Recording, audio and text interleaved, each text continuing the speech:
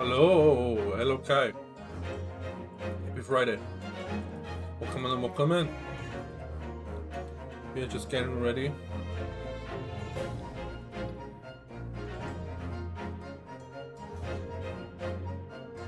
How was your day? How was your Friday?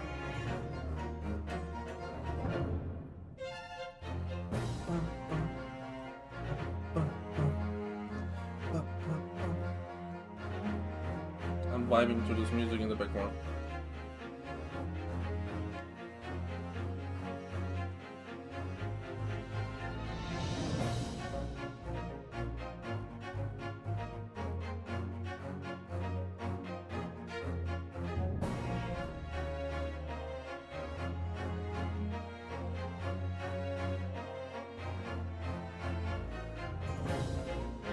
You woke up like 5 p.m. today since you slept at 7 a.m. last night.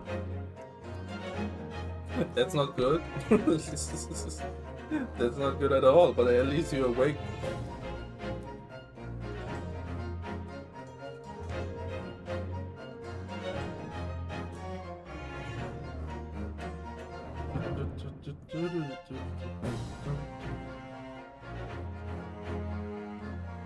If anything, your sleep schedule has gotten worse. I remember you trying to fix it.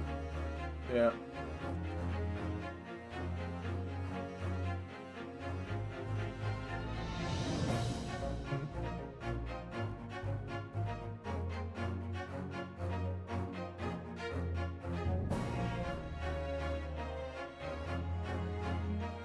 I got some content for you guys.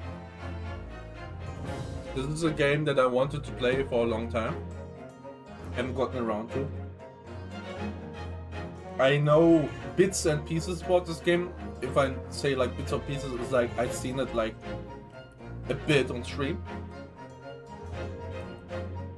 But I don't remember any twists or stuff like that. I always like looked away. This is the Great Ace Attorney Chronicles. It's basically a prequel to the Ace Attorney, you know, Phoenix Wright games.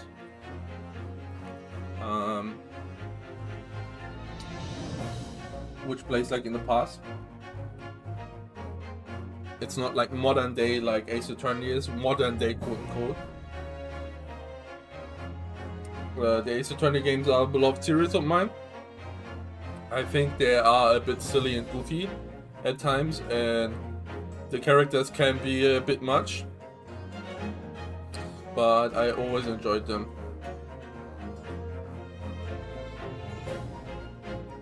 There was what I didn't like. So okay, I don't know how it's gonna be this time, but like the judges were, so you had like these cases, and in Ace Attorney the judges were made like really stupid. Like the judges were actually like idiots, right? And it was like always a headache for like the judges to like flip-flop around with like the miles of evidence, right?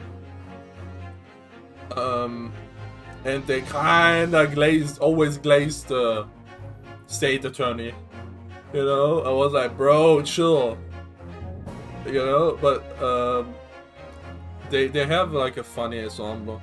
Let's switch to here. Hey, how's it going? There I am. How you guys doing? Let me actually open the fishing game too, so I don't screw that one up. Fish. But yes, we are gonna play the Great Ace Attorney Chronicles. I am kind of excited for the story of this. This will probably be a lot of reading on my side, which is scaring me. But hey, I can read. So let's just select the adventure.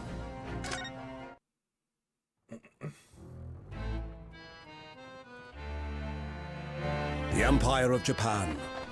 After opening its doors, a push for cultural transformation brought great waves of Western influence to this far eastern island nation. They have a cutscene at the beginning, so signing off good. The revolution washed over the land, making life in the capital exciting and unsettling. It was a period of great change, and some was swept away by the tide.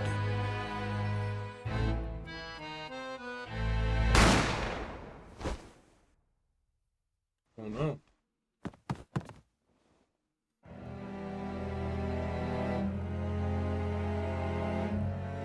But for one man, the turbulence of that era was just the beginning of an extraordinary story. Oh no.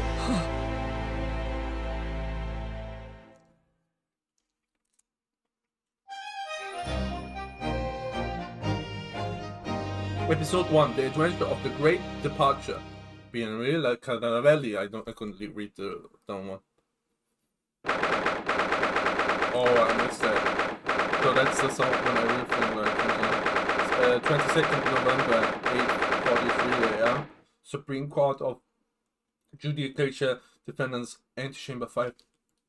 So the law system in Ace Attorney is always like a skewed system of like a mix of Japan and USA. So don't take the law system too seriously. I still can't believe it. I still can't believe this is happening. How can it be that just beyond the doors to this quiet little chamber is the highest court in Japan, waiting to decide my fate?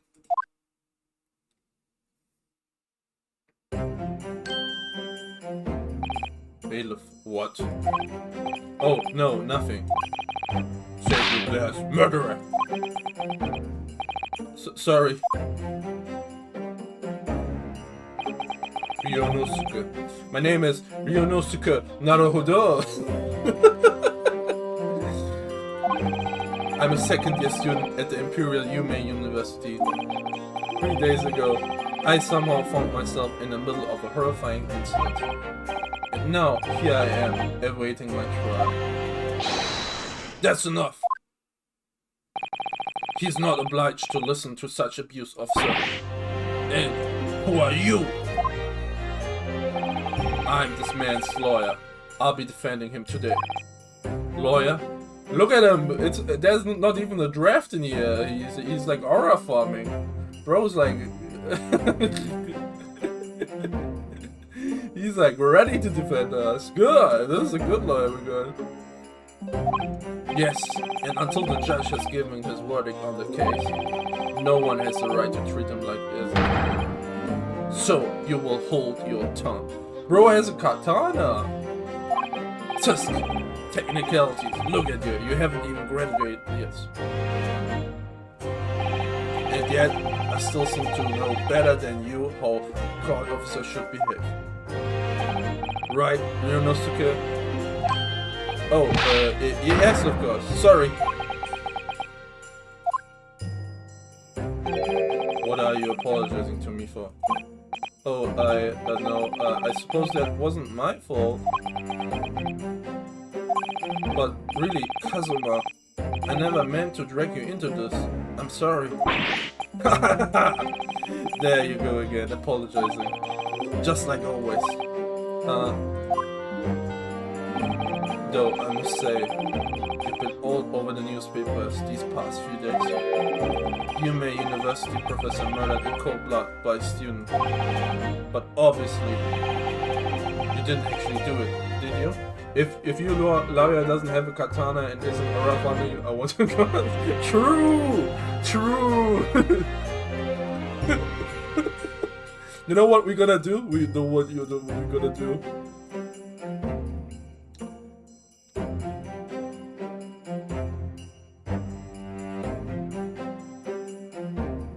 Give me a second.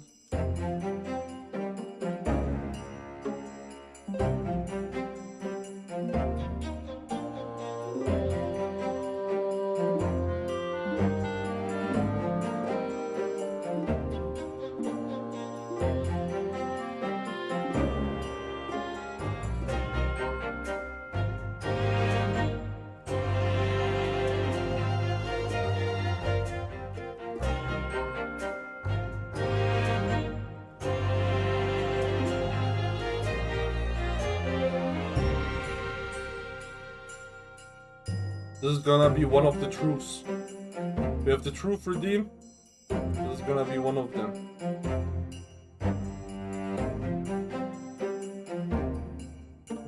Where's the truth redeem folder? There's some there.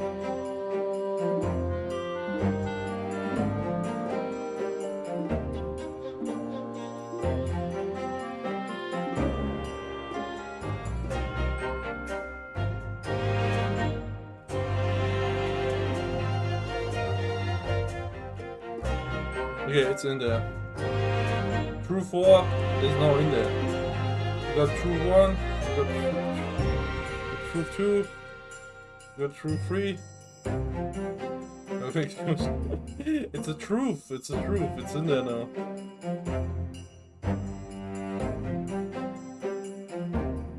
Let me make it bigger. Why can't I edit it?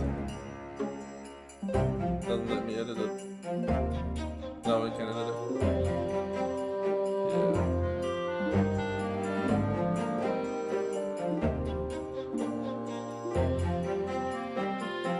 Okay, True folder is growing. Continue. You're welcome, guys. Nothing. Welcome, Christian. You're here to just say, hey, you have stuff to do. We'll be back later, maybe. You're sorry. Don't be sorry. Welcome in. But, guys, for Christian, before you go 1 second, I'm gonna say, I dripped up for this event. I'm ready to solve this case.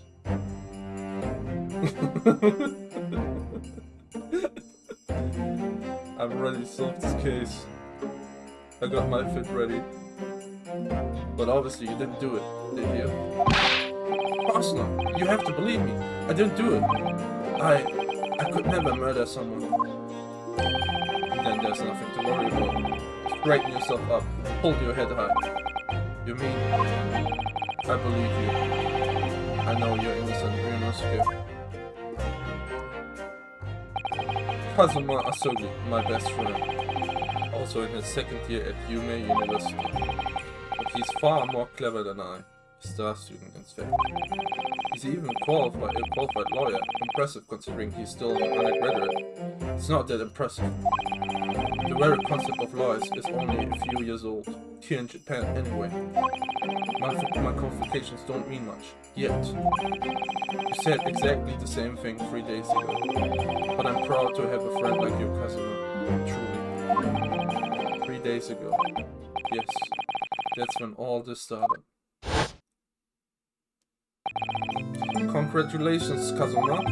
Looks like you're going to get to study abroad at least last. I know, I've been forever dreaming of this day. Finally, those government elites have acknowledged my academic achievements and success in court.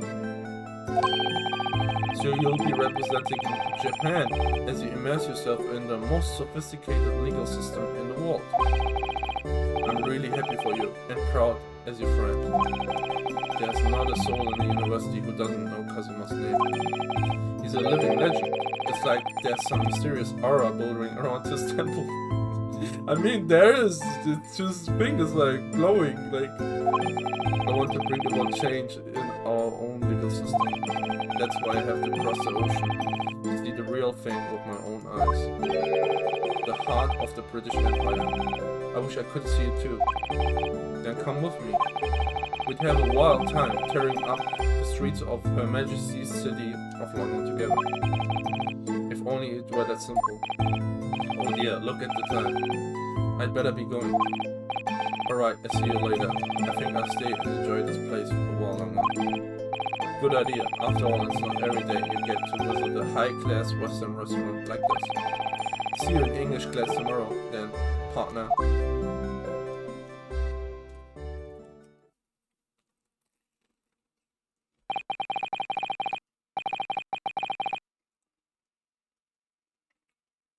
It was straight after that. That's when it happened. Asogi, may I have a word?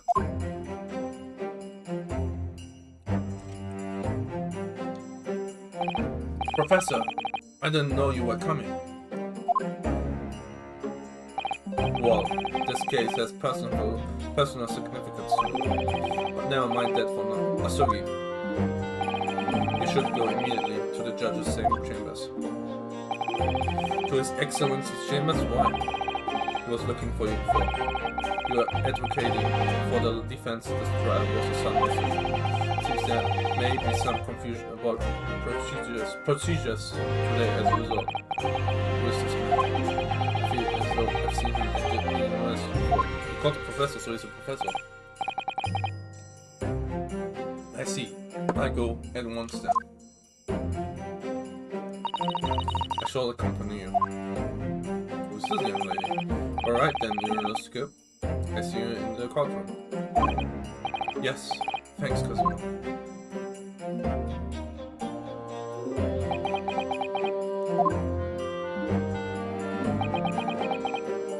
Awkward. Ugh, this is awkward. If I may. Yes, sorry. You must be the defendant. Ryunosuke Naruhodo, I believe. Naruhodo. Yes, that's right. My name is Ryujin Mikotoba. I'm a professor of forensic medicine at Yume University. Ah, Professor Mikotoba. I've heard that name before, from Kazuma before. As I recall, he's been pushing to get the government to agree to Kazuma studying abroad. Asugi has told me about you. You and he are best friends, I understand. As such, I feel you should know. Know what? Well, as you've no doubt heard, Asugi has been granted permission to go and study in Great Britain. However, if he should fail to defend you in today's trial, will he not be able to? I'm afraid that permission will be revoked. Oh no, never granted again. What? Ah, as I suspected, you were unaware of this. Man, our friend didn't tell us about that.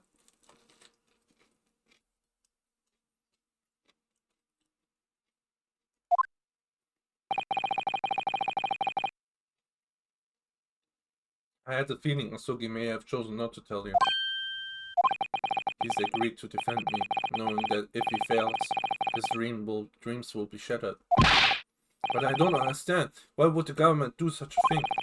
The administration has to choose from a large number of applicants for overseas study. It's very difficult to persuade them to grant permission, even in the most favorable of circumstances. I don't believe it. But I didn't do it. I swear it. I'm not a murderer. I'm sure that's true. Nevertheless, I can assure you that proving your innocence will be no easy task. You see, there are certain peculiarities about today's trial. Ooh. What are these peculiarities? Sorry? What do you mean? You'll soon understand once proceedings get underway.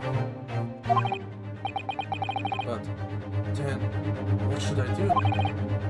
Well, naturally, I'm not going to suggest doing anything that could lead to a conviction. Right, so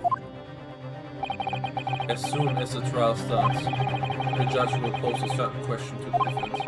When that happens, you must answer before anyone else. You must say, I do. I do? But what will the question be? Surely not. Do you accept the accusations brought before you? Of course not. Defendant! Court is about to begin. Proceed to the courtroom at once. Ah, it would seem our surreptitious discussions are to be cut short. Do we trust this guy? So allow me to summarize. Kazuma Asugi must not be the defense lawyer in this trial. Oh! He wants us to represent ourselves. The judge will be asking like, hey, do you want to represent yourself? And we say, I do. Is that gonna happen? This guy is not trying to protect us. He's trying to protect Asugi. Sneaky little devil. Of course, as a defendant, the final decision is yours. What are you waiting for? Do you want to be found guilty for failing to appear? Get moving. There's no point in anyone advocating for the likes of you anyway. They're trying to scam us! This is it. If the strike goes badly, Casimir's dreams of studying abroad are over, and what's worse? Judging, yeah, judging. What's more, I'll be found guilty of murder. And so, with absolutely no idea of what lay ahead, I embarked on that unforgettable trial. My one and only chance of proving my innocence, the trial that would decide my destiny.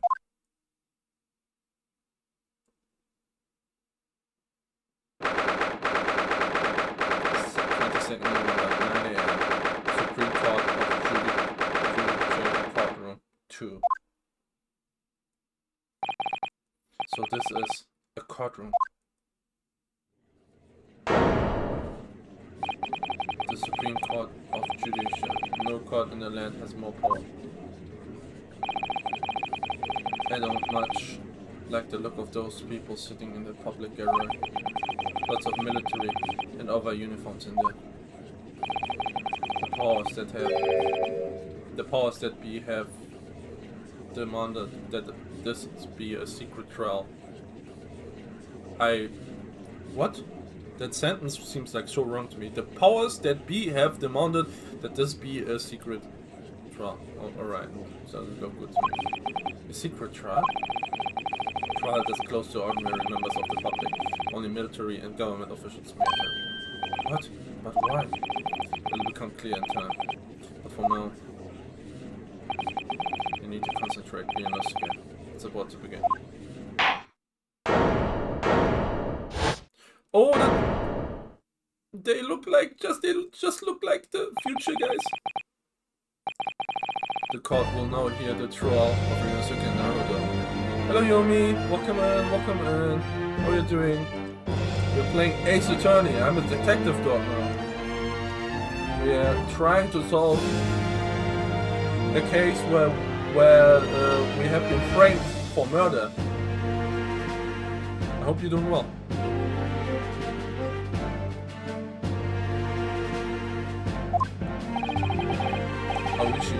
The prosecution is ready, Your Excellency. As is the defense. Before we begin, there is one point of order I would like to confirm. Yesterday evening, the defense made the last-minute request for a change of advocate. That's correct, Your Excellency. I made the request myself. Normal procedure is for the defendant's advocacy to be decided 2 days prior to the hearing. As this is an unusual circumstance, I am obliged to ask for final confirmation now. Who advocates for the defendant in this trial? Oh, he wants us to say, I do. This is it. This must be the question. Who's going to defend me? That's the question the professor made. But then, if I say I do, do we represent ourselves or do we trust our friend? That's the question.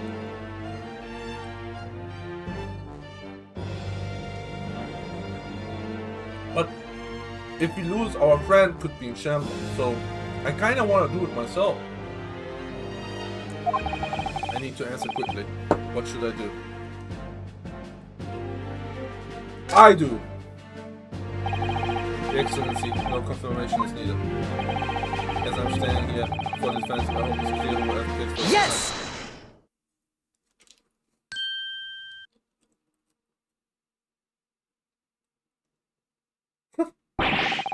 What is the meaning of this unruly outburst? Yes! I would like to inform the court that I, Ryunosuke Naruto, will be defending myself. He'll be... What?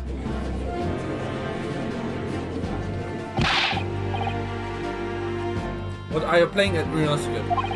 Professor Mikutoba told me everything, just now before the trial. He did what? He said that your dreams of studying abroad would be dashed if you were to lose. Hello Kia, how are you doing? Welcome in. Coming in time, we are the detective dog. We are at the case of proving our own innocence. We have been framed for murder. I hope your day and Friday is going good. Welcome on, welcome on. Lovely to see you.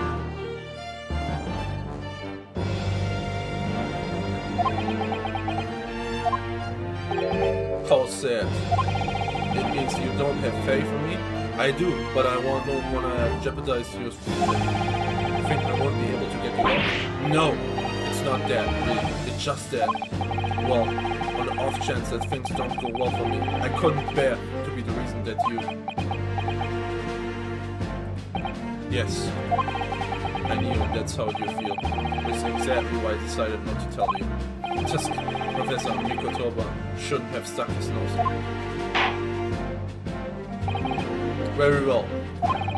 The court hereby recognizes the defendant's desire to advocate for himself in today's trial. Well. Does the accused admit defeat already? Renouncing his own counsel? Really? Objection! Make no mistake, counsel. This merely shows that the defendant's innocence is no apparent. He's confident he can speak for himself. Isn't that so, Naruhodo-san? Oh, yes, exactly. Exactly what I wasn't thinking. I'm not confident at all. In fact, my mind's a complete blank. I realize you're in charge now, but still, try not to look so bewildered.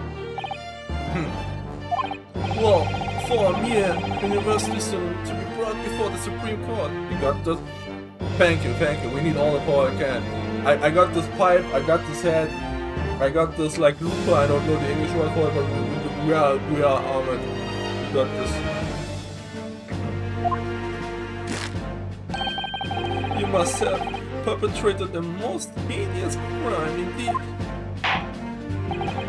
As you are no doubt aware, this is the Supreme Court of Judicature of Japan. Accordingly, the very highest standards of conduct are expected of all present. Do I make myself clear, Defendant Naruto? Looking like a true detective lawyer? Thank you. High praise. Yes, Your Excellency. It is therefore my duty to assess your competence for the task you have undertaken. My competence? What does it mean? He's questioning your ability to do the job. Well, he can't be questioning it more than I am. So, let's start with the very simplest of questions. Yes. Kindly state before the court the name of the victim in this case. Well, that's easy enough. I've heard his name more times than I care to remember. But, wait. I'm so nervous I can't even remember that. What was it again? Inosuke. Let me guess. Your mind's gone blank? You know me so well. All the relevant information for this case can be found in the court record. But I can't even find that. It's simple. You can access the court record with a press of E. If you ever find you're forgetting something, just consult there. It's all in there. Just have to press E for the court record. Alright, there's no time to lose. This is the list of evidence you've collected. Now try switching to people instead with you. You'll find details about the victim in here. When you're done, just press C to go back. Kazuma Asugi, 23 years old. Second year at the Imperial Humane University. He's my best friend, and despite being a student, a qualified defense lawyer at work. Eugene Mikotoba, 42. He looks older than 42. A medical school professor at the Imperial Humane University. He's an authority in forensic medicine, as he was mentioned. Taketsushi Oichi, the lead prosecutor of this case, 51, who would appear to have little love for the changes to cultural reformation in Baltimore. John H. Wilson, the victim of this case. He was a visiting professor of medicine at Humane University from the British Empire.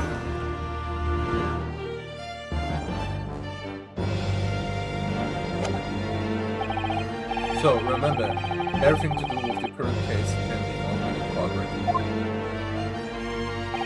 Now, you better not keep this excellency waiting here. Go on. find the section of the card, then press R to present it now. Okay, I have to press R to present. Yes! Yes! The victim's name was Dr. John H. Wilson.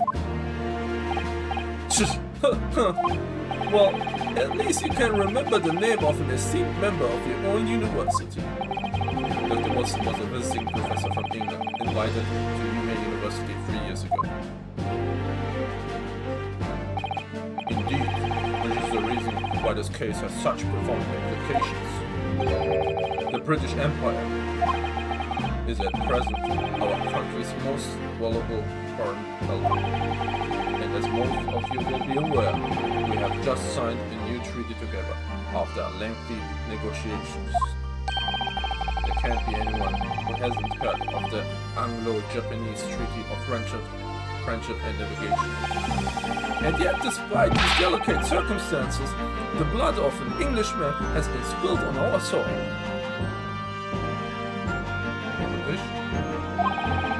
You two are both undergraduates at the Imperial UMaine University, are you not?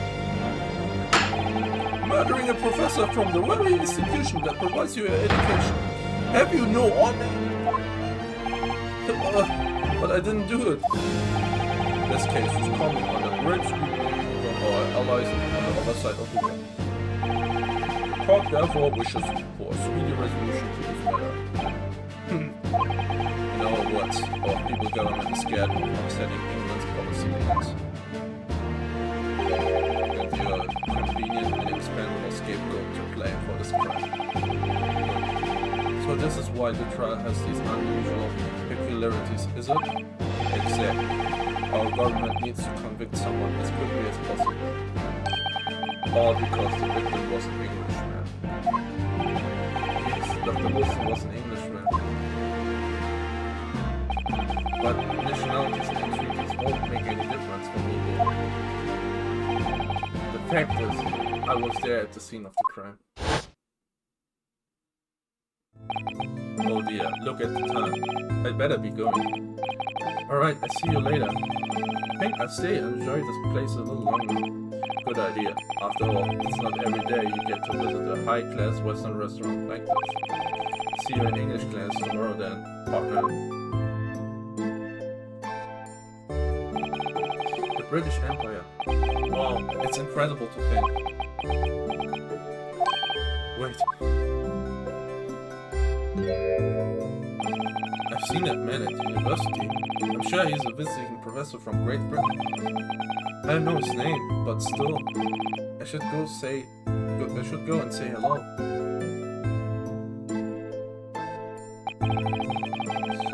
So I went over to the professor's table. Okay. I'm gonna make a guess. So first off, few Easter eggs. The judge looks like the judge from the Ace Attorney games, like the regular ones, and the prosecutor. I think it's pronounced prosecutor. The prosecutor looks like the typical prosecutor in the beginning cases of every Ace Attorney game, Payne. That's very funny. I'm gonna drink and eat for a second, so I'm gonna take like a little break for my throat.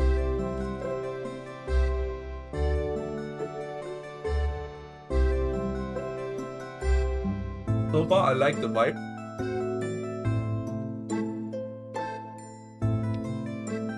I'm kind of suspecting like there will be some. So the first case of every game has an obvious guy. It's like almost every Ace Attorney game. The first case, it's like Columbo. If any of you know Columbo.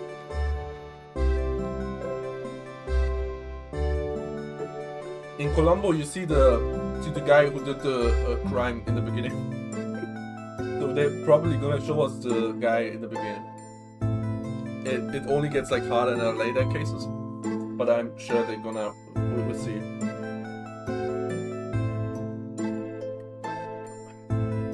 Okay, just continue. There he is. And introduce myself to Dr. Wilson. Now then, let me pose my next question to you, defender. Yes, Your Excellency. how did this professor of medicine, Dr. John H. Wilson, lose his life? State before the court the cause of death. Well, obviously, it was University post-mortem report. Death occurred a little after 2 p.m. and was caused by loss of blood from a gunshot to the chest. The bullet did not pass through the victim's body. We represent that, right? Time of death, 9th of November, shortly after 2 p.m. Yeah, can I not present that? We should present that. Remember that in court, every assertion must be backed up by evidence. Oh, I was like too quick. Evidence? How? Present the evidence. Find the piece of evidence shows the criminal's cause of death. Yeah, and select present. Oh, I was faster than Yes! Yeah. And well, according to this document, the victim suffered a hemorrhagic death due to gunshot wound. Learn to read, you imbecile! That's the post-mortem report, I take it. Harry, yes, that's right. The post-mortem report. Sorry, Albert, don't worry about it. Don't worry about the what. In the West, the doctor dissects corpses to identify the cause of death. Christian is lurking. He has to. You have it up. Christian is lurking. He has to do some stuff. He will be here later. He said. He will try to be here later. He's lurking in the background. There's stuff to do.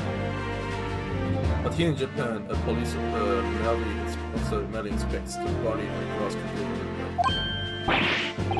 Oh, I see. As long as I'm not going to be tested on any of this later. This is a so-called photographic print of the scene of the crime. You can clearly discern scorch marks around the bullet hole produced by the powder explosion. In other words, we should assume that the victim was shot at close range. I hope my voice for him is as annoying as I want it to be, because this guy is annoying. Thank you, counsel. The court will accept this modern scientific evidence into the record. The photographic print of the victim has been entered into the court record. That's the photographic print. Wow, that's something I've never seen. Let's look at the photograph. Can we see anything that looks out of place? There's a scorch mark, yeah.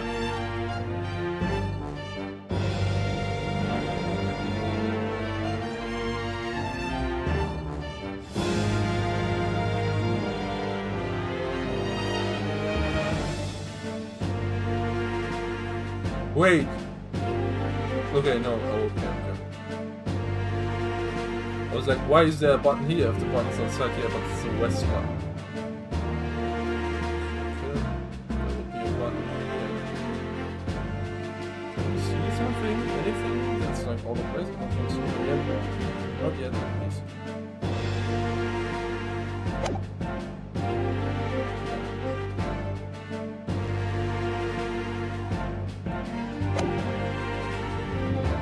So that's here. It's clearly superior to a drawing. The details superb. This place in the past, so this is probably the first time we saw a photograph at all. Very well. I'm satisfied with your answers. Let us start the trial. Certainly, Your Excellency. So, without further ado, in order to better apprise the court with the facts of the case,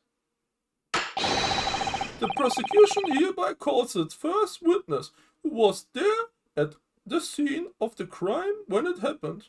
You good just working from home? Wow, I hope you're having a lovely work day too. A lot of workers on my chair, a lot of busy people. I appreciate you guys being here. Thank you for sharing your time with me. This is it then.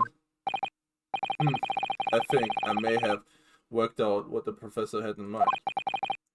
Professor? You mean Dr. Mikotawa?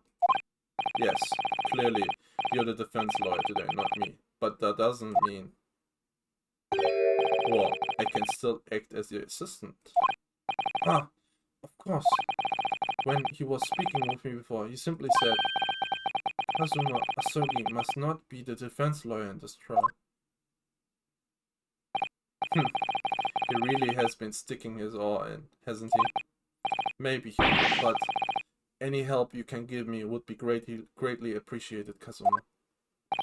Well, my first piece of advice is rein in that crazy look of bewilderment and control the cold sweat. Oh, rain. Okay, so this we're here to spoke. We thank you. I appreciate it. I was like, this looks like a German word. This is rein. So rein means like clear or like going in. I was like, oh no, but it's rain. Rain in that crazy look of bewilderment and control the cold sweat. Only if you rein in that crazy headband and control the cold stares first. He literally is aura farming. He literally is just aura farming. I don't know where the wind is coming from. Bro, we are in a closed room. Where is this draft coming from?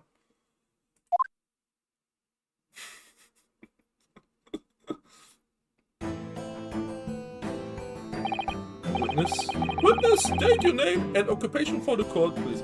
He's literally gonna be a butler and he's the person I bet you do. Of course, my name is Satoru Hosonaga. I'm the head waiter at a Western style restaurant called La Carnival. Oh, he's bleeding. Are you alright? You seem to be coughing up some,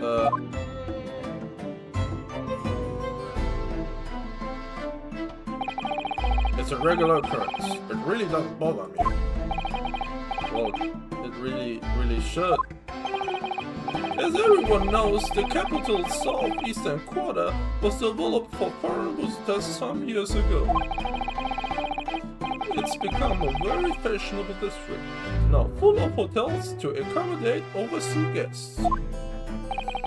This great crime occurred in one of the district's so-called restaurants, an Occidental eatery, 3 days ago.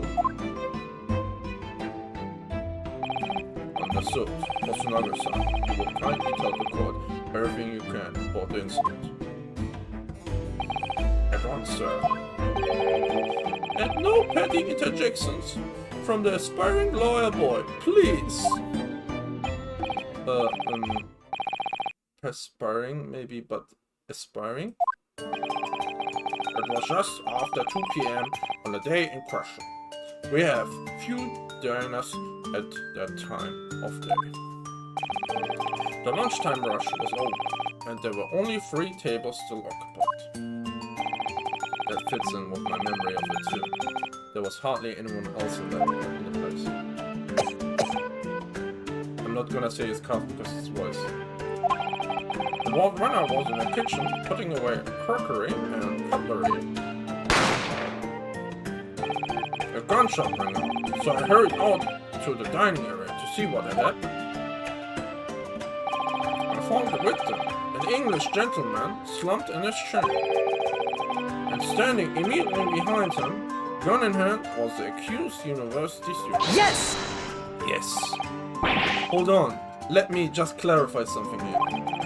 While I did pick up the gun that I found lying on the floor beside the professor, I didn't shoot him. Objection! His voice. I believe I asked you to refrain from petty interjections. The court wishes to listen to the witness's report of what he saw. You amateur! But it was Christian. Do you like his voice, Kia? Am I doing a good job of voicing him really pathetically? Since that is my goal. The next time you interrupt at an inappropriate time, you will be penalized if I'm arrogant. Amazing. Thank you, I appreciate it. Don't worry, Yosuke. You have your chance to fight back. For now, you must just quietly listen to the witness. Ugh. If I may confirm one point, waiter. Standing beside the victim with a gun in his hand was the same man we see here in court today. Yes, without question. I see. And apart from the accused, was there anyone else standing beside the victim? No. There was no one else around the table but the deceased Englishman and the university student. Wait, what did you just say? That's untrue! That's untrue! He said there were 3 tables occupied. Our table, the English gentleman's table, and someone else's table. Can't be true. Contradiction. There was no one else around that table. What's the matter, Inosuke? Watch Hosonaga die in the next 5 minutes. I hope he survives. I feel like it's either Hosonaga that did it, or the other guy. That was their other girl. I don't know who the third person was in the restaurant.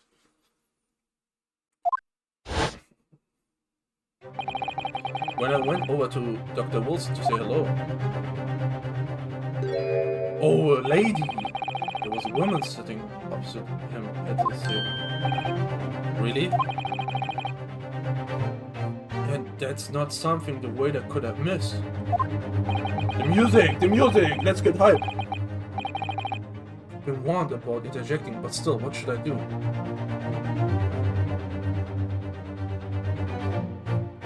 It's almost Friday. It is Friday. What are you talking about? Yomi, it is Friday. It is indeed Friday. It's not the weekend yet for some of you that are working, but it is Friday. It's almost Friday, she said. I have to interject in 2 sentences. Should I interject? Wait and see. No, we are interjecting. Uh-oh. The bird says, nah, you get this. Don't worry. If I can defend myself in court, I will defend you too. Interject. Objection! Yes! Just a moment, please. Dr. Wilson wasn't alone that day. I'm sure of it. There was a lady sitting with him at the same table. Objection! Dear me, what are we going to do with you? With your blatant disregard for court proceedings, I'm beginning to wonder if you're not a fraud. Could it be that the accused, this mere student, is not a real lawyer after all? But I'm sure of what I saw. Hosonaga-san, is there any chance you're mistaken? Perhaps your memory of events is hazy. No. The deceased gentleman came to die. I forgot his voice. I literally forgot how I voiced him. Came to die. I don't believe it. I actually have a rough plan of the restaurant as it was that day. Please have a look if you'd like to. Bros, apparently he's also an artist. Okay, these are tables. I don't know what this says, but anyone can read this? It looks like kanji. Let me see. A sketch. Oh, let me see. Oh, a sketch of the establishment layout drawn by yourself, I presume. That's right. I'm sure. I'm afraid I used the back of my business card. It was a terrible situation. The first thing you do is draw a map. However, as you can see, the gentleman in question was seated alone. We can't see that. Well, you're clearly a very conscientious waiter. I don't know this word. What does that mean? Conscientious. You learn new words every day, huh?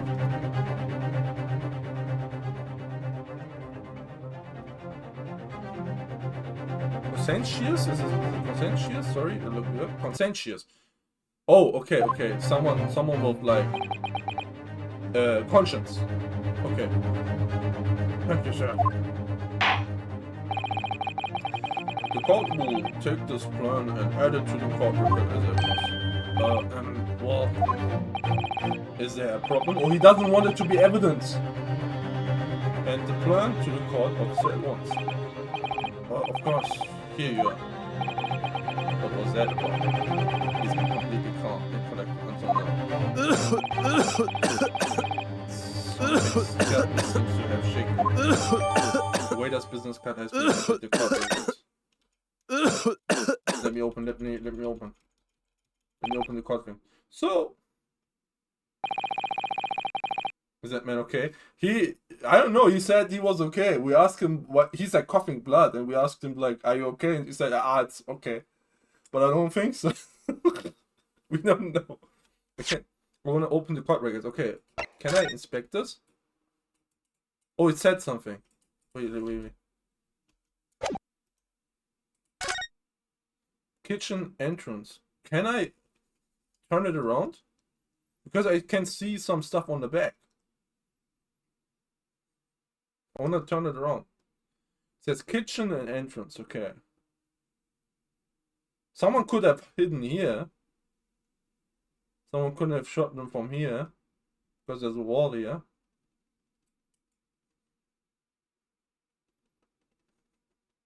There's like stuff in the back. It's like letters. Okay. So the court has now heard a precise, practice. How's that pronounced? Practice? Practice? Precis? Précis. Précis. Précis. Précis. I've never saw that word. I saw precise. Is a way that dying of guilt. Maybe you're onto something here. Précis. So the court has now heard a précis of the case. Yes, at the moment the gunshot was heard in the restaurant. The only person in close proximity to the victim was the defendant on trial today. It would seem we are looking at a black and white case here. No, you aren't. You aren't. Defendant Naruhodo. His name's, by the way, his name's literally Naruhodo. Like the Naruhodo, I get it. Yes, Your Excellency. If you admit your guilt at this stage, the court is willing to look mercifully upon you. In other words, you may have some small reprieve in terms of your inevitable punishment. It is the prosecutor, sorry. A court is waited as an unsworn witness in order to explain the details of the case to the court. Why is he not sworn in? But I must warn the defense, if you are determined to pursue matters further in this trial, the prosecution has decisive evidence from sworn witnesses who were present at the scene of crime. What if the waiter gave the guy something to eat or drink and got his memory to be hazy? Which guy? Us? Okay, so here, let me show the thing. The only thing that I saw, like, there was an image of the steak here. So I thought, like, maybe he's poisoned. Maybe his death isn't the gunshot, but, like, he's actually poisoned. But, like, the gunshot has to do something with that. Because, like, it's scorch and stuff like that. But in the beginning, sorry, I'm gonna close my window, but I'm gonna continue talking. In the beginning, the waiter said, hey, there were 3 tables occupied, right? 3 tables were occupied, he said. Our table, the table of the professor who died, John H. Wilson, and another table we haven't talked about yet. So there must have been someone else. There also was a woman on the table of John H. Wilson, according to our main protagonist's memory. But they are denying that. So maybe you're right. Maybe the waiter poisoned him. That's a thought of myself too. But like, I'm questioning, why would he do that when he was shot? Was it like 2 people tried to kill him?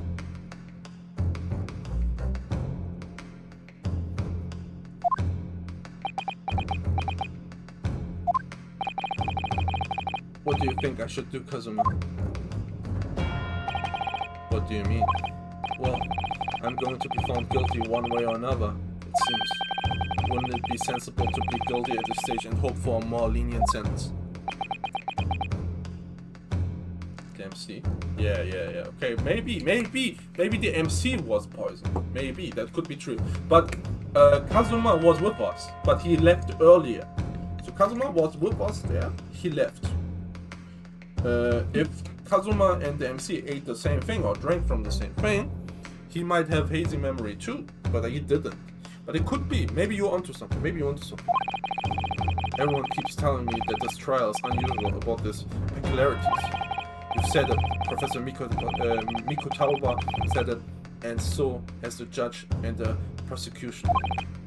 I'm scared of what lies ahead if I push this.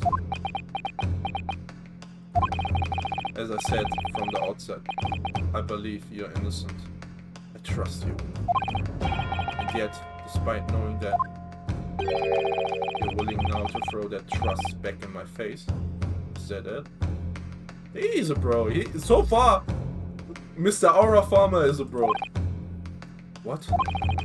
If the accused is in fact innocent, then the defense lawyer is duty-bound to prove their innocence by whatever means necessary.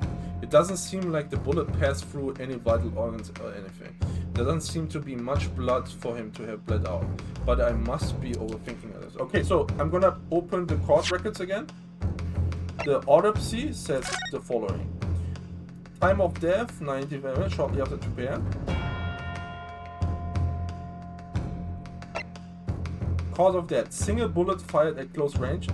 Fatal hemorrhage, blood loss, from pectoral ballistic trauma. No exit wound. Bullet did not pass through the body. The bullet is in the body, but there was blood loss, apparently. That's the situation. I think the bullet did do some damage. I don't know if it was the main cause of death, but the bullet certainly did some damage. Are you just going to abandon that duty? Are you going to give up on yourself? The battle hasn't even begun yet, Ryunosuke. Oh! The defense pleads not guilty, Your Excellency. We invite the prosecution to stop making empty threats and bring out its witnesses. Then we'll just see how decisive this evidence really is.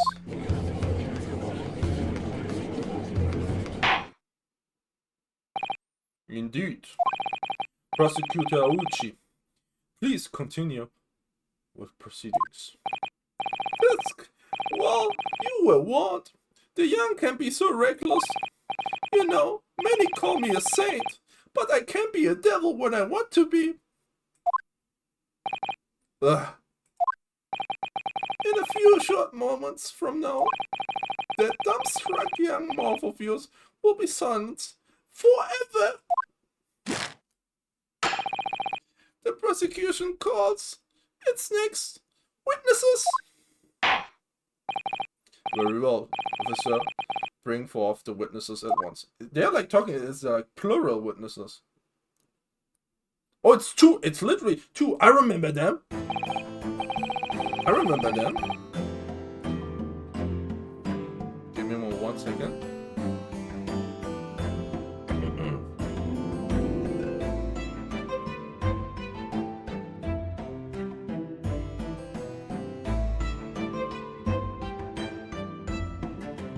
Okay. That what you guys pretty annoying? Yes. Yes, sir! Yes, sir! The Great Nippon Imperial Army Sergeant Iesa Nosa reporting for duty, sir. Oh, you got a leg? Have a nice leg. Have a wonderful leg. Sorry, I have to fix it. Myself, I find employed as a purveyor of fine articles of antiquity from the effluences of our nation, Nippon. Kurekuta, and conduct my trade from Rasute, a humble premises in the 2nd district, Kiryo Kurekuta, at your service. They have difficult to pronounce names. Antique dealer and a soldier, what an unusual pairing. Both of the gentlemen were present at the restaurant on the day in question. Can you prosecute 2 witnesses at once? It must be the diners at the other table that the waiter mentioned. Oh, they are from the 3rd table, okay. Myself, I habitually take tea of the most exquisite aroma at the establishment in question, always post-noon, and not infrequently converse with interested parties regarding the curios with which I make my business. I can't understand what that old man is saying. He is using hard words. I agree. He's an antique dealer, and it sounds like he's a regular at La Carnival.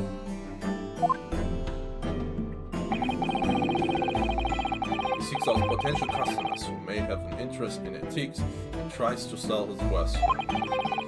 He obviously targets La Carnival because it's a high-class restaurant with rich clientele.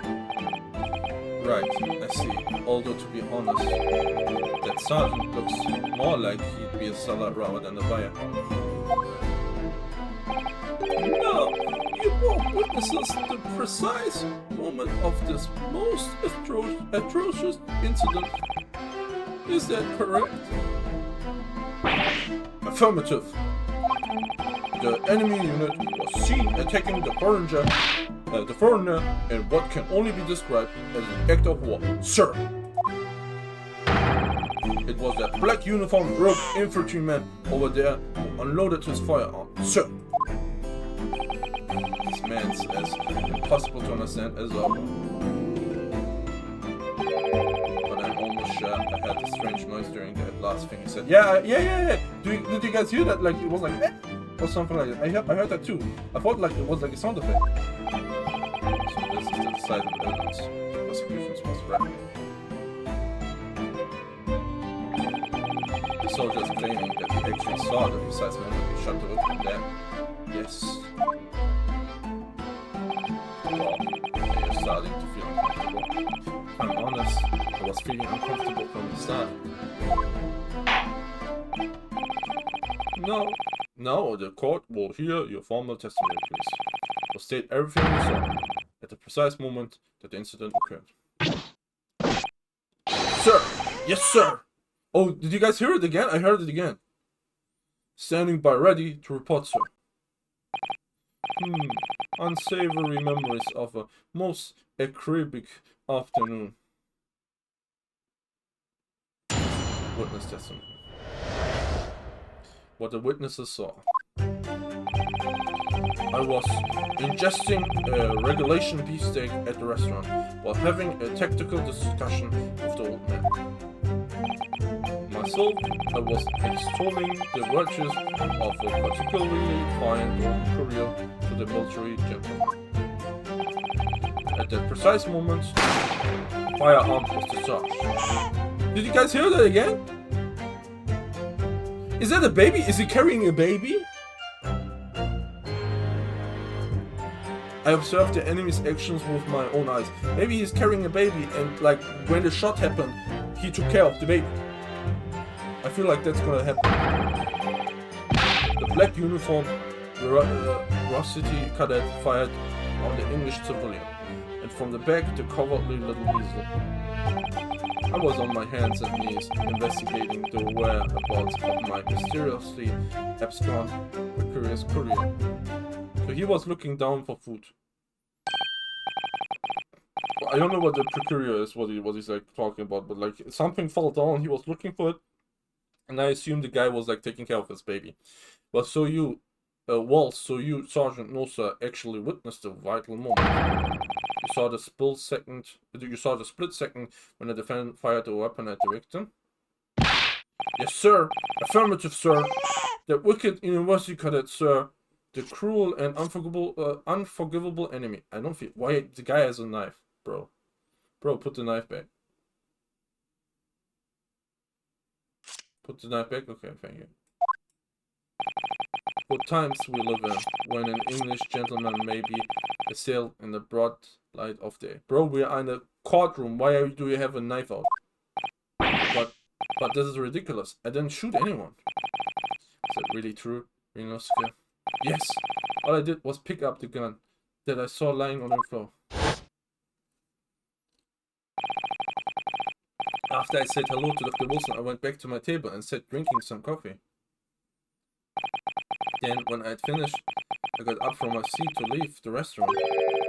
when I noticed an English-made gun next to the chair where the professor was sitting. Didn't you hear the shot?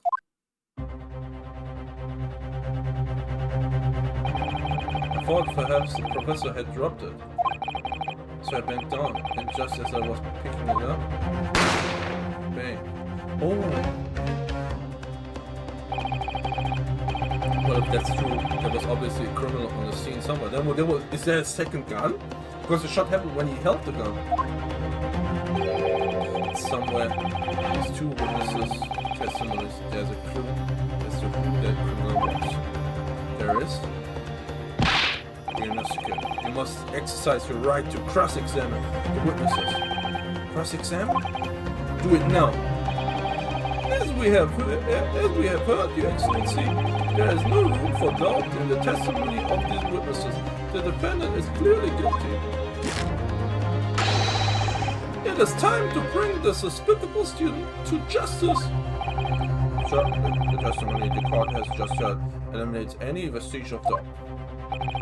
Therefore, it is my grave duty to declare the verdict. Yes! Yes. He's raising his arm. What in the name of the Emperor is the meaning of this outburst? The defense demands its right to cross-examination. Uichi, true, nuh-uh.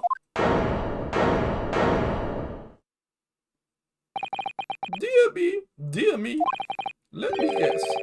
The Hachimaki headband boy next door told me to do it. How pathetic! Huh? How did he know? The prosecution objects. This is a clear waste of time. The defendant obviously has no experience. How can he possibly carry out a cross-examination? Objection! Objection. The defense is asserting its right to a cross-examination. Whether or not you think he's capable, it is irrelevant. Gulp! Because am I so commanding? Very well.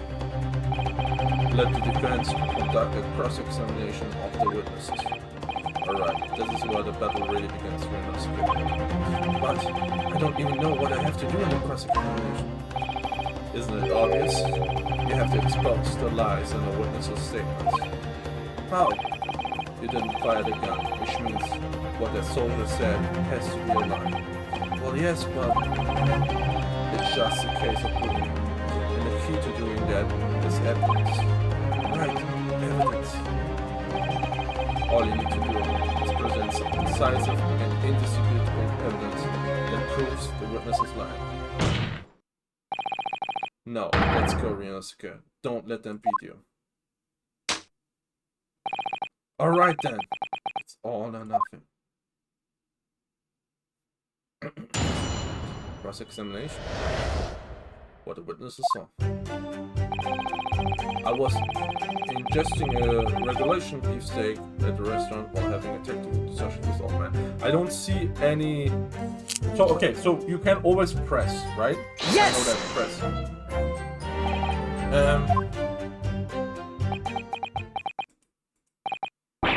Why aren't you saying anything? Is this some new interrogation technique?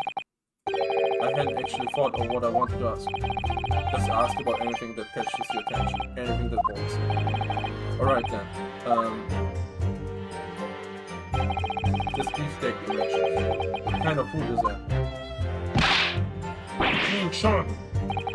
Beefsteak is a delicious cut of veal vigorously cooked on a cast iron grill and served piping hot. Oh. If food could receive medals of honor, beefsteak would be almost as highly decorated as a cutlet. Right, I see. Thank you, sir. So, next question.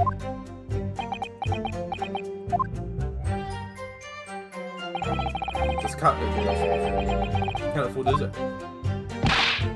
Chimichurri! Cutlet is a delicious cut of veal tossed in the breadcrumbs and deep fried in cooking oil. Accept your guilty verdict, atone for your crimes, and when you're released from prison, try it. Yes, sir, I will, sir. On the double, sir. Sorry to interrupt, but how about trying to stick to the questions that are relevant to the case. Oops, sorry. I'll do my best. So next question. Is it just me, or do you keep hearing some sort of war crying noise? Negative! There it was again. Well, at least we've learned that he's a big beef lover. Why are they talking about... Why are they talking... Because it's important discussions, okay? Yeah, okay, so... I remember the cross-examination from the other cases. You can press every statement, right? Every statement that said you can press, like, hey, expand it further. Hey, Christian, welcome back. Christian, you're coming in time, we're defending ourselves. I'm doing pretty good, but I'm framed for a murder that I did not commit. We're trying to protect ourselves. I got my detective gear and we're trying to prove that we didn't do it. Well, at least we learned that he's a big beef lover. Affirmative. How are you, Christian? Welcome. It's not easy knowing what questions to ask. Okay. Myself, I was extolling the virtues of a particularly fine gold courier to the military gentleman. We're gonna press it. We're gonna press it. I have no idea what you're talking about. The Koban boy. The Koban? You're tired and exhausted? Yeah, I hope you get to rest. We have a weekend. I hope you get to rest. You mean an old Edo card? The day prior to the incident, a treasure of exceptional volume from the Hoei period entered my possession. I took myself to the restaurant the following day with said item secreted in my bosom pocket. In the hope of an affluent connoisseur praise of its indisputable volume being present. Bro, this guy is using words I never heard of. So you were hoping to sell your Koban card to Sergeant Osa, whom you met at the restaurant. Yes, it's quite clear where you're going with this boy. You were about to assert that a penniless soldier would have no hope of purchasing a precious Koban. Isn't that so? No. Well... You little upstart cadet.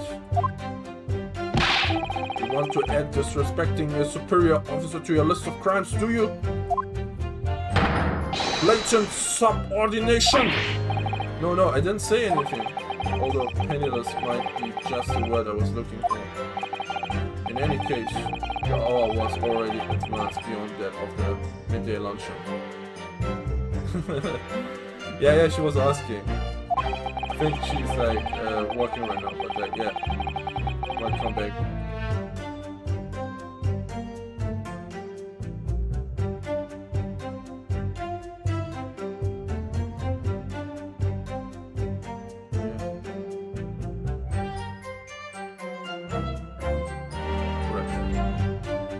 There remained precious few present with whom I could engage in discourse about matters of business. The gentleman beside me, who was grappling with his brace wheel at the time, was my sole prospect. I see. At that precise moment, the firearm was discharged. I observed the enemy's action with my own eyes. We're gonna press that. Yes! So you're saying that you actually saw me at the time? Affirmative! I saw you, laughing, cackling, like a madman as you trained the barrel of your gun on the English civilian. But that's impossible. I only... Allow me to confirm just one point, please. What's that, Private? Thinking carefully about the statement you just made, it seems to me that it must have been just after you had the gunshot that you looked over to the victim's table. And so what if it was? Well, if that really is the case, it would mean that you didn't, in fact, see the precise moment when the killer actually fired the gun. True! Got you there. And double R. My sixth sense. Sorry. Did you already play this game? You don't remember? Now, first time I'm playing this. I played the previous games, which are sequel. So this game is like cut off from the Ace Attorney series. This is like a own thing. It's like a spin-off. but I never played them. I saw bits and pieces of this, but like little bits and pieces, so I don't even know who the murderer is and stuff like that. But like, I know like of certain characters in this game, but like nothing else. My sixth sense of danger. I picked up the waves of murderous energy radiating from your foul mind, which means a split second before you pulled the trigger, I was looking right at you, cadet. He's lying. Surely that's not really possible, is it? Do you think I'd have got where I am today in the army if I couldn't sense danger in the air, son? He 100% he has a baby on his way. Well, it would seem the soldier is absolutely convinced that he saw you do the deed. It's not good. The black uniform Veracity cadet fired on the English civilian, and from the back, the cowardly little weasel. Right. Yes! And so this black uniform university cadet you're saying there was. Oh? Look who's back. I'm gonna wait, because I know what's coming.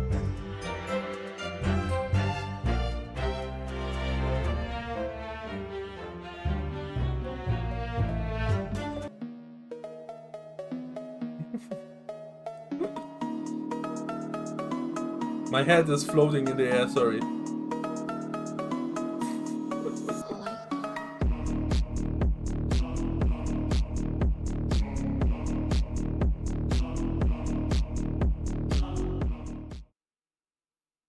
Thank you for the redeem, Yomi. Thank you for the redeem. Who this guy knows the guy thinks he's a military guy. I don't know. But yeah, we gotta prove that we're innocent. Vibing. The nodding emote. The nodding emote is really like a vibe. The dog nodding emote. So this black uniform university cadet you're saying that was. I've had just about enough of your sauce, cadet.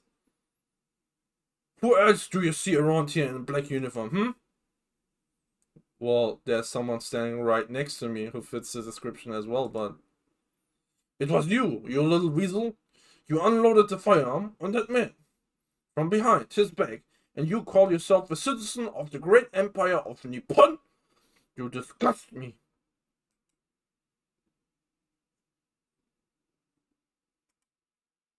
What is it, Ryunosuke? I'm not quite sure. Something that the sergeant just said, but I can't just put my finger on it. Something's playing on my mind. We need Shadowglaze version 3. What would Shadowglaze version 3 be like? Okay, so I got like the fit, like I saw dancing, I was like, oh shit, we need the dancing redeem. But like, what would Shadowglaze 3 be about?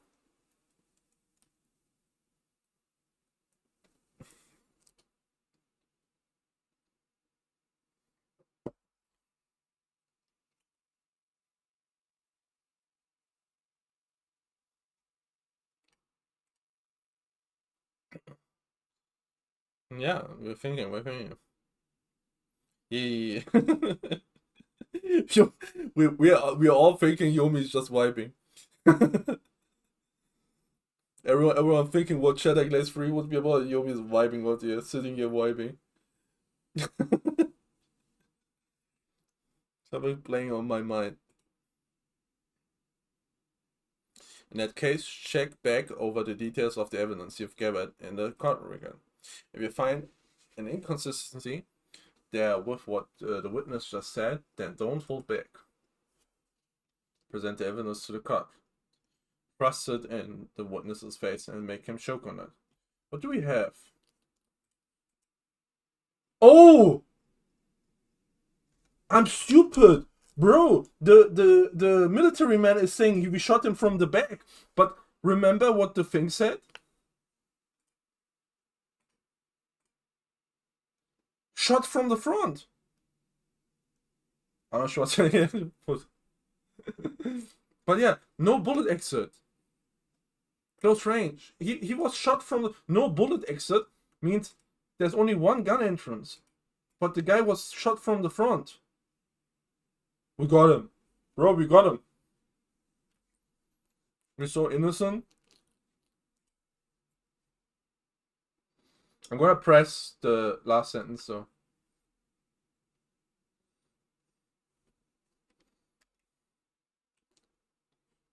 On your hands and knees. Could you explain that, please? That's right. Spurning the Aphrodite, I was in order to retrieve the lost piece. Or huge dog. Huge dog would be Shadowglaze.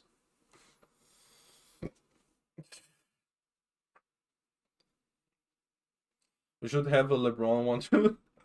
Are you a LeBron fan? LeBron one.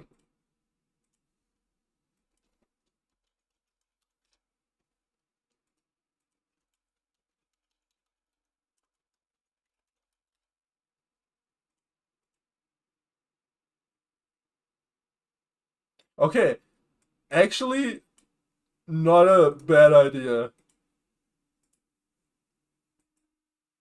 So Cheddar Glaze 3 would.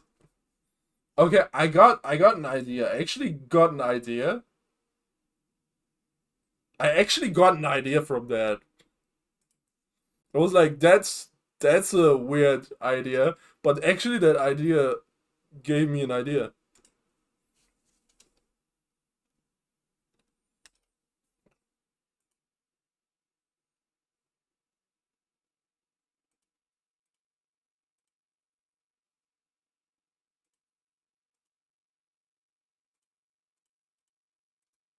What? What if I did a compilation of LeBron dunking and was like Shadow Glaze 3 average cover viewer dunking on those fools? You know? Like multiple clips of like dunking, you know? Yeah. Not like LeBron, maybe like different LeBron clips dunking, you know? Yes? I'll see what I can cook up. I see what I can cook up. Like bam, bam, and then some music. I don't know. I have to find like some fitting music. What would be fitting music for that?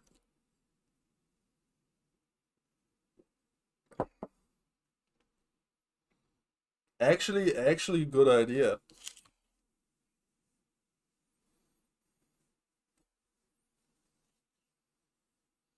You have so many LeBron rings you can share. Feel free to share them. Send them to me. Send them my way. Well, are you a basketball fan, Yomi? I wouldn't have pegged you for a basketball fan.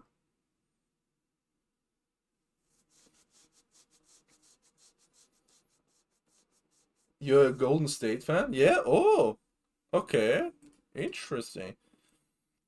Yomi, I've told this story multiple times on stream. I don't know if I told you this. I don't know if Christian and Kai heard this. But I can tell you guys about my basketball career.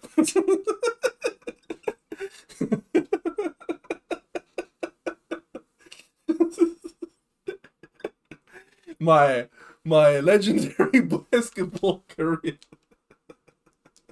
It's nothing special. It's a short story. You play basketball? I played. So I did a bunch of things, like, but mainly which sport I did was like martial arts, right? I played past tense. So what I usually did is martial arts. I was like pretty good at martial arts, right? I was like nearly recruited by the kickbox trainer. Like I was recruited. I didn't accept. I was recruited by the guy who trained the European kickboxing champion. But I said, nah, I'm good, bro. I don't want any like brain damage. Bunch of that. I played soccer for a while.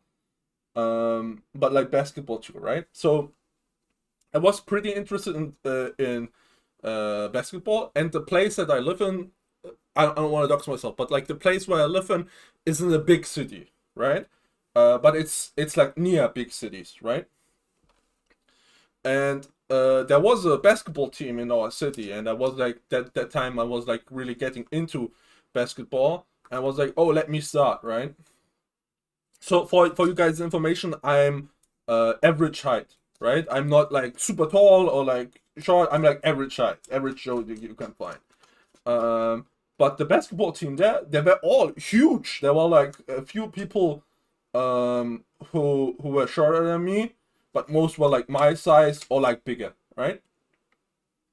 So I was like, okay, this is gonna be like something, but like they we were all right. Like we had no like pro gamer or something like that.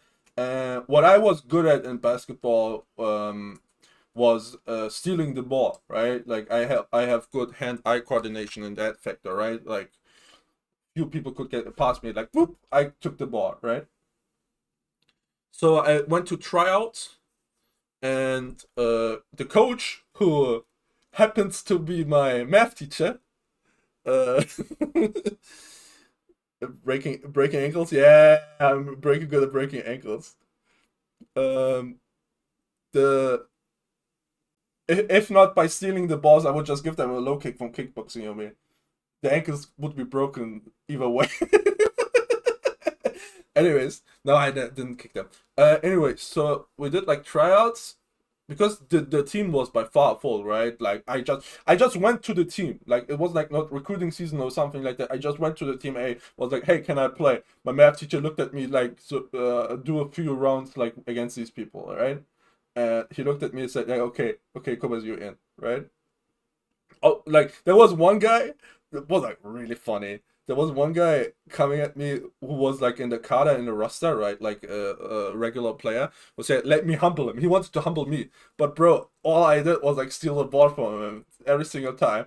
But I did it like in a really so I can be an asshole in that regard. Like every time I stole the ball from him, I just gave him the ball back. I said, "Try again." I did that like 5 times. He was like really angry. He was really pissed at me. But anyways, so we started training, and I went to training a few times, but I wasn't on a roster yet, right? So they were like doing games. I was like training with them, and so like after a few matches, my math teacher actually came towards me during math class. He was like, "Hey, Kovas, we're gonna have an outside game, right? An away game. I want you to play." But I was like, "Coach, I'm not in the roster, right?" He said, "You are now. From today on, you are." I'm like, really? Yeah, yeah. Okay. So can I invite like family and friends, right? And he said, like, yeah, for sure, invite them, right? Okay. So we are training and stuff like that. The day is like approaching, and 3 days before the match, the players have like a huge fight with the coach. The coach resigns, the team gets disbanded. I never got to play.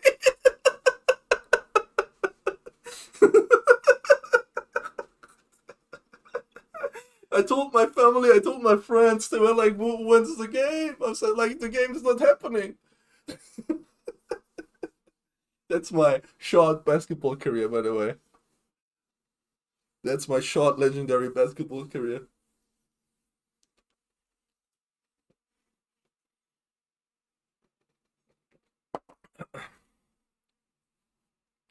I found that very funny.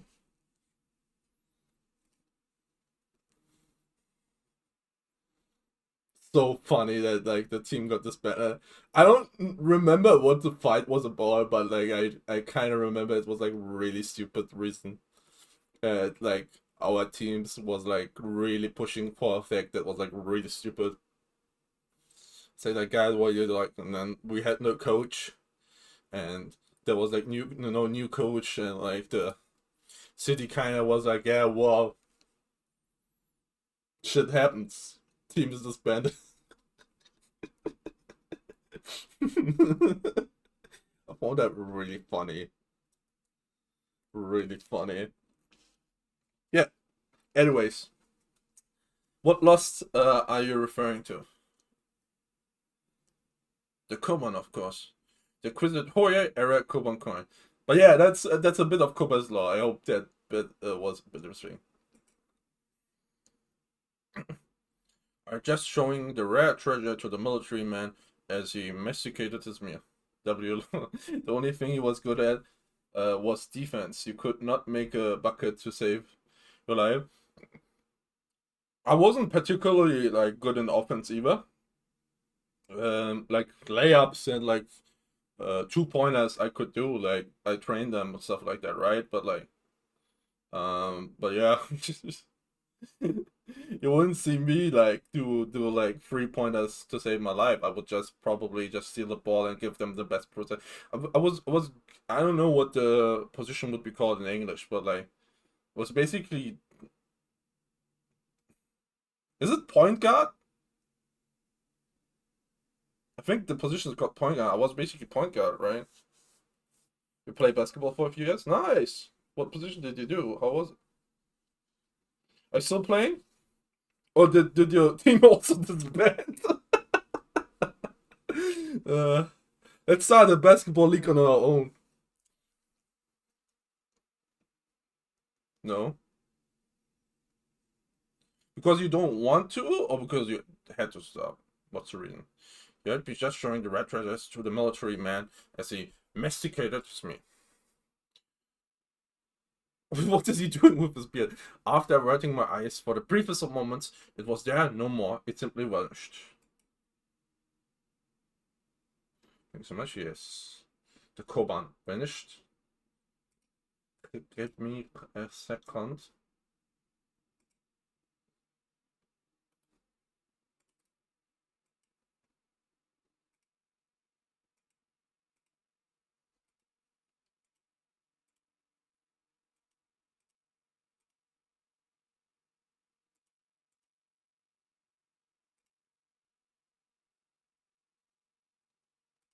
Okay. Hence I began to acquaint myself with the intricacies of the floor in order to locate it, and then it happened. It was pretty good. He was pretty good at defense. Why are we all defenses? Why are there like 3 defenses with us in chat here?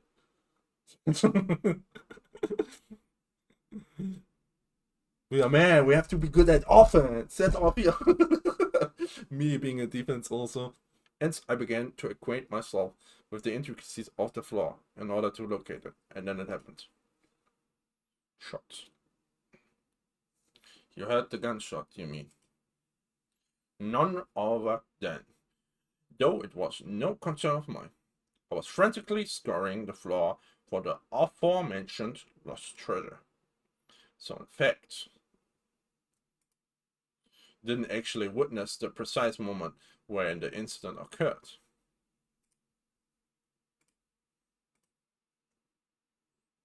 Sorry, I have to, yep.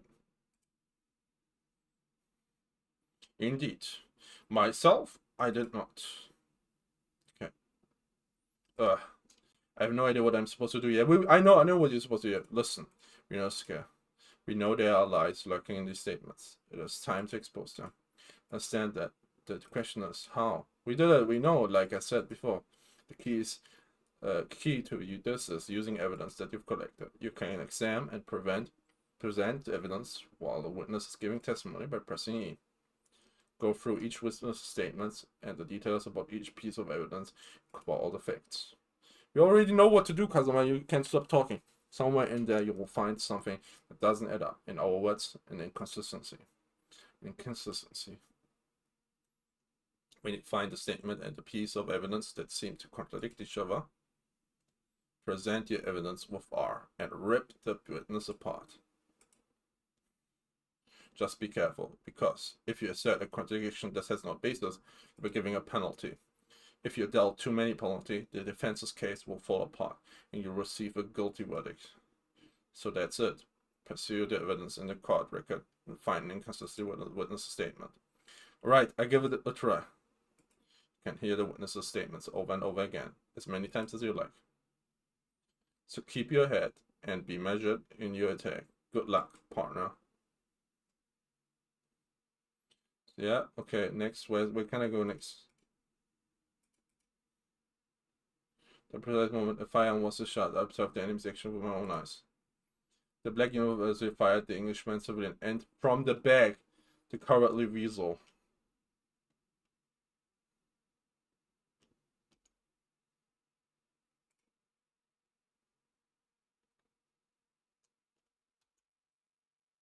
You're presenting the murder things. Wait, Is it? Do we have to do the photo? No, don't be. Okay, okay. If the game is gonna be petty like that, I'm gonna be angry. The murder thing should show that it was a fraud. It's gonna. I'm okay. I'm gonna bet the game is gonna be petty on this because this game is gonna be like that. You know, the game is gonna be like. Why is he staring at us like that? We have to show the photograph. Oh.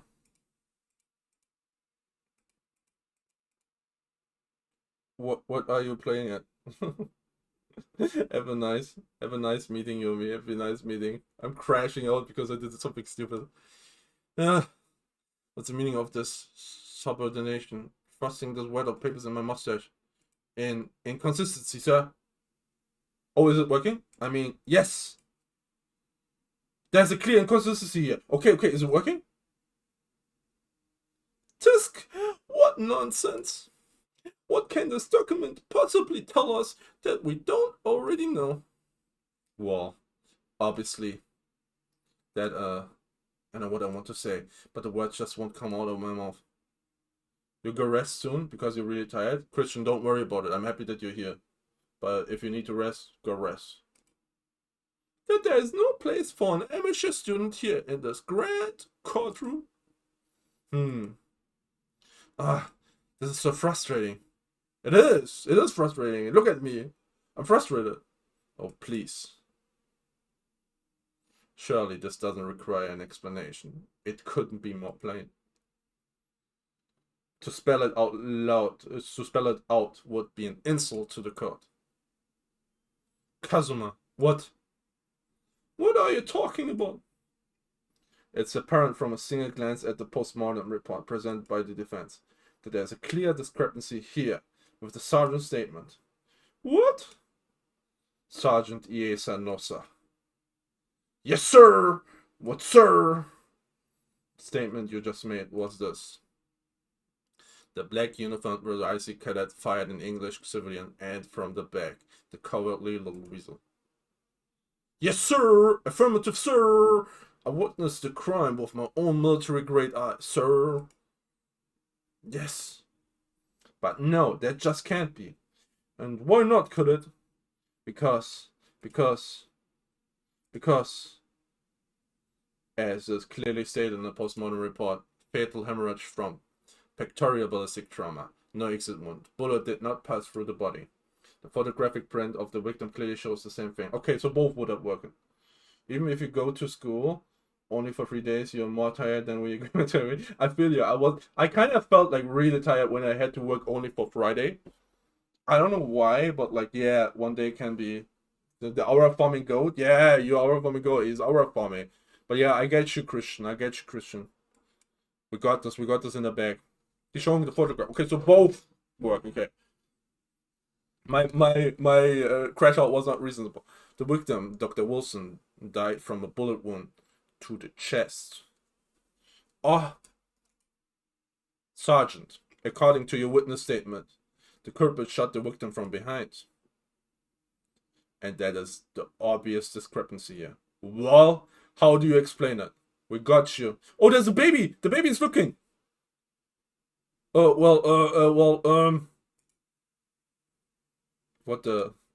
what was that? Something just popped up from behind his back, but he pushed it down again. Certainly, there is a clear discrepancy with the facts here. Would you not agree, Sergeant Nosa?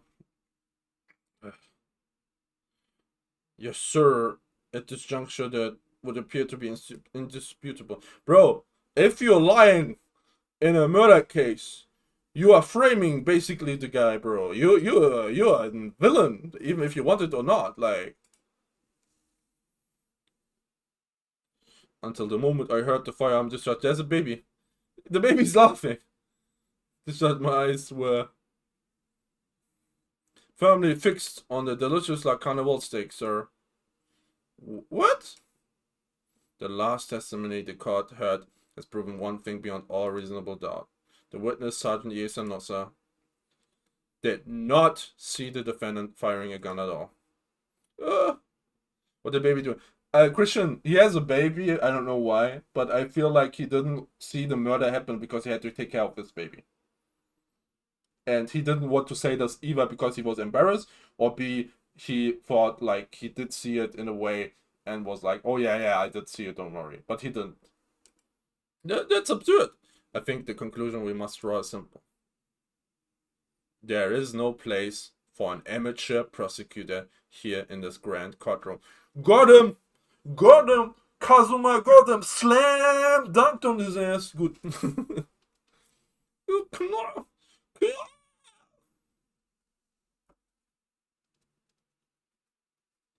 There has been a complete turnabout in the mood of this trial, just from that one discrepancy.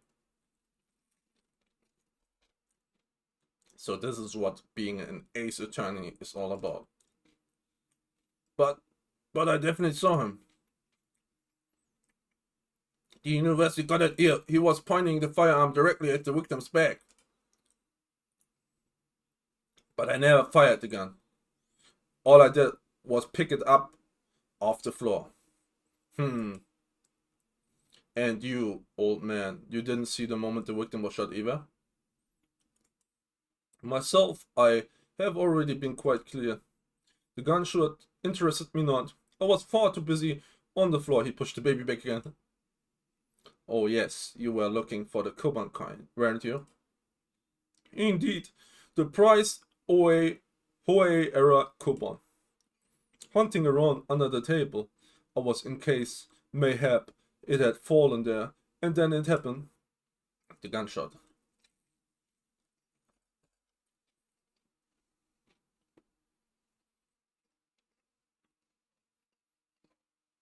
You heard the gunshot, you mean? Indeed I did, but I heeded it not, for I was concerned only with finding my absconded Hoei treasure. Nothing could distract me. Out of interest, did you find the coin in the end? You be going now? Bye everyone. Have a nice one, Christian. Rest well. Happy Friday. Get your sleeps in. See you around. There will be a stream tomorrow. There will be perhaps 2 streams. I'm gonna play. I don't know if you're gonna stream it.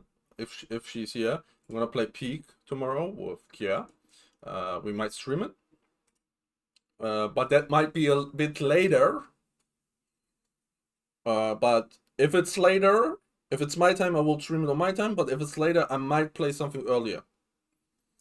I can't promise it, but we'll see. Expect a stream for sure. Have a nice one. Did you find the coin in the end? No. I see. That lamentable day. The precious Hoei Koban. Oh. Some finally some peak content. What do you mean? Is this not peak content? But yes. Koban was lost to me. No doubt, some unscrupulous scoundrel pocketed the prize coin for himself. Yo, hey Sharuk, welcome in. Welcome into defending ourselves. We have been framed by a murder, with a murder. How are you doing? I hope you're doing well. As I'm sure everyone present is aware, this case demands a swift and decisive resolution. Our government has promised to send a full report to Great Britain by telegraph this very afternoon. That's not our problem, guy. My dude, listen to me. That's not my problem. You're framing me for a murder. I will take all the time I can. Nevertheless, the witness testimony the court has just heard was inconclusive. No matter how subservient our government feels it must be to the British, it would be unforgivable to deliver a verdict on this trial right now. Damn, a murder of all things, that's crazy. Yeah, they think I shot the guy. I didn't shoot nobody. What's your position, Prosecutor Oichi? Worry not, Your Excellency. The defendant may have fled the tiger at the front gate, but he will find a wolf at the back. My witnesses have further testimony to make. Explain. Upon hearing the next statements, it will become abundantly clear that there is only one person who could possibly have committed this despicable crime. The equally despicable defendant, Ryunosuke Naruhodo. What? He really seems to have a despicable opinion of you, doesn't he? Very well. The court invites the witnesses to testify again. You will thoroughly explain the reasoning behind the prosecution's allegation. Is that clear? As clear as critical glass, Your Excellency.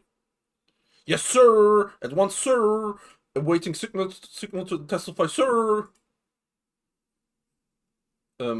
Excuse me, but there's something or someone peeking out over your shoulder, I think. Yeah, but I hope you're doing well, Shudder. Affirmative, the newest member of the Nosa family to rise up through the ranks. Sir, name Aido. Would seem those straps are a sign of the sergeant being too strapped to afford a nanny. Aido Teen Shun! Your father is about to quell the enemy. Watch and learn, my boy. This baby. Okay, witness testimony. Let's listen to it. The true culprit. Even if what I saw wasn't a precise moment, the firearm was discharged. It's almost the same thing. Yes, pointing his gun at the thrown man, he was that young lad in black. That much I myself did see. Furthermore, a visual search of the premises at the time confirmed that we were the only personnel present. Indeed, alone he was, the Englishman, dining all by himself. That's not true! He had a lady with him. Therefore, no one other than the black uniformed cadet could have dispatched the Englishman over and out. He looks more like a villain than a witness. Yeah, I don't think it was any of those. Wait, that's nonsense. The victim, Dr. Wilson, wasn't alone at all. Please, enough of this outburst already. But there was a woman. There was a young woman at this table. You must have seen her. Aaron, there must have seen her. Okay. So what I'm thinking, we have the table thing. They didn't see her. Were they like standing here where the wall was, or was like their positioning? Did they like hide the woman? What happened to the woman?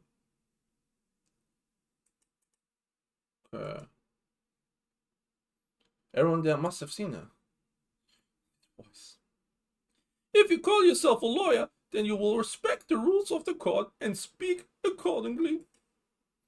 We are not here to listen to your fantasies. It is evident beyond all reasonable doubt that the victim was alone at the time of the incident. That's bogus, that's bullshit. The prosecution has photographic evidence of this fact. Is this a photographic print of the scene of the crime, Consul?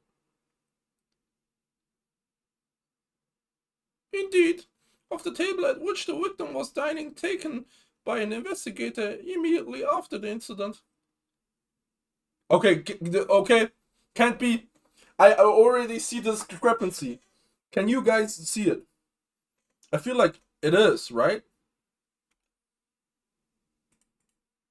The steak is not eaten, bro.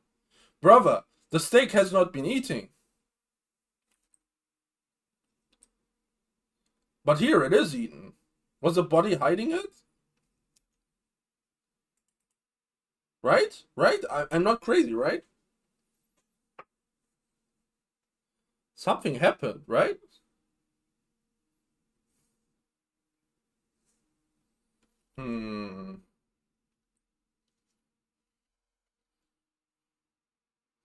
Indeed, one of the table at which the victim was dining, taken by an investigator immediately after the incident.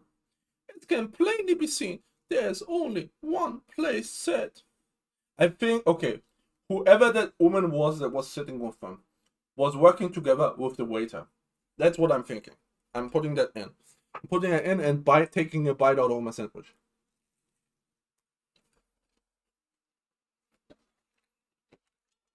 I'm also closing my window.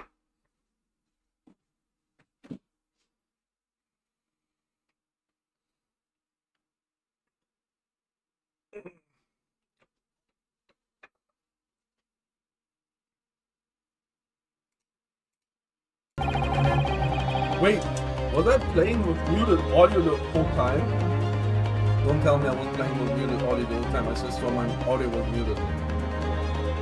Don't tell me that, please.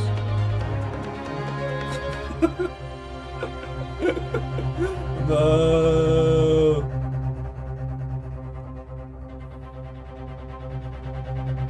Okay, break from the dead to try to eat the steak one last time. Maybe it was a woman. Certainly, based on the appearance of this woman. Yes, the audio was muted for the time. Oh, no one told anything. That was like really cool music. You guys missed the cool music. You missed the objection, the yes, and stuff like that, man.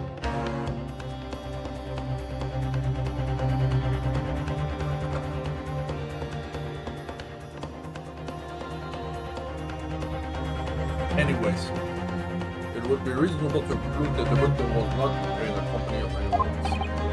But this doesn't make any sense. The court will add this new photographic evidence to the record. The music is like really good. I know you missed it. The photographic print of the crime scene has been entered into the court record. I don't understand. What's going on here? Yeah, there was this lady.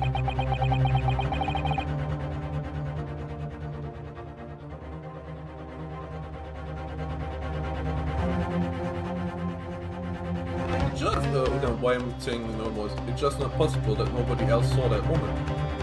She goes. The waiter before us said the same thing. He maintains that Dr. Wilson came to the restaurant alone as well. But that's not true. I saw it. I swear that I saw a woman with him. Putting the audio down, but since it's like no voice acting there, like if the music is a bit louder than me without any lyrics, it's not that bad. But I put it down a bit.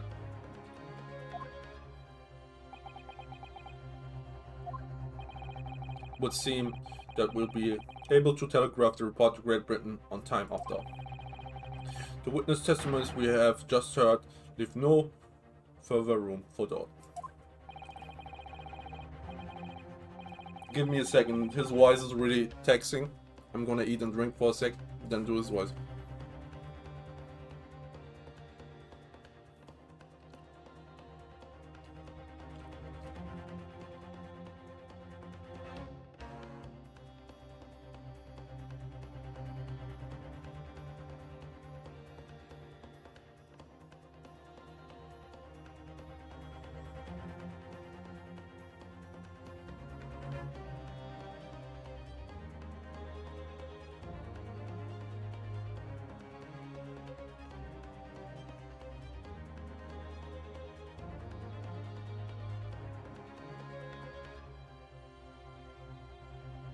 Okay, now I'm gonna drink something, then we're good to go.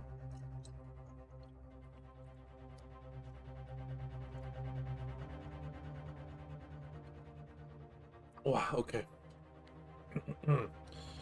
These are very sensitive political times, as we all know. The ink is still fresh on the treaty with Great Britain. Think that I, Taketsuchi Aoichi, will have contributed to the enmity of these two great empires is an honor. How can this be happening? The judge is ready to rule.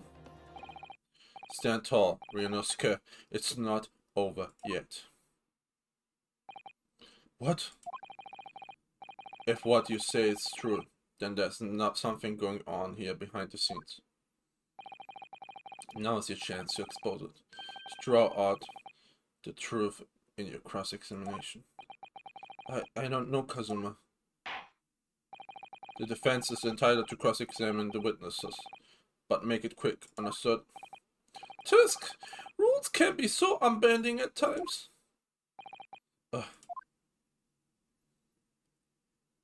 We got this.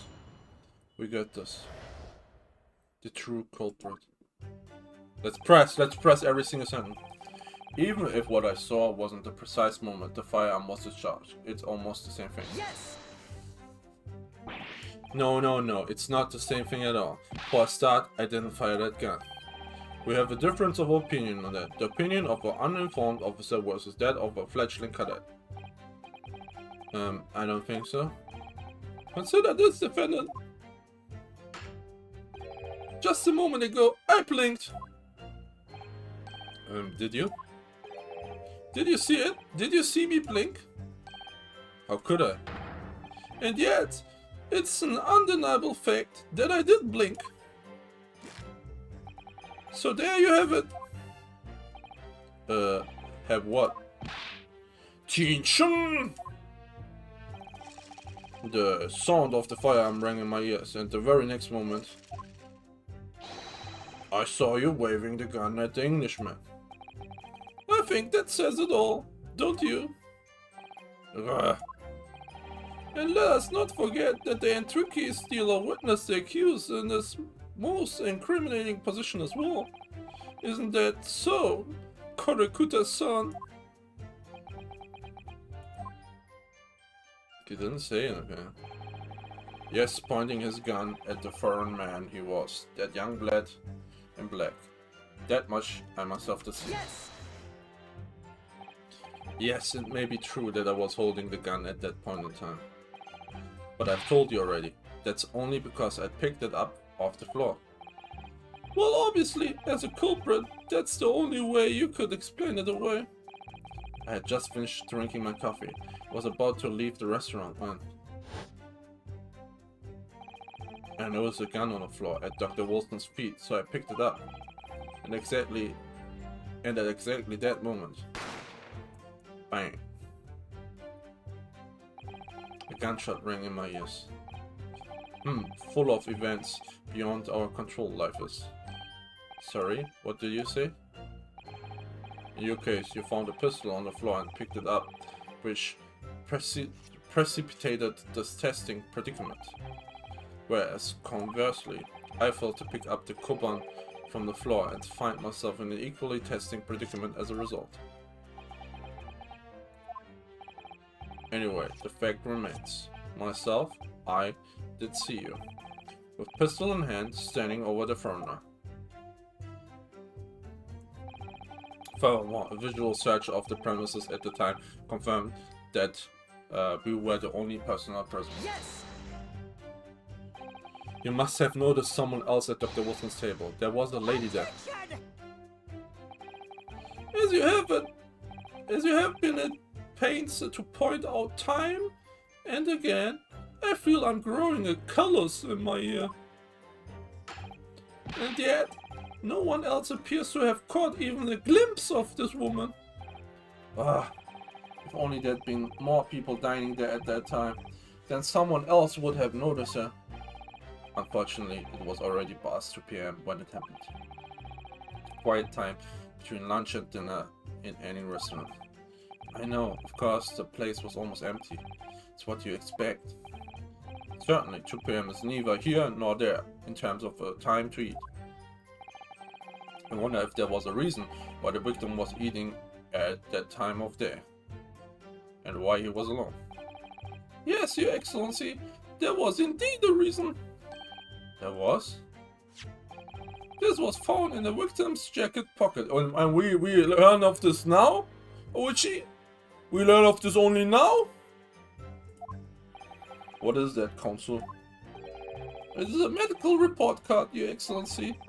It would seem that the victim had an appointment at a clinic prior to visiting the restaurant. Hotta clinic? Yes, there would indeed appear to be entry for the date in question. 19th November, noon to past 1 PM. The very day of the incident. So the victim went for a late lunch following his appointment. The explanation couldn't be more simple. The prosecution felt no need to submit this evidence before, as it really has no bearing on the case. It does, bro. I wonder. What do you think, Ryunosuke? Well, it is hard to see how it could be related, really. It can. Remember, you can request for it to be entered into the court record evidence if you think it could be useful. Should I ask for Dr. Wilson's medical report to be submitted? Evidence as well? Ask for it to be submitted. Yes! If I may, I'd like to ask for that medical report card to be submitted as evidence, Your Excellency. On what grounds? The court has already heard conclusive witness testimony. Additional evidence would be extraneous. Not to mention that the victim's movements prior to his arrival at the restaurant are of no concern. They give motive, bro.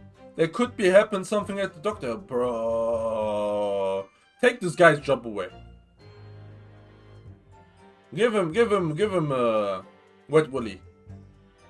Give him Swally. Objection! Whether or not they are of concern is up to us to decide. We have a right to explore all possible avenues. I beg your pardon? You have no authority to refuse a perfectly valid request for the submission of evidence. Very well. The court will grant the defense's request. Bro, okay. Especially when he brought it in, when he said like, oh yeah, he's here because of that, at that time, right? Then it became matter of the court. Shaking my head. Tusk, youngsters these days are forever asserting their rights. It's a most disturbing trend. Officer, kindly add the victim's medical report card to the court record. The victim's medical report card has been entered into the court record. Let's go. What we need right now is new clues. Let's look at it. Can we read it? 29.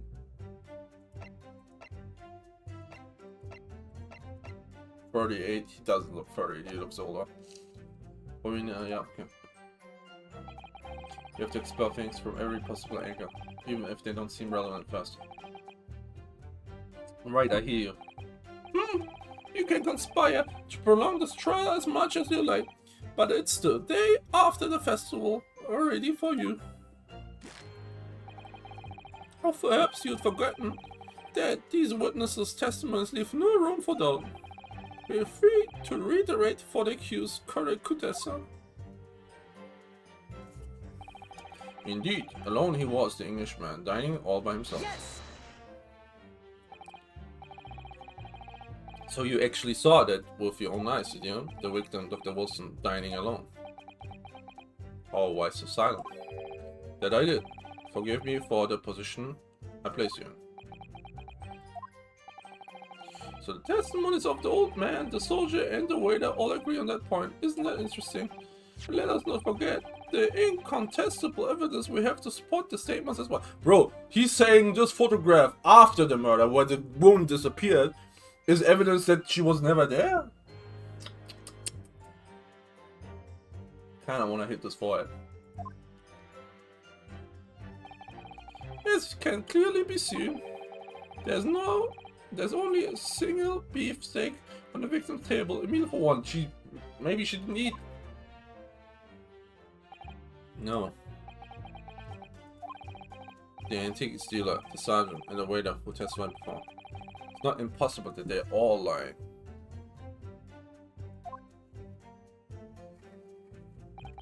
But if so, then why? If I'm perfectly honest, I have absolutely no idea. Is Watchy some royalty that everyone's like protecting? Because that would be really evil.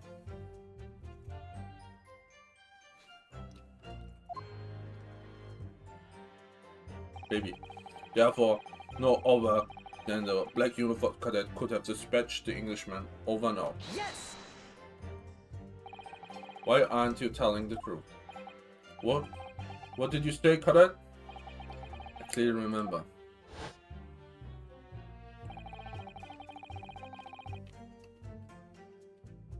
There was a woman sitting across the table from the professor. Perhaps one of you might not have noticed. But for both of you to have failed to see the professor's dining companion, it's just not possible. Why are they looking away? They are really hiding something. Unfortunately for you, defendant Naruto, Not just the case of these two witnesses alone. Sorry. The waiter, whose testimony the court heard earlier, clearly stated the same thing. Also said that the victim was alone. That's right. Precisely. In other words, you are the sole proponent of this phantom lady. But if such a woman were indeed present at the scene, the prosecution demands to see proof. And if no such proof exists, the prosecution demands that no further mention of this phantom woman be made. It is a blatant waste of the court's time. There's nothing I can say to that. Shush! Okay. Excellent work, Ryunosuke. We've gleaned some new information now. Well, yes, but I don't feel like it changes much.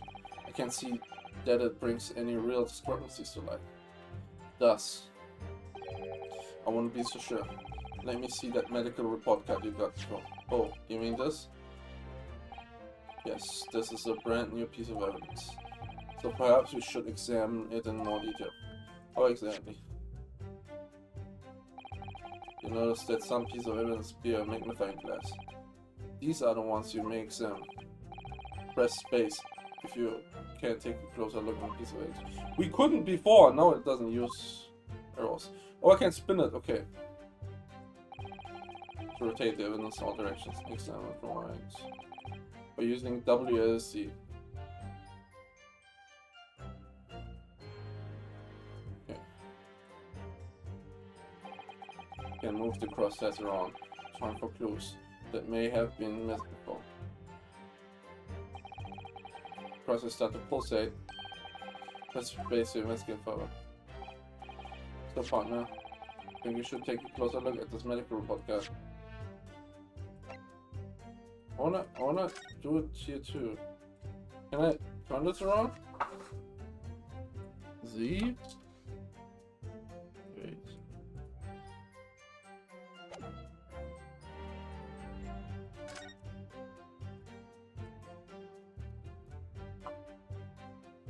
This one doesn't leave me.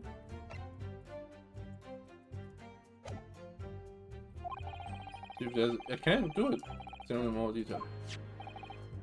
Wait, see what I can do.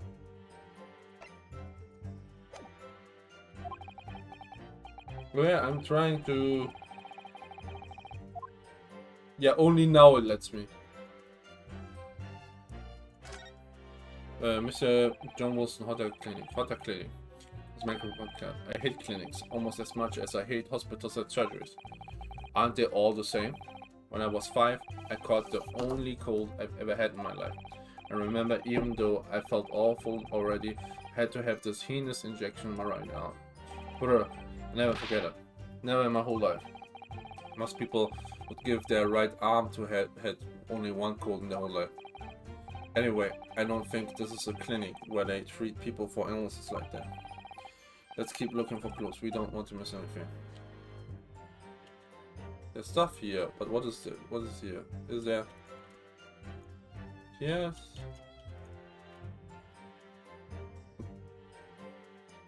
Dentist. Looks like this medical report card was first issued quite some time ago. It's probably a record of long-term treatment. That's why with a family doctor. Imagine. Well, I can't imagine going to a doctor. I mean, as long as I'm alive, I'm never consulting one. Well, if you were dead, there'd be no point. So you don't like doctors then? Why would I? They make you drink horrible tasting medicine. They give you painful injections. Is this a doctor hate game? I hope not. And then they demand lots of money from you for the privilege. All when you're at your lowest ebb. Sound like a model patient. With a bad case of stubbornness, no less. For which the only cure is very bitter medicine indeed.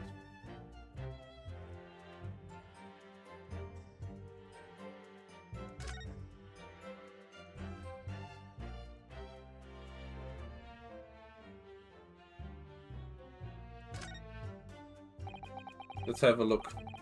There's some kind of medical history. Ah, and there's an entry for the day the professor was killed. Extraction of molar with topical anesthesia. Extraction of molar? You mean he had a tooth taken out? It seems so. Just before the incident, he had a bad tooth removed. Perhaps they use laughing gas. That's the most modern practice in the West for pain relief. Yes, I've heard of this anesthesia. Although it's hard to believe there's anything that can actually stop you feeling pain. Oh, there's a cautionary note from the medical practitioner as well. Strictly no food or drink besides water. He wasn't the one who was eating. He wasn't the one who was eating. It was the woman. There's only one meal because he couldn't have eaten. Got him. Got him. Really? Sounds like information worth bearing in mind. The medical records information has been updated in the court records. With this new information, the meaning of the one particular statement totally changed. So I think it's time we listen to the testimony again, don't you? Definitely. Let's freaking go. This is a nice moment. Yes, funny is gonna the front man. He was that young lad that emergency. But visual search of the premise at the time confirmed there were only personnel present. I feel like it's this one, but like I have to go through. Indeed, alone he was dining all by himself. He can't be dining.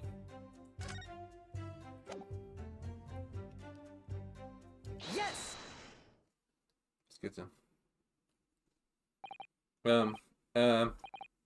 Well, I think what are you withering, lad? Call yourself a lawyer? I wish I could. But first and foremost here, I'm the accused. You're not scared. Everyone stumbles on their first or no words occasionally. Under circumstances, I wouldn't worry about it. Thanks, cousin. I could see it quite clearly in that cross-examination you just carried out. When you raise your hand straight up like that, so purposely, you know exactly what it was you wanted to say. Don't feel like you had to choose your words carefully. Just say what you're thinking.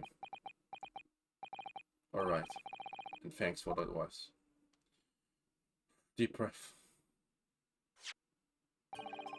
Korakute-san, this is a medical report card belonging to the victim. Ah, I see. And I don't see. What of it, boy? Comparing what is written on this record card with your witness statement, something clearly doesn't add up. Objection! Dear me, have you forgotten my words so soon, you amateur? Sorry, what? You are not to interrupt court proceedings with your amateurish drivel. Bro, I'm cross-examining. Shut the frick up. But let's see if I can explain in words you might understand. It was after 2 p.m. in the afternoon when the victim was murdered at the restaurant. Whatever he may or may not have done before that time is completely irrelevant. It is not. Bro, good, but that's remember in this game, you don't have to use clever language or fancy words. Just make your point. Your Excellency, I believe we're finished here. There's surely no need to prolong this trial further. The witness testimonies the court has heard have been clear and concise. This medical report card has no bearing on the matter at all, for the simple reason that there is no one else besides this pale-faced pupil. Yo, interrupted. This medical report card has nothing to do with the case? Do you really believe that? What has he said? What a simple reason that, okay. What? That outburst half petrified me, boy. Of course I believe it. How could it possibly be relevant? Perhaps because Hotel Clinic, which issued the report card, is a dental clinic. A dental clinic? Is that supposed to mean something to me? Perhaps if I told you that the victim had just a tooth extracted. You realize, what's this now? And furthermore, if I told you that as a result the victim had been forbidden from eating. They're getting it. Just what are you trying to say, Cadet? You had orders not to eat, so what? It's all written up in here. No food or drink other than water for 3 hours. Post-procedure while anesthesia was off. What? No, that can't. Oh, someone better pick up that phone because we're freaking called it. What boy, what? As you just heard, when he was killed sometime shortly after 2 p.m., the victim couldn't have been eating anything at all. No. Additionally, there's more. You have assured the court with unwavering self-confidence that the victim was dining alone. Do you guys know about perjury? Do you guys know that there's a punishment for that? But that cannot possibly be the case. Because the victim, as we now know, had just had one of his teeth extracted and was still experiencing the effects of the anesthetic. Expertly done, partner. Objection! What is this nonsense, you little upstart? These are baseless accusations. Just look at this photographic evidence. You can clearly see the plate of food at the victim's table. Objection! As you use your head. That's the very discrepancy we're talking about. Or can't you follow the logic? How dare you? I think it's fair to say that the tables in the restaurant's case have turned. Wouldn't you agree, Ryunosuke? Yes, most definitely. So having just undergone some dental surgery, the victim was unable to eat. Which leaves one very crucial conundrum. Who in effect was eating the pictured beefsteak? The court will hear the opinion of the defense on this new puzzle. I assume you're ready, counsel? Counsel? Oh, that means me, doesn't it? Alright, the answer to this question is going to be pivotal. This is the start of your turning this trial around. Show them what you're made of. Got it. So, the person eating the steak at the victim's table must have been an as yet unknown party. Me. We say me, it was me, I murdered him. All this thing for you, just let's go. Obviously, it can only have been someone else who was sitting at the professor's table. Objection! You will not let us go, will you? There was no such person. Yes! There was, because I saw it. When the incident occurred, we know that the victim couldn't have been eating anything. Yet we have evidence of a half-eaten steak on his table. Therefore, the only logical conclusion is that there was somebody else there eating it. We have strong evidence to support our assertion. It's clear that these witness testimonies are unreliable. If the court decides to push through a ruling at this stage, we will lodge a formal complaint with the Ministry of Justice and pursue a fair retrial relentlessly.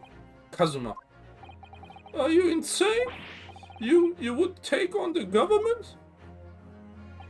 Don't worry, Counsel. I have no issue with you. What do you mean? I have issue with them. Those two witnesses in the stand. What? What are you talking about? We have demonstrated with evidence that the victim was not alone.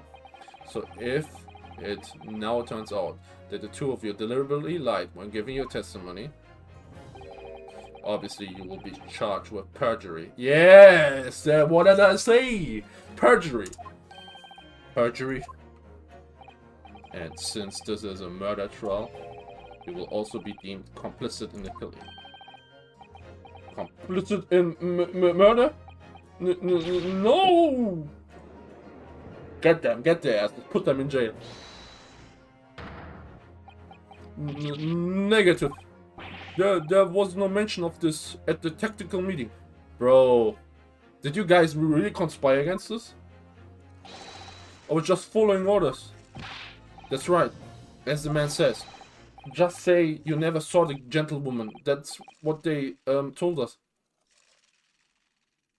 Bro, these scumbags! I'm legit getting angry right now. I'm getting legit angry. Oh. What? What did you just say, Korakuta-san? Oh, no, you were just following orders? No, hold on, lad. I was, say you never saw the gentlewoman? Ugh. When you say gentlewoman, do you mean you saw the victim with a lady from overseas? What? Objection! What is the meaning of all this? These witnesses gave false statements? Is this true, you pair? Just one simple slip of the tongue. No, bro, you guys are gone. Order, counsel, explain what is going on here. It's painfully clear now. You tried to prevent these witnesses from telling the truth. Absolutely not. The prosecution knows nothing of this. Then who's behind this? Who tried to make you keep your mouth shut? That's classified. So you're prepared to be tried as a conspirator to this murder, are you? You wouldn't. This can't be happening. Ryunosuke. Judging from the way they are reacting to this, I'd say they were sworn to silence by someone with considerable influence. However, I don't believe Ouichi had any idea about it. Yeah, I think Ouichi is just incompetent. What are you saying? I mean, to wield that kind of influence, there's only a handful of possibilities. It could only have been the government, the military, or the police, I suppose. Well, any ideas about who might be behind this? If we can affirm who tried to silence these witnesses, then we can continue our pursuit. So we need to name whoever it was that tried to make the witnesses keep their mouths shut. Of course, we need evidence before we make any firm accusations. Evidence that proves whoever it was really did wield his or her power here. But how? How can we possibly remember how we made progress before? We examined this piece of evidence in more detail and found a new clue as a result. Yes, that's right. Well, that's not the only piece of evidence we have, is it? We need to re-examine everything. Make sure there's nothing we missed. There's no time to lose. I think it's on the map, the backside of the map, because the guy was like really nervous. Remember when the waiter was like really nervous? I want answers. If it's proven that these witnesses have been manipulated, I assure you the penalty will be severe. Please, wait! Your Excellency! I had no idea about any of this, I swear to every Shinto god! I knew nothing! And what does the defense have to say about all this, well, Your Excellency, no time to think. I'm just going to have to close my eyes and shout out the first name that comes to my head. Who do we think is it? Just because the only person necessarily manipulated witnesses.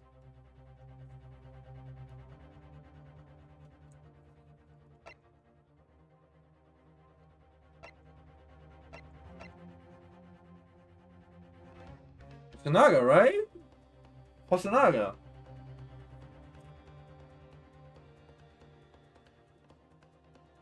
Okay, so him or him. It's between Hosonaga and Mikotoba. Mikotoba was not there though.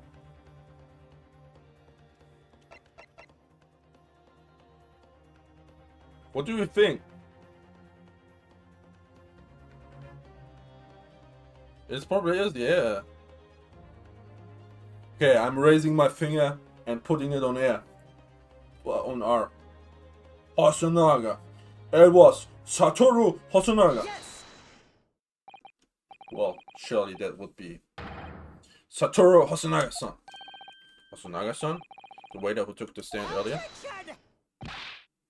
Poppycock! What possible reason would the waiter have to make these witnesses give false testimony? Not to mention the fact that even a head waiter could not possibly have that level of influence. For once, I would agree with you. If that is, the man truly were a waiter. He is not a waiter. We have his business card, bro. Wait, let me, can I? Chief Inspector! I'm dancing. We got his ass. I'm dancing. I'm legit dancing right now. Chief Inspector Satoru Hosonaga, Primary Criminal Investigation Division, Imperial Police Bureau. We got his ass. Lock him up. Lock him up, boys. The case is solved. We got him. Bring out the V-Bucks as recompensation. We were innocently framed. We want compensation.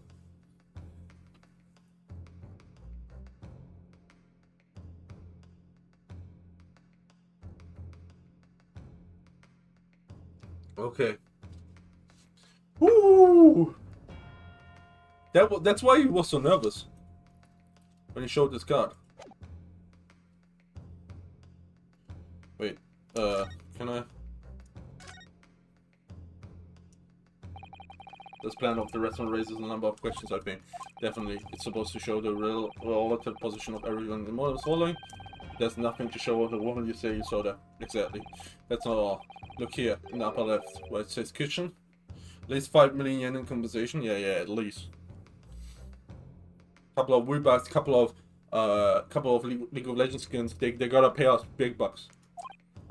Oh yes. What is it? No one would use those complicated characters to write kitchen, especially not if they were in a hurry. You mean you don't remember those characters yourself, don't you? Study harder, Ryunosuke.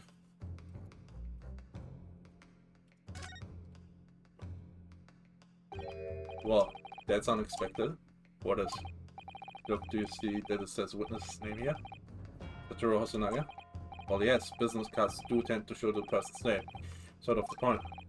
It's not the name that's significant, it's the job type. Job? Oh, Chief Inspector Satoru Hosonaga. Primary Criminal Investigation Division. Imperial Police Bureau. Inspector? What on earth? I have no idea. But let's face it, the police have a lot of power and influence. They're wielding it somewhere here. Where does business get sketch of the... Yeah. Get weird.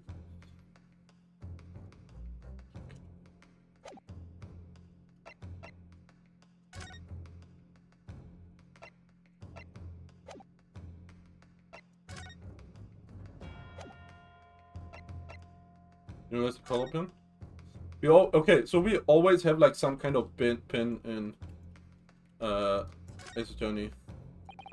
My personal student number is engraved on the back here. If you lose your pin, they won't accept you as a human student at the university. You may not come in this. I love that pun. I love that pun. You may not come in. Of course you can get a new pin made if you just tell them your number. I actually lost mine twice already, but still don't know my student number by heart. I would say to myself, I mustn't forget to write it down somewhere, but then I forgot not to forget that. Imperial. Ah, the symbol of the Yume University. Every student wears this pin with pride.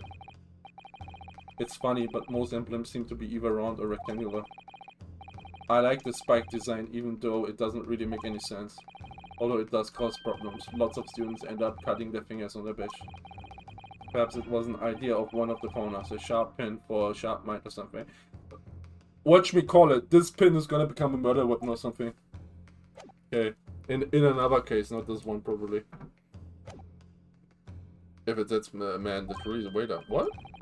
What? If he truly were? Come on, Ryunosuke. Time to hit this card with the truth.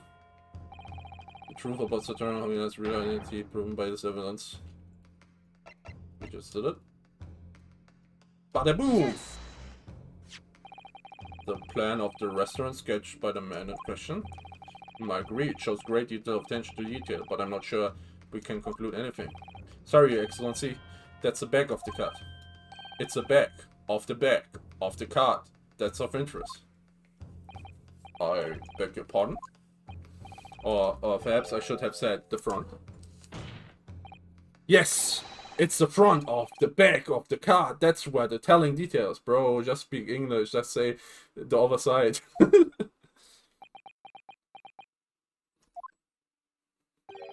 Would somebody please explain what this overexcited student is trying to say? Hosenaga's-san sketched the plan of the restaurant on the reverse side of his business card. But the front of the business card reveals the man in question's profession, his true profession. The waiter's profession? But that's surely... Good gracious! That's right, Your Excellency. The card reads Chief Inspector, Primary Criminal Investigation Division, Imperial Police Bureau. What? The waiter is a police detective? I haven't heard any mention of this before. Why haven't I heard any mention of this before? The Imperial Police Bureau has immense power, absolute power, as far as regular civilians are concerned. So, witnesses there in the stand. Was it in fact the waiter who gave you your orders? Was it he who told you not to mention that you'd seen this foreign gentlewoman at the scene? Well... Hold it. Or is it Hosonaga? Hosonaga has shown his true form? There he is. Inspector Hosonaga? You're revealing yourself with this woolen-ass music?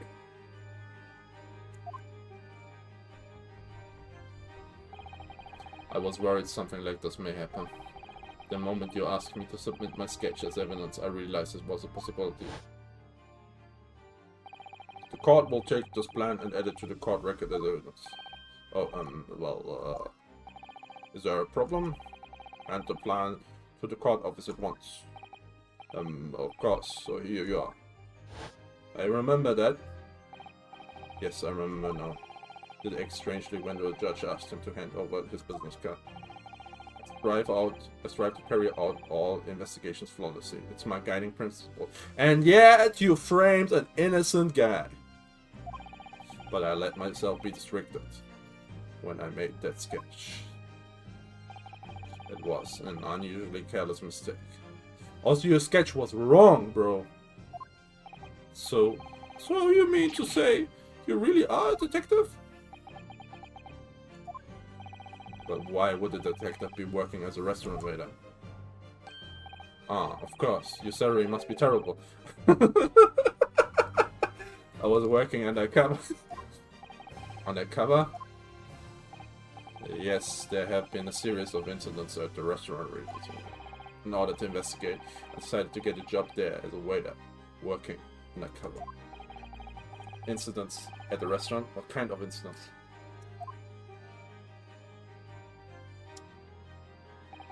That would be classified police information, which I am not at liberty to divulge.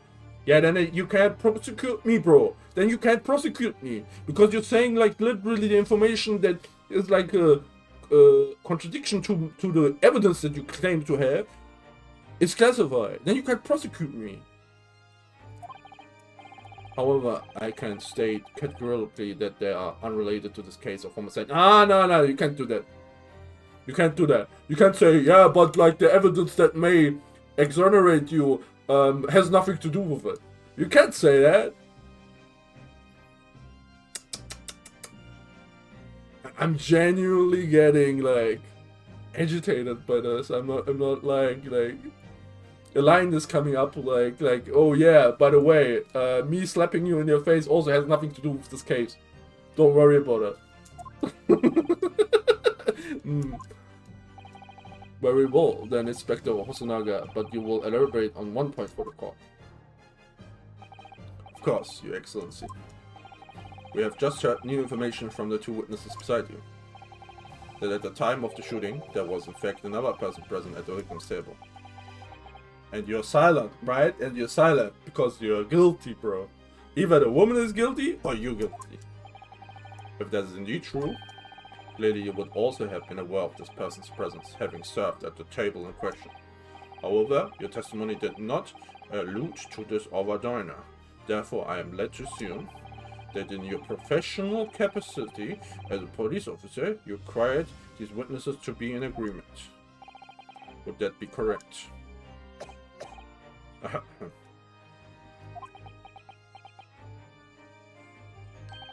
Correct, Your Excellency.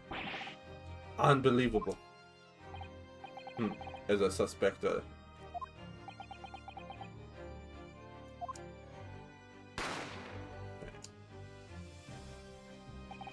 As soon as I heard the gunshot, I ran out of the kitchen to see what had happened. Victim sat slumped in his chair. Beside him, gun in hand, stood the accused student. Sitting opposite the victim at the same table was a young lady who I guessed to be an Englishwoman. So the truth comes out. I immediately sealed off the restaurant and reported the incident to the bureau. It was then that I received some special orders. Special orders? You mean to say, remove the Englishwoman from the scenes at once? She is a murder suspect, bro!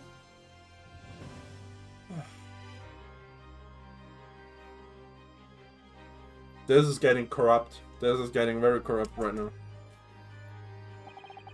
Will make clear that the Englishwoman's presence at the restaurant was to be considered. Okay, I'm gonna tell you guys something why this is agitating me so much. Because I've dealt with... This is not a lie. I've dealt with police corruption with myself. I was the victim of an attack. This guy's terrible at his job. I was a victim of an attack. I still can't believe the police for that. This incident single-handedly tanked my trust in the police system in Germany. I'm sorry. I have like friends and family that work in the police system, and I feel like it could be a isolated case, but this was blatantly police negligence. In the best case scenario, it was police negligence. In worst case scenario, it was corruption at its best that happened to me. So there was an incident, I might have told the story, there was an incident where I got attacked. I got attacked by several, let's say Eastern European, I don't know, I know which country they're from, but I don't want to like make like a accusation. There were Eastern European guys that attacked me, right? It was like a fight, 5 against me and my friend, 5 people against 2 people. I beat them up. I didn't lose because I'm quite well versed in martial arts, like I said. But what did end up happening is that I got a bottle on my head, right? Like a Jack Daniels bottle was thrown at my head. And the police was involved in this incident, right? Like the people were caught. The people were caught at that day from the police because someone called the police because they saw us actually fighting, right? Some bystanders called the police. They ran away after I beat them up, but they got caught. The ambulance came my way because they had to make sure that nothing happened with the bottle on my head, and I had like a cut on my thumb from the shards that I like got out of my hair. One of the guys being caught said something, and I'm not gonna forget that. He said, "Do you know who my dad is?" With his thick Eastern European accent, right? "Do you guys know who my dad is?" Right? Like that's like a, sorry for my words, little bitch. I went to the hospital. They checked me. They released me. I went home. Right. The very next day, I called the police station. I said, "Hello, I'm from this and this like incident. I would like to make a report. I would like to tell my statement, right? I would like to bring my statement because at that time I drank a bit, right? So I was a bit drunk, and I got like a bottle against my head. So that I don't forget anything, I want to do my statement now, right? My friend did a statement in 2 days, I think, right? Do you know how long it took for them to take my statement? And I'm not lying. Every single time I called them, they were like, "Yeah, we're on it. We're gonna call you. Every single time. They took my statement after 6 months. Half a year later. They showed me blurry photos Said, who was it that did this? I was like, I don't know. It was like 6 months. Right? And they said they just pointed at anyone. I'm like, I don't know anymore. It's 6 months. You guys didn't call me. I called you 15 times that I wanted to make my statement. Every time you said, we're gonna call you, we're gonna call you, we're gonna call you. I told him this face. The police officer looked uncomfortable. I pointed at one, he said, that's the wrong person. Well, we can't do anything. Sorry. I said, are you freaking kidding me? He at least had the shame to feel embarrassed and say, I'm sorry, yeah, but you can't do anything. I said, you should look into the mirror. Told him and left. There was something going on, and that single-handedly tanked my trust in the police system there, you know? And yeah, basically seeing the police hide this evidence and making this innocent guy framed, like my anger is flaring up. Sorry if I'm being agitated. Sorry if this like seems not the usual Kobe, but like injustice in this aspect actually agitates me. Actually, genuinely, my like pulse going up. I'm gonna wash my face. I'm gonna be right back. Sorry for a second. Let me relax.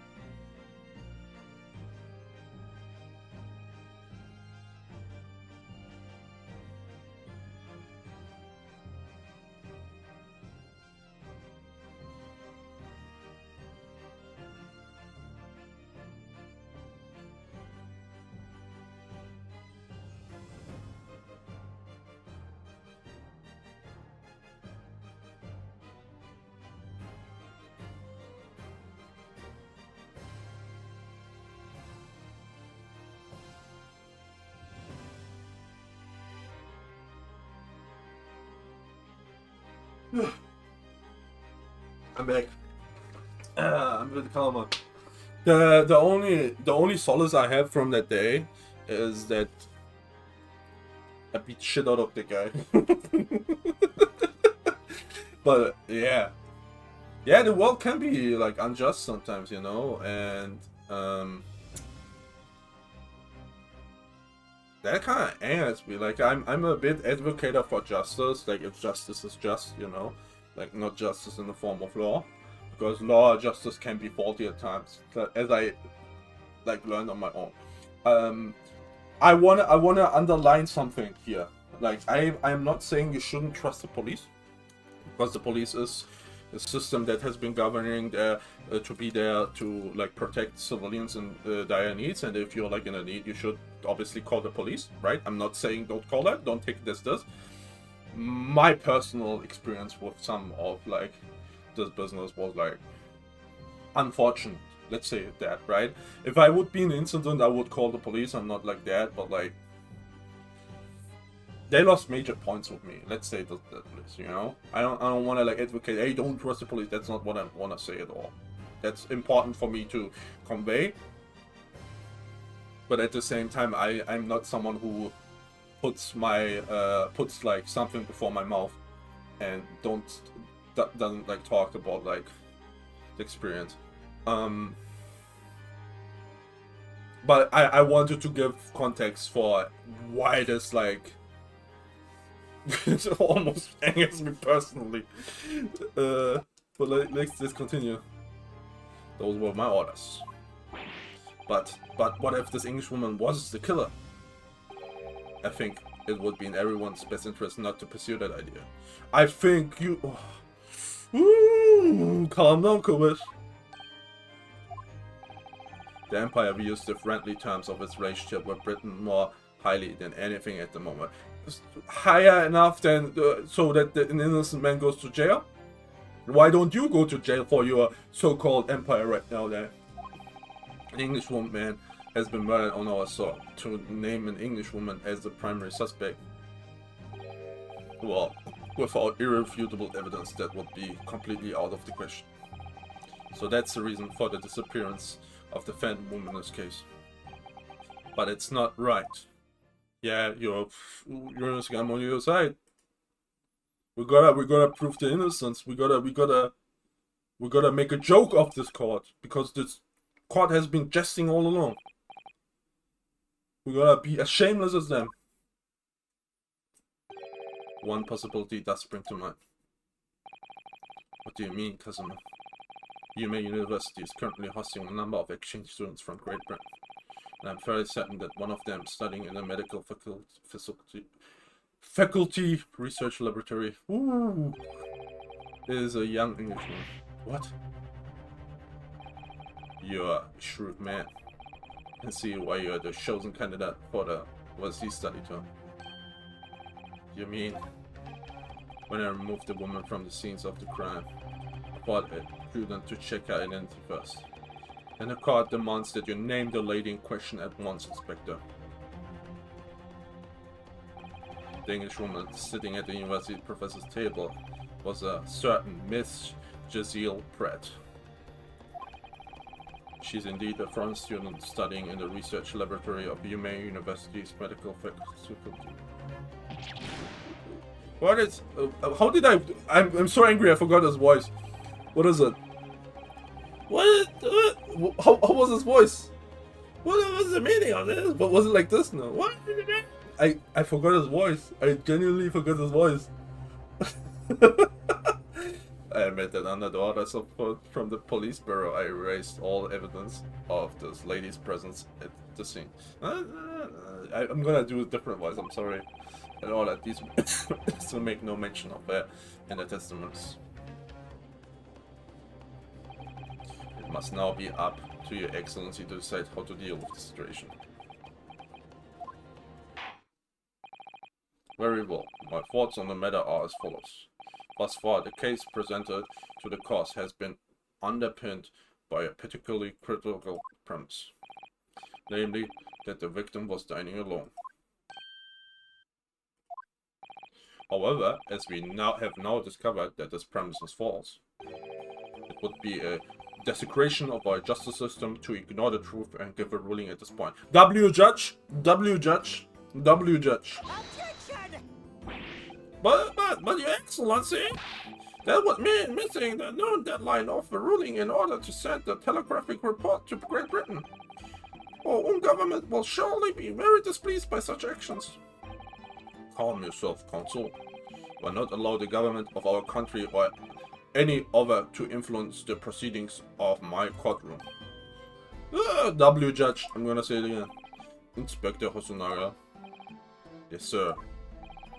We will locate this Jazeel Pratt and escort her to the courtroom with the utmost urgency. At once, Your Excellency. But that means you'll be going against the special orders you were given from the police bureau. I think I'm getting close to his voice again. As I said before, it is my guiding principle to carry out all investigation flawlessly. I don't know if I should hate you or love you right now. Kinda both. So it won't be a problem. Maybe this is... okay, maybe him coughing is his conscience knowing I'm him. And that is a redeeming factor. Not fully, but a redeeming factor. Nothing will get in my way.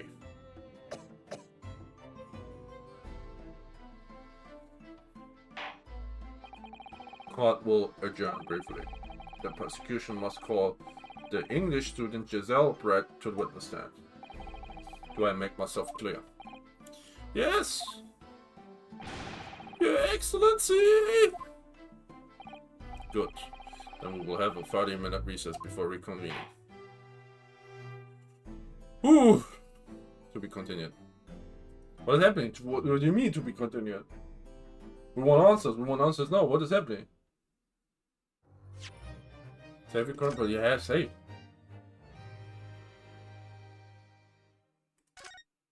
Yes. Okay. Oof.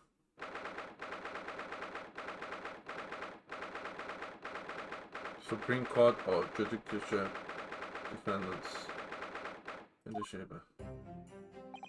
Excellent work, Ryunosuke. That was superb. Ugh, my heart was in my mouth the entire time. It was almost unbelievable. I mean, looking at you in there. You were drenched in sweat, your eyes popping, your knees knocking, and you were grinding your teeth. Hands sweaty, mom's spaghetti. It was a grim sight, but before I knew it, you started finding inconsistencies in the testimonies. I think you might have a natural talent for being a lawyer. Forget it, it's terrifying. If I get through this, I don't ever want to see the inside of a courtroom again. Ha ha ha ha ha. Anyway, it looks like we've exposed your Phantom Lady at last. It's Giselle Brett. A student from Great Britain. Is she? Are these the judges? In the background? The paintings? That's what I was trying to tell everyone from the start. Dr. Wilson wasn't alone. There was a young woman with him. Like I've been saying all along. I feel happy for Ryunosuke.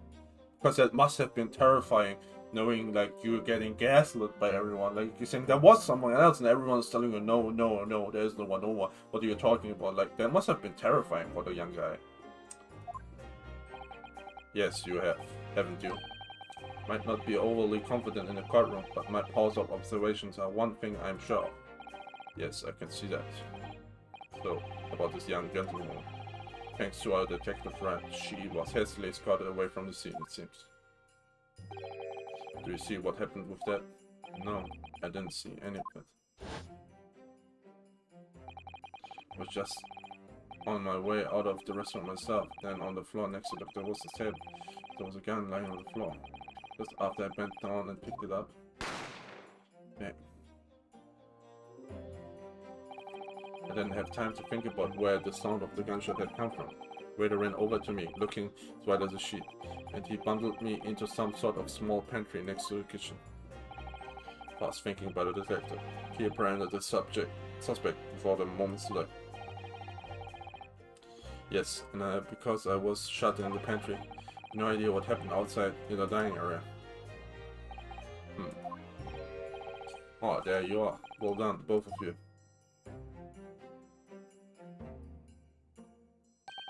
Professor Mikotoba. Well, it seems I was right. The pair of you make an outstanding team. You exceeded my expectations, I have to say. Yes, it seems you planned this from the start. Arranged things so that I wouldn't be able to act as a lawyer in this trial. Our modern country is still in its infancy.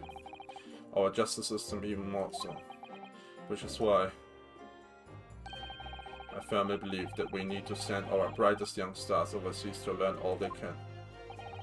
I wanted to avoid a situation that may have resulted in your study to Great Britain being cancelled. Well, it makes no difference. Lawyer or otherwise, if I'm the kind of man who can't help his best friend with the worst crisis of his life. I shouldn't waste everyone's time by going to study overseas anyway. What? What are you saying, Kazuma?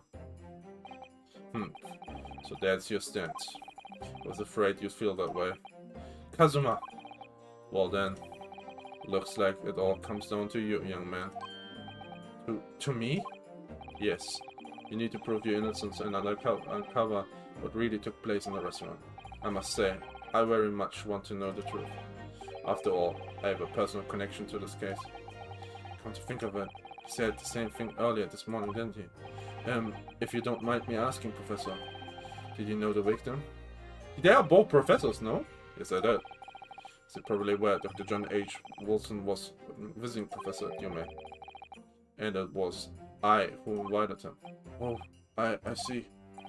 I didn't know that before. Anyway, you're about to go into battle. The victim was a university professor from Great Britain, and a well-known one at that. Naturally, our government is looking to identify and punish the culprit as quickly as possible. But let's not forget who you're going up against. The gentlewoman whose involvement our police bureau went to extraordinary lengths to hide. Yes, and I'm sure the prosecution will be using every tool at disposal to quash your case. But I have no doubt that you pair will put up a good fight, right to the last. Best of luck. Thank you. Now then, I need you to run an errand at the university at once. That's something I think we may need. Of course. Good luck, Kazuma-san.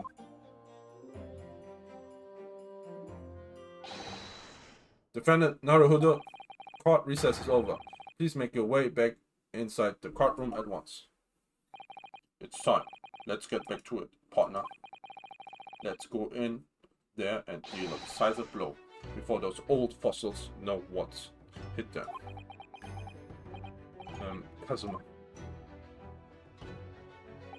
What? Thank you. Really. What for? Well, if you hadn't said you believed me, then I'm fairly sure I'd already have been found guilty by now. Look, I have faith in you. As a lawyer and as a friend. Coming from you, that means a lot. If I'm found guilty in this trial, he's really going to give up on his dream of studying abroad? That's the kind of true friend he is. He's Brotuma, he's our Brotuma. So this is just my battle anymore. Whoever we are up against, we absolutely cannot afford to lose. Alright, then. I saved the thank yous for after the trial. You can treat me to one of those sukiyaki meals I like from Yume Cafeteria on University Street. With an extra large portion, of course. I'll even buy 2. 12. 9 PM. Supreme Court of Judicature, Quadrant 2.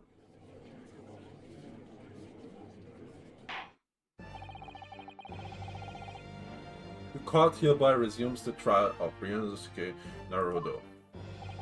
Prosecutor Uchi, have you managed to subpoena the witness? Yes, Your Excellency, against all odds. And thanks to a certain young stripling, the prosecution is now under rather painful scrutiny from the government. Sorry. But the government scrutinize. That's their job. It's nothing to worry about. It's highly unlikely that the good relations we forge with Great Britain will emerge from this trial unscathed. Will you still think it's nothing to worry about when the new treaty breaks down and our nation founders? Again, terribly sorry. If the friendship between our nations is really so fragile, then the treaty isn't worth the paper it's written on. True! You really have nothing to worry about, Ryunosuke. What do you mean? A secret trial, anxiety over some foreign government's opinions, a bungled investigation, missing witnesses. Is that what our nation's justice system is? Is this the Supreme Court of Japan or of England? Shut up! Shut up! You jumped up rookie boy! You and your friend know nothing of the situation our nation finds itself in. By aligning ourselves with this great world power, we'll become strong. Diplomacy has never been more critical. Steady political maneuvering is what will secure our futures. I won't deny that I'm no expert. I'm just a student, and one who would arguably study harder too. But you shall embark on your journey to rest your mind and body. Have a joyful rest of the night. Thank you, thank you. I will try to end this trial and then end as well, because my voice is taking up. Like I feel like I could like go for 6 hours, but like we're at the 3-hour mark. But if this like ends in the next hour, I'm good to end too, because this is like my throat, burn my throat, especially doing Aoshi's voice. But thank you for being here, Kai. I wish you wonderful. I hope this was entertaining. Minus my crash out. Yeah. I won't deny that I'm no expert. I'm just a student and one who could arguably study harder too. But standing here now is in our Supreme Court, there's one thing that I feel very strongly. A country that fails to uphold the truth in its justice system is a country with no future at all. Hear, hear!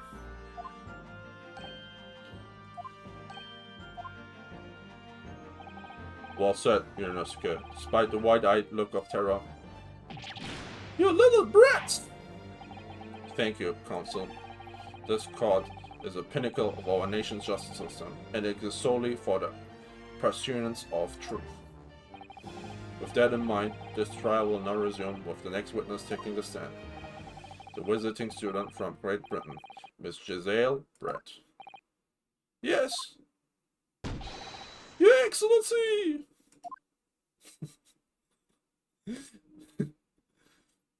Oh, what head is that? What?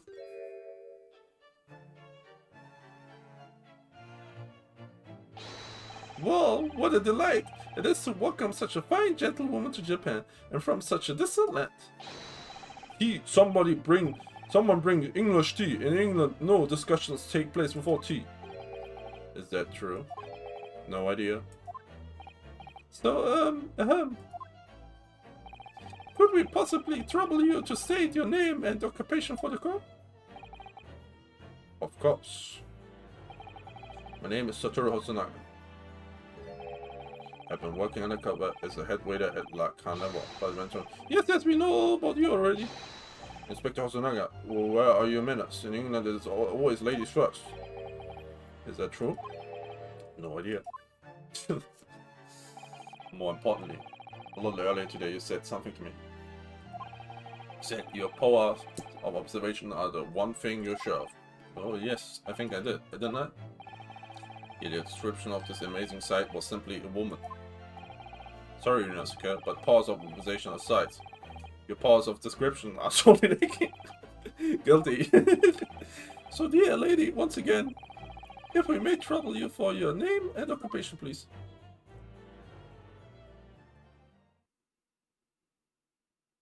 Oh, she has a mask.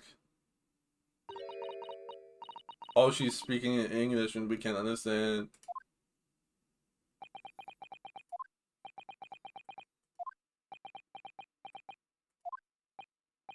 I'm terribly sorry, dear lady, but... What?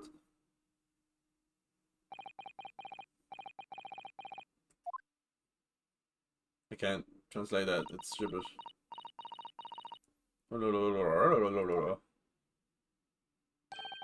The lady says her name is Giselle Brett. She comes from London, England.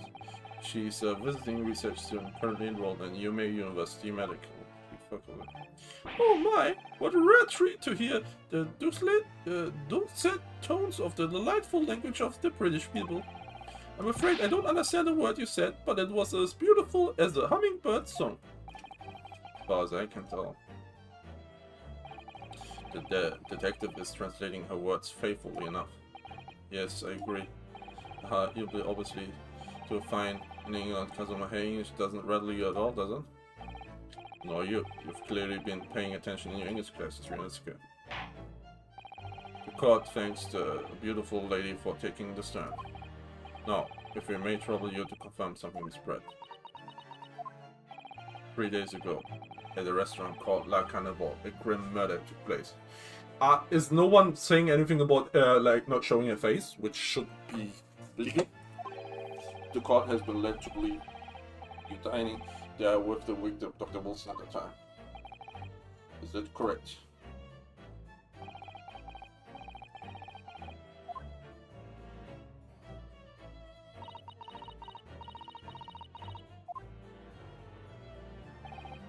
He says, yes. This could take some time. So even though she's studying here in Japan, she can't speak any Japanese.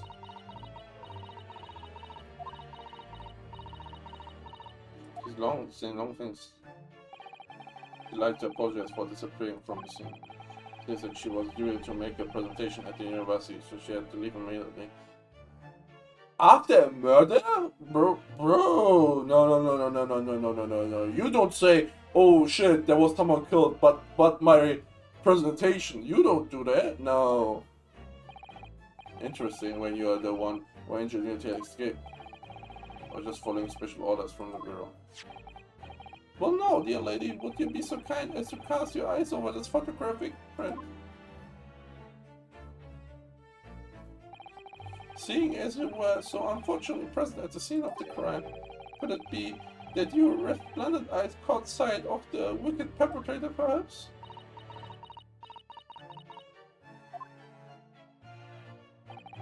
Apparently it was a very frightening and sorrowful sight. You mean to say? Yes, it would appear the lady did witness the crime. The very moment when the accused standing right there in this cartoon shot the victim in cold blood. Untrue? Factually untrue? What the hell is that? Does he have like a tail? Order in court. Did you hear that, Your Excellency? Here we have an absolutely conclusive witness statement. Well, it looks like it's clear now. Clear who our real enemy is. Unfortunately, I will have to ask you to formally testify, if you please. Kindly tell the court the exact nature of this frightening and sorrowful sight you described.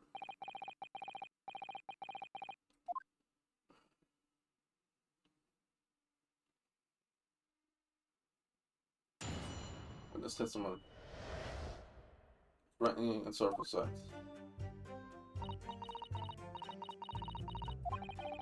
I had arranged to meet a fairly late luncheon with Dr. Wilson today.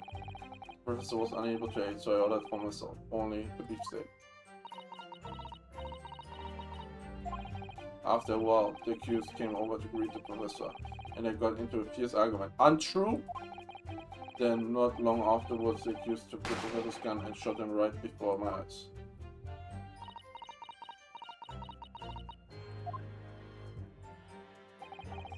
I don't carry a gun myself, so obviously I couldn't have been the culprit.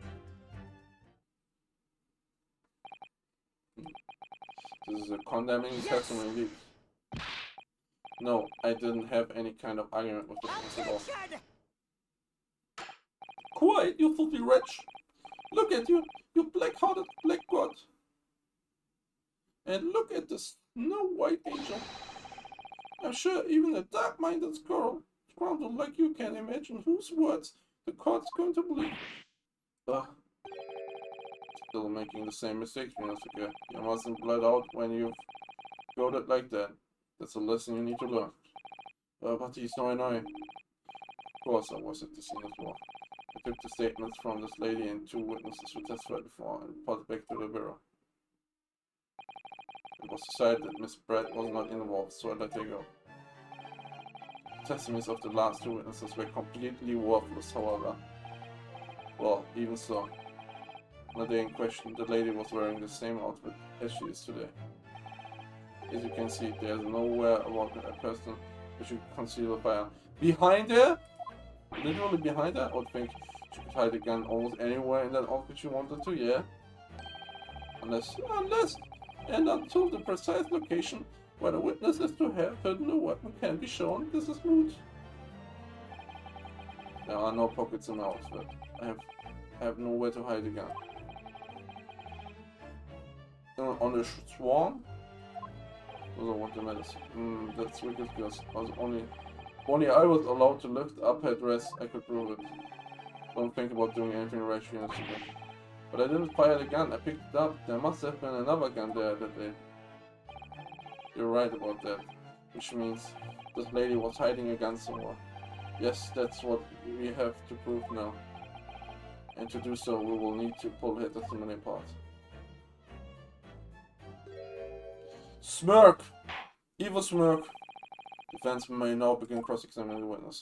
Oh, yes, Your Excellency.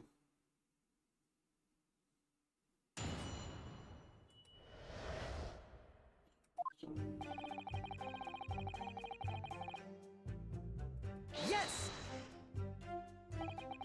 After 2 p.m. in fact. That's a really quite a late lunch, isn't it? Attention! You don't keep up with the latest fashions from Britain, do you? Late luncheons are en vogue, isn't that right? No. A decisive English no has quite a sting to it. gentlewoman is currently working in the victim's research laboratory, it seems. So it was apparently a daily occurrence that they would lunch together. And on the day in question, the victim had another appointment at the clinic first. Yes, which we can prove from the medical report card that was surrendered as evidence earlier. That's right. Miss Brett and the victim went to lunch following the victim's treatment, which is why it was delayed. Yes, that all makes perfect sense. Such wonderful logic. What a shining example of English intelligence this fine gentlewoman is. Bro, stop glazing! So you both arrived at the restaurant. What happened next? The professor was unable to eat, so he ordered for myself only beef steak. Yes! He was unable to eat, you say? And that was because he just had a tooth removed at the hot clinic, correct? That's right. You're supposed to actually check with the witness before answering. Was Miss Brett aware of this fact? It seems so, yes. She heard that the professor was to have some dental treatment. Watch her crash out when we find the truth and she's gonna talk Japanese. So that would mean that it was you to eat the steak pictured here. Is that right, Miss Brett? That's right, yes. The print you have there shows the table exactly as it was left after the horrifying events. Exactly as it was left. Dear me, what a horrible experience. We have traveled to a distant island on the far side of the world and be embroiled in such a tragic incident. Okay, by the way, we have proof that it's not true.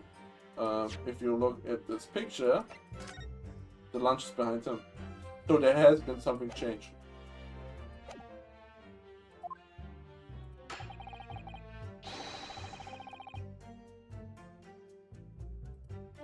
Have no fear, my dear lady. As well will crush the evil fiend that has subjugated you to this terrible plight. So the victim, Dr. Wilson, had nothing to eat or drink at all.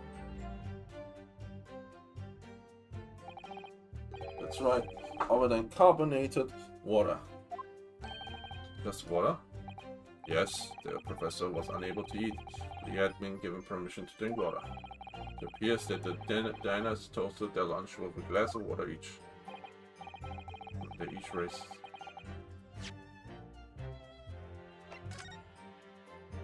Is that carbonated water? No! There's only one glass? What do you think, Jessica? What about the witness' last statement? It's very meaningful. Last statement of yours, Miss Brett, has a profound bearing to this case. Well, how fascinating. Do tell us, what is that profound bearing? Yes. The significance of the statement will become apparent when the time is right. The defense calls for the witness's last statement to be formally added to the testimony. Well, sidestep, counsel. Very well. Miss Brett, kindly repeat what you just said to edit it of his testimony. Gladly, she says. You danced. It was brilliant, Kazuma. I'm going to remember that one. Which one? The significance will be apparent when the time is right. You could really use that phrase. I hope there are some more useful tips you're picking up from this experience and that Rinosuke. I ordered a beef steak for myself, and the Prussian I said cheers over a glass of carbonated water. What statement is this? Yes! So both of you and the professor drank this carbonated water, did you? Yes. Being the waiter, I put the water glass to myself. I clearly remember doing so. Except you are actually a detective. And the beef steak. That was for you, Miss Brett. This lady says she heard it was not customary to eat beef here until Japan opened the stores to what? Yes, that's true. It's a frightful place, is the lady's opinion. But it's customary to eat sashimi in Great Britain now. That's frightful. Every country has its own cuisine. As long as people have food to eat, what does it matter what it is? True, come to think of it. The first time I tried carbonated water, it was much more shy than the first time I tried beef. But anyway, back to this witness statement. Somehow, I feel like there's something out of place in what she's saying. It is! In fact, there's only... Okay, I'm gonna show it before they like blatantly show it. There's only one glass. She said there's cheers, but where's the other glass? Right?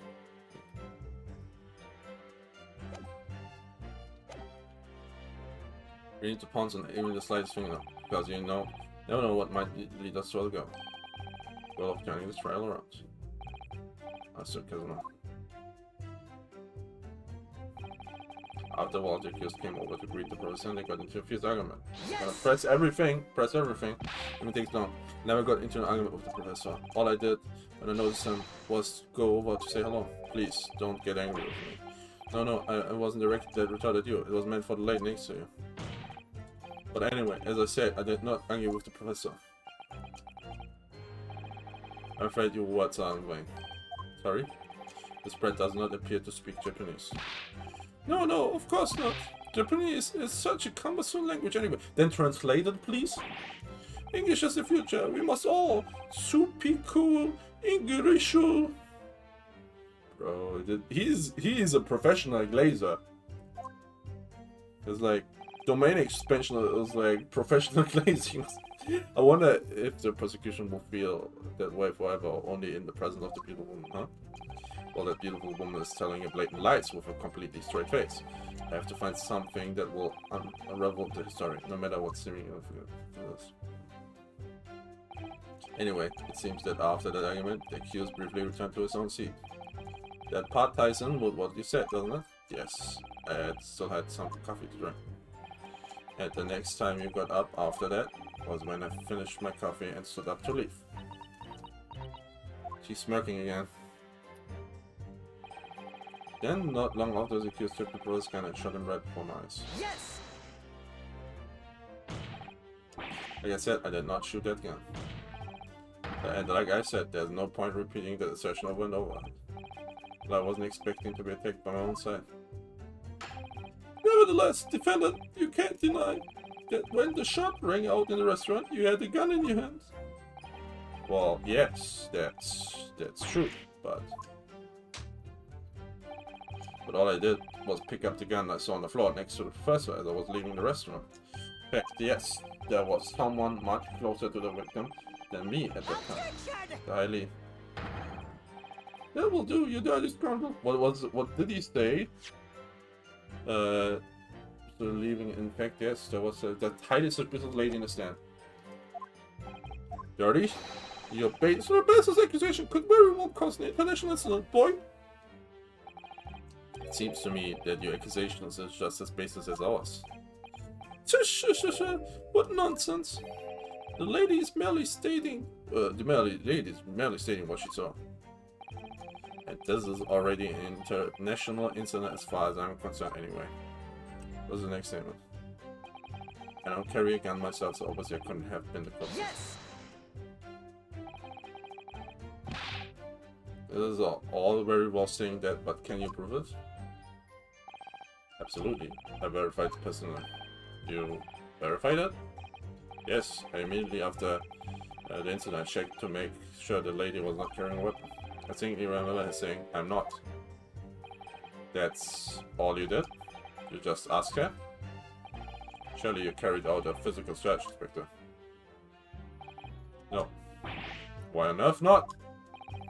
The honorable English gentlewoman clearly stated that she did not possess a weapon. And you believe that? We're saying we didn't do it either. And you don't believe us? There was obviously no need for any further probing in the matter. Or there was no permission given for any further probing into the matter, perhaps.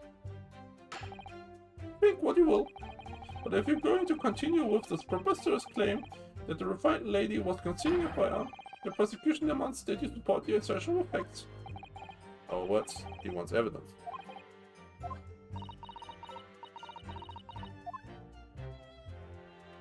The lady wishes to point out that of course she wanted to stay and assist with the investigation, but she was in a hurry to give a presentation at the university, so she was compelled to leave. Not to mention the fact that your office has told you to not to get the woman out of there. Not get her out of here. I just urged her to leave. I would like to point out that she in no way meant to run away from the scene of the crime. She kinda did, bro. Which is why she only is only too happy to cooperate and testify here in court today, of course. Unlike a certain student who refused to admit when the game is up. We got them. You could at least have the courtesy to pay attention when I'm goading you. No. She's maintaining that you got into an argument with the boss. We have it. Yeah. I'm gonna skip these because we know it's still here. Yeah, no, there's nothing compelling about that. She's angry. Yeah, no, she's a liar. Don't worry. Yeah. Let me. Address exactly the way. Yeah. Okay. Well, anyway, this is our only chance to expose at this minute. Yep. Can't do that. Trial's over. Even you, with your thick skin, must be able to feel the murderous look getting from around the room.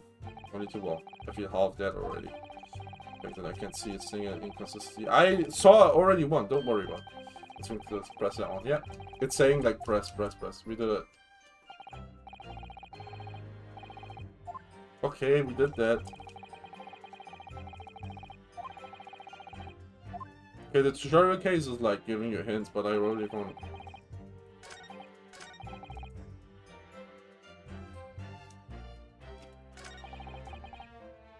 Cheers, over.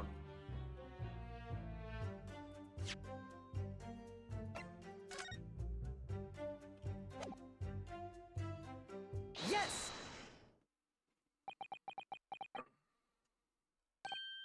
That's it? Let me just confirm something, please. It's to do with the photographic print. Just a short while ago, you spoke of this print showing the victim's table at the crime scene. That it was exactly as it was left. Not. You guys put yourselves there. That's correct, the lady says.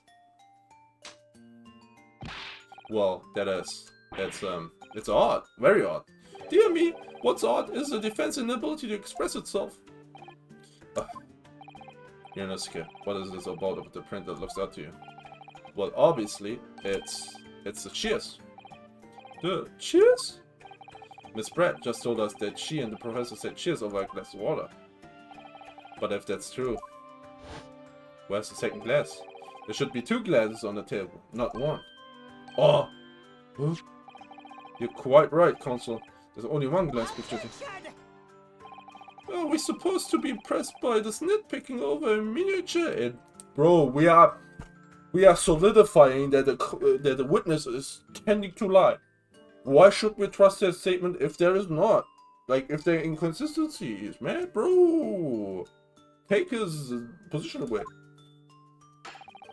What possible difference does the presence or absence of a glass make to the case? Miniature, you say? Could it be that the detective here removed the glass from the table to conceal the lady's presence? Of course not. I'd never do something so reckless. But there should have been 2 glasses on the table.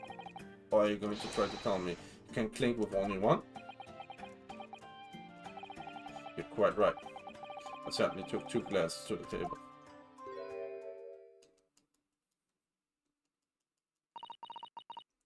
Okay. Inspector, what did the lady say? Would seem that it was Miss Pratt who took the glass from the table. What? It was also terrifying, everything that happened. I panicked and I thought I should try to hide the fact that I'd been here at all saying that. But gracious.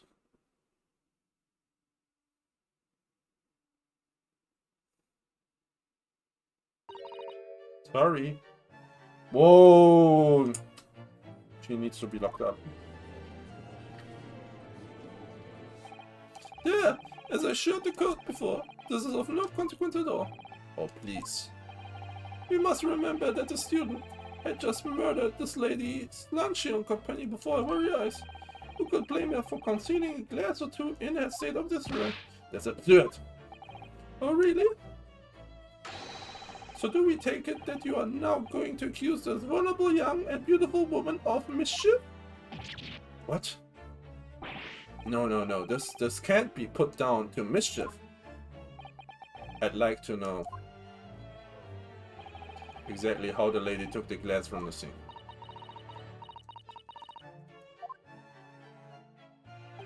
It would seem that she slipped it into a small handbag she was carrying. Where a gun could be! Handbag, you say? Yes, Your Excellency. A small handheld pouch commonly carried by well-to-do women in England. So, the beautiful lady has very graciously explained how and why she removed the glass from the scene now. However, the fact remains that this glass has absolutely no bearing on the case. The student has been trying to confuse the court with logical reasoning, but in the end it comes to nothing. Bro, the handbag can have the gun. No more pretentious excuses. You have wasted enough time already. Indeed, the lady has offered a satisfactory explanation to why she has removed the glass. I think henceforth we can consider the matter to have no bearing to the case. Counsel for the defense, are you in agreement? Well, I don't know really. If you really want to pursue this matter further, you're going to need to show that it has some deeper significance. Yes, you're right. So she took the glass away in the handbag. There is... The handbag! The handbag! Wait, the lady put the glass in the handbag, you say? Yes, do try to keep up. It's already been explained to the court that all English gentlemen carry handbags for small items. Let me see. A little while ago, Miss Barrett stated the following. There are no pockets in my outfit. I have nowhere to hide a gun. Gotcha! But what she forgot to mention was a handbag, in which it would perfectly be possible to conceal a gun. You're right. Well done, partner. I had a feeling you'd pick up on that too. What are you insinuating, you wild background? My God. It's really very simple. The gunshot was heard when the defender picked up the gun from the restaurant floor. He didn't fire that gun. We can deduce there must have been an outfire on this. The true murderer weapon, if you will. Hope you're having a good one, the detective.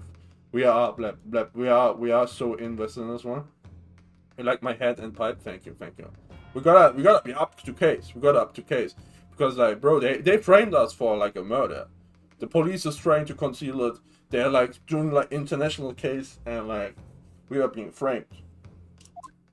How are you doing? I hope you're having a wonderful day too, Blood. You can't seriously be suggesting. Inspector Hosonaga. Yes. Did you or did you not search Miss Giselle Brett's handbag on the day of the murder? No, sir. I did not. As I thought. In other words, another gun, the one that was actually used to kill the professor, could have been hidden in Miss Brett's handbag. Pretty lady, but like really mischievous, and she's trying to frame us for murder. Oh, no! She's a femme fatale, if you will believe. Order! What's the meaning of this, Inspector? The meaning of what, Prosecutor Oichi? Why on earth did you not have the lady open her handbag and show you the contents at the time? Thanks to your bungling incompetence, now she has to endure these uncomfortable accusations. She's innocent, she's pretty. Blab, that would mean I am guilty. Do you want me to go to prison? Brilliant work, partner. Now we have a chance to expose the real woman behind the mask. Too bad. Do you think so, Kazuma? We're gonna get you. Oh, bro's coughing again. Well, what a sorry situation. I feel like his conscience is a go coughing. Clearly, you have no faith in the police. Huh? As I said, I did not search the lady's handbag after the shooting, simply because it was unnecessary. Why? Unnecessary? In what way? I ought to thank the student lawyer, really. I have a piece of evidence here that I had completely forgotten about. this photographic print.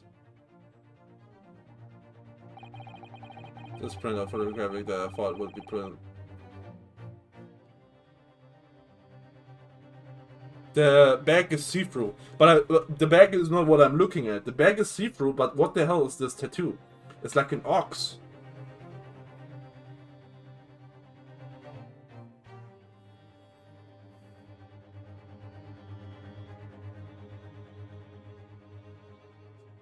This would be prudent to take immediately after the shooting. As you can see, it clearly shows Miss Barrett's handbag. Well, I never. You can see right through to what's inside. But what about the other side? That's right. Apparently, meshwork bags like these are the height of fashion in London at the moment. So these contents are clearly visible. Exactly. So there was no need to search a lady's handbag. If there had been a gun inside, it would have been immediately obvious. Open the evidence. Show me. Oh no, I don't have it. As you can see, there's nothing to imply Miss Brett's guilt here. Thank you for helping to prove that Naruhodo-san. What?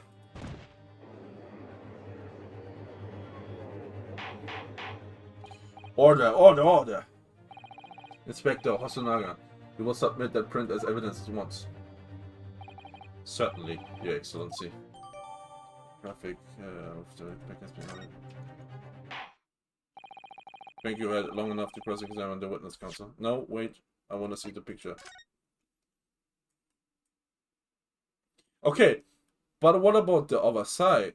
Is that the other side? Are we seeing the other side? Is it really like through? Or is that like one side and there's another side and we can't see the other side? What the hell is this? This like ox symbol. That's two. Huh? Huh? What if it wasn't a gun and it was like the glass was the weapon? What if it was poison? Think you had enough? Yeah. Bro, we gotta look in. The court has now been shown considerable evidence. As a photographic print just submitted into the court record appears to have no further significance. I am satisfied that there is no longer any room for doubt in this matter. I must make my ruling. Indeed, and there's only one logical conclusion. That the pathetic rookie slumped over the bench before us is the only possible perpetrator of this crime. Rise up, bro. We gotta defend also. No. Just when I thought I was beginning to turn things around. I'm in a worse situation than I was at the start. Kazuma. Kazuma? Sorry, Ryunosuke. Now that the cross-examination of the witness is over, there's no way to force the trial to continue. What? You mean this is it? I must say you put up quite a fight for a rookie student, but the weak I met, while the strong eat. You were wasting your time. There's no way to defeat true justice. The fact you can chew on to your heart's content from the inside of your soul. This can't be happening. Am I really going to be found guilty of a crime that I didn't commit? And Kazuma, his dream of going to study in Great Britain will slip through his fingers. Kazuma, what? Is there really no chance for her now of turning this right around? You heard the judge. There's nothing about that last photograph the detective produced that we can contest, which means there's no basis on which we can argue for the trial to continue. There is the ox thing. Very well, I will now proceed immediately to the room. It seems we'll be able to report to the British government on time after all. That's smart little. Ryunosuke Naruhodo, having considered all of the evidence placed before me. Here I find you. There's something. Wait, Your Excellency. We are locking in! Ryunosuke? I don't think you can rule on this case yet. This amateurishness is getting tedious. When His Excellency deems the trial is over, he gives his ruling. That is the most basic protocol of the courtroom. Your Excellency, just a moment ago you said this. As the photograph print just submitted appears to have no further significance, there is no longer any room for doubt in this matter, and I must make my ruling. Now that means that if there was a problem with evidence, some significant detail, I mean, then ruling on the case of this time would be out of question. There's this blatant draw clutching. Look at this photographic print. All it shows is the handbag the gentlewoman was carrying on the day in question. There can be no problem with this evidence. You'd better know what you're doing, Ryunosuke. Understand your objection, Consul. Certainly, the new evidence submitted by the detective has not undergone the court's scrutiny. However, I fail to see what weekly new information is sent back. Huh, my thoughts exactly. Really, the prosecution is becoming tired of this rookie's desperate reasons. Yes, I am desperate, but this isn't Louise. There's something about this photograph which just doesn't seem right. If I only put my finger on it. Very well, I will grant the defense one final opportunity. Is it the ox thing? I think it's the ox thing. Is it the glass that is like poisoned? I don't know. Like, I feel like it's the ox thing. But be warned that if I'm unsatisfied by your response here, the trial will be over with immediate effect. Do I make myself clear? Yes, Your Excellency. So take another look at the photograph print, Inspector Hosonaga submitted before. We identify the court where this print singular detail to have included. The ox, right? Oof.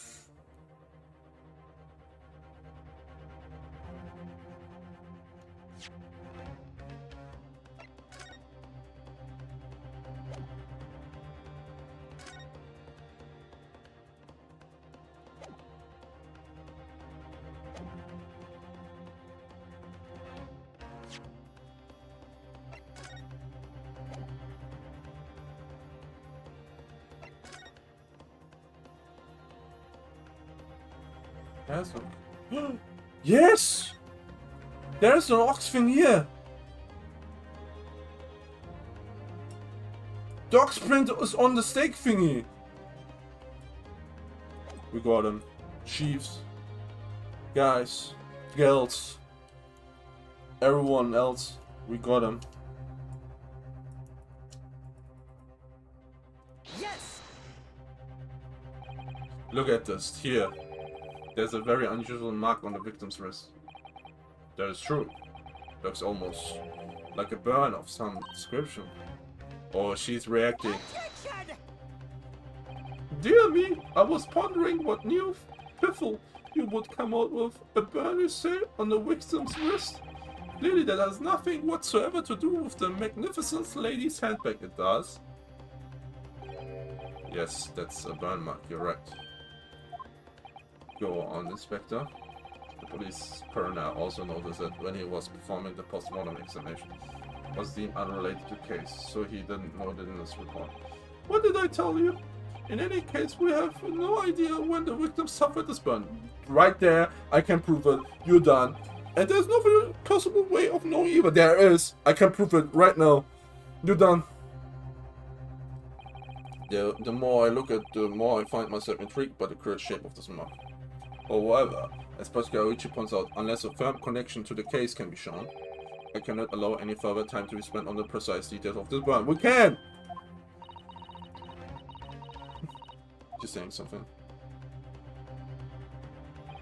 Excuse me, Your Excellency. It would seem Miss Brett has a lunch appointment with the Dean and other university staff. Nah. The only way you're going is into a cell. We got your ass. She would like to know if she may be excused from the stand now.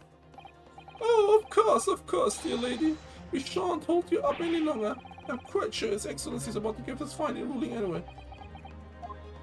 What's your thinking on this, Ryunosuke? Do you believe this man does have anything to do with the case? To be honest, I'm not sure. I am! But if I don't keep pushing, then it's all over. So I was thinking I should keep digging and digging, in the hope that I might uncover something useful. Yes, you're right. I am. If we can just link that burn to the case. If we can do that, we might be able to prise the shutting door back open again. Just give up, Council! You can't possibly hope to do that! We can, and we will! Indeed, I'm afraid that without evidence, I cannot allow you to pursue what is little more than conjecture. But if we had evidence that irrefutable link the burn on the victim's wrist to the case, then you would allow it? I would, yes. To tell the truth, I hadn't noticed that burn, but as soon as you pointed it out, what I did notice was the color draining from Miss Brett's face. Really? I have to find some link between that burn and the case. Let's go! This is the moment of truth. Time to find some evidence proves it. Yeah, I know what it is! So then, the defense will now present the evidence to the court. Evidence that demonstrates any connection between the victim's burn and this trial.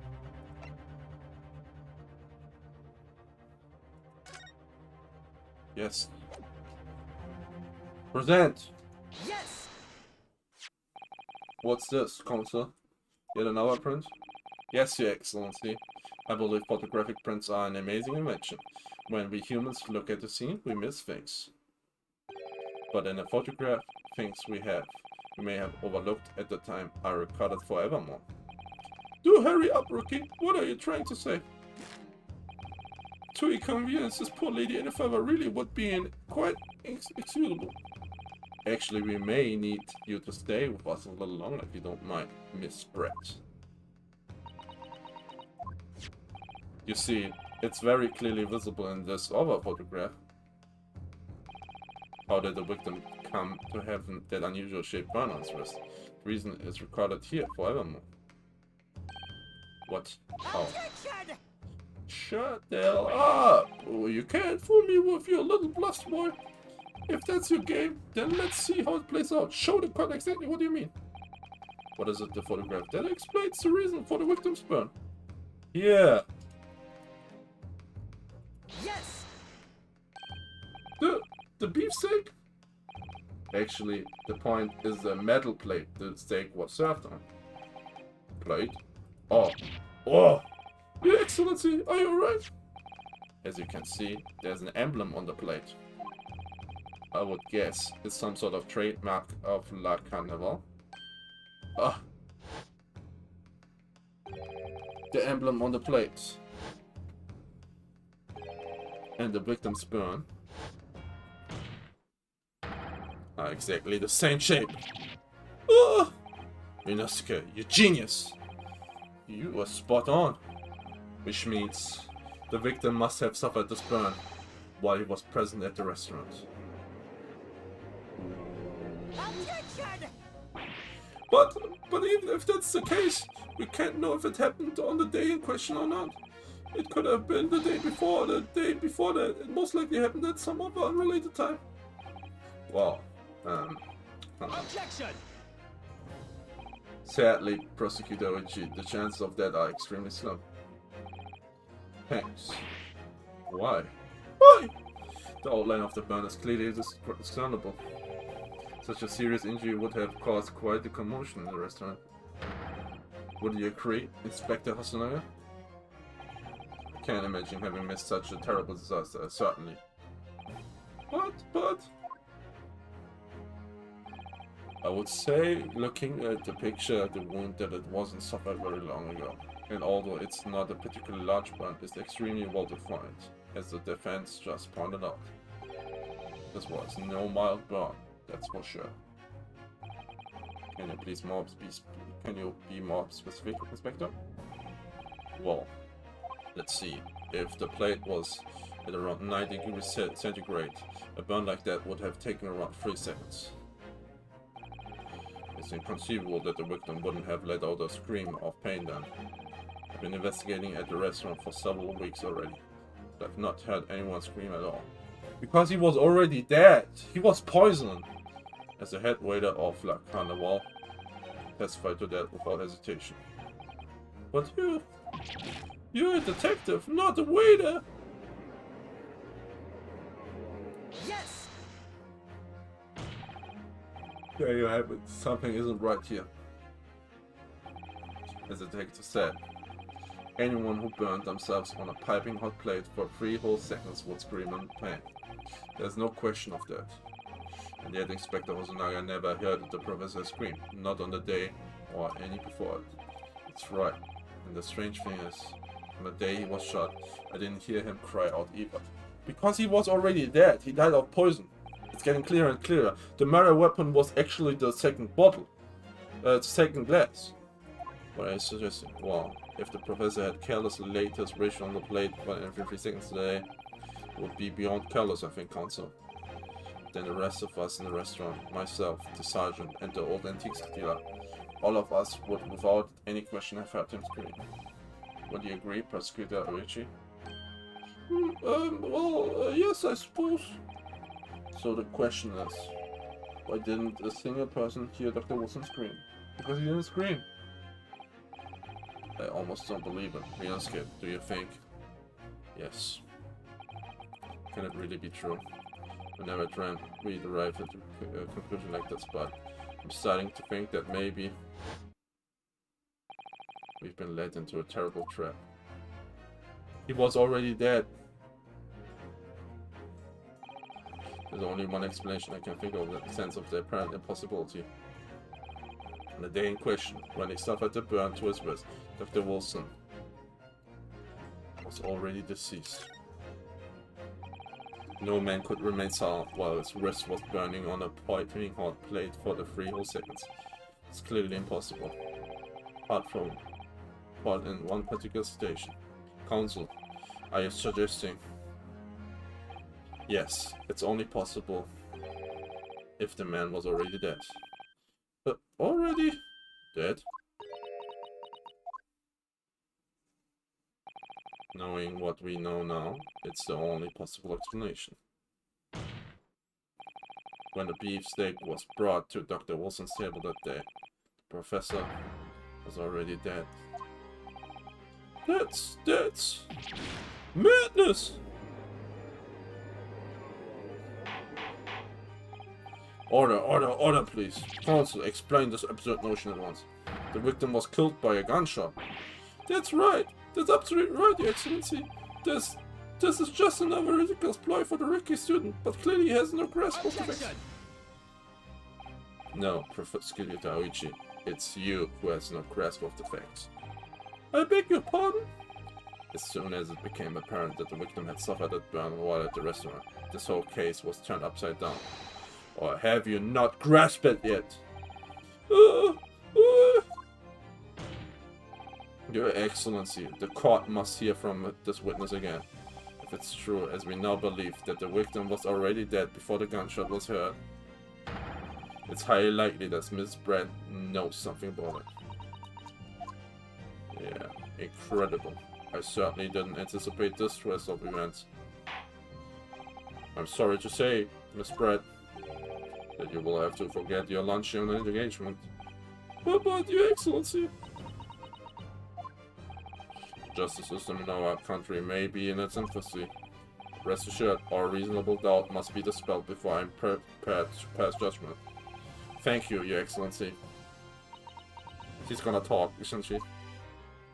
She's gonna talk in Japanese. She's smiling again. What was that smile? Yes, of course. I mean, I'd be delighted to help. She can speak Japanese, especially if it helps relations between my country and yours. Miss Brett? You speak Japanese? Bro, she's studying here, of course she can. Well, of course I do. I'm studying in your country after all. But then, why have you been speaking through an interpreter until now? My mother tongue, the Queen's English, is the most refined and elegant language in the world. As a gentlewoman, I try to avoid speaking in your vulgar tones as much as possible. Look up! Look up, she's racist. Look up! I don't know if Bleb is still here. Bleb, are you defending a racist? Are you saying this racist woman is innocent?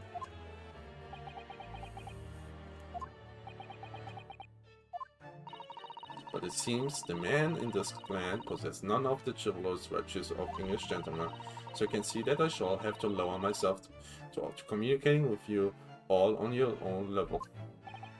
Oh, well, you're the epitome of a true English gentleman. Stop glazing, bro.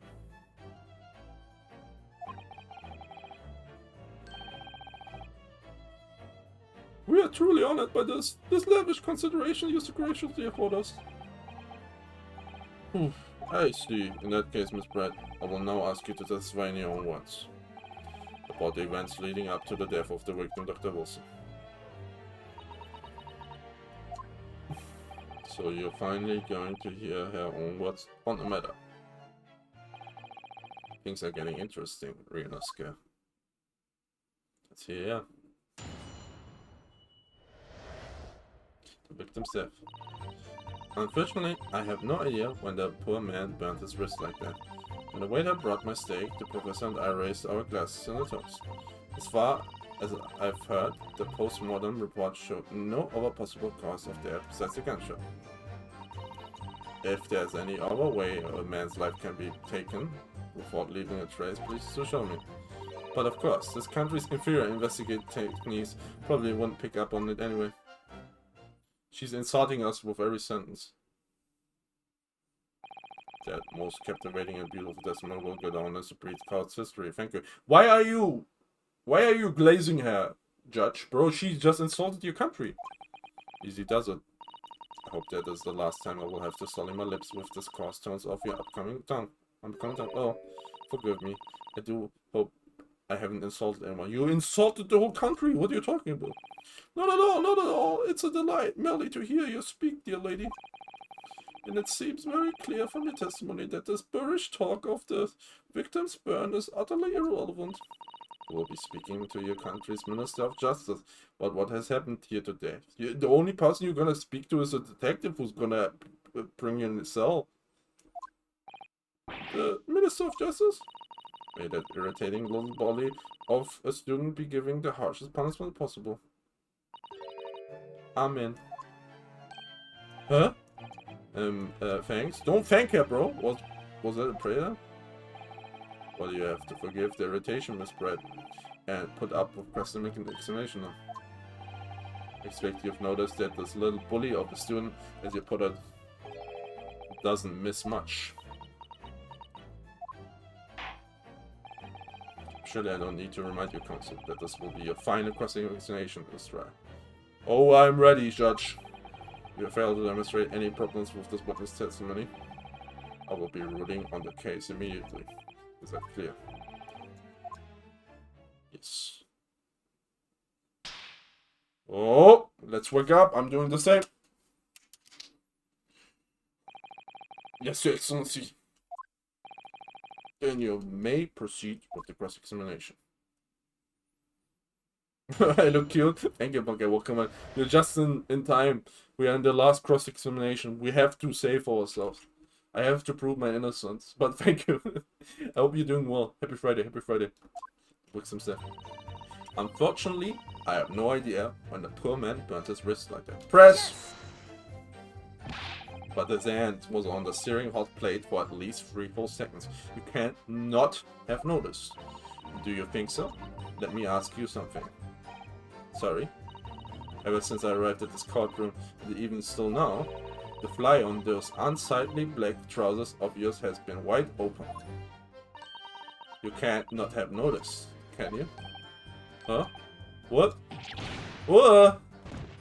Oh, fly has been on. What fun. You hadn't realized. The dear lady is absolutely right. As your friend, you've embarrassed me as well as yourself, Ryunosuke. Why didn't you tell me? Dr. Wilson was a true English gentleman. He chose honorable silence over a vulgar scream. Can your tiny brains imagine such a thing? Oh yes, I think my tiny brain can. This guy is a professional glazer. Yes! Well, I can't. Anyway. When the waiter brought my steak to fruition, I raised our glass in a toast. Yes! As you testified before, you were drinking carbonated water, is that right? Dr. Wilson was only permitted to drink water at that time, if you remember, which explains why he ordered that drink, correct, waiter? Exactly as you say, sir. Although, whether or not the professor actually drank any of the water when I delivered the steak to the table, I'm afraid I don't remember that. Damn you. If we have enough English to understand that, at least for the benefit of those in the court, it means bless you. Doesn't? I think it means the exact opposite. Anyway. As far as I heard, the post-mortem report showed no other possible cause of death besides the cancer. Yes! Yes, it's written here in the paperwork. Fatal hemorrhage from the ballistic trauma. Yes. Luckily for all of us, a little burn on the wrist isn't going to kill us. It's not the burn. And as there were no other signs of trauma on the victim's body to indicate some other cause of death, it can only have been the bullet from your gun that put an end to this innocent man's life. But it doesn't make sense. The burn must have happened straight away when the plate was first brought to the table by the waiter. Yes, that's true. If it had cooled even slightly, it wouldn't have been able to make a burn like that. And if the victim burnt his wrist on the hot plate as soon as it was brought out from the kitchen, then he must already have been dead at that time. Objection! And yet, that fact is that the victim was killed by a gunshot to the chest. Until you're able to show the court evidence to disprove that, this is a complete waste of time. I concur. Prosecutor Oichi is right. Ugh.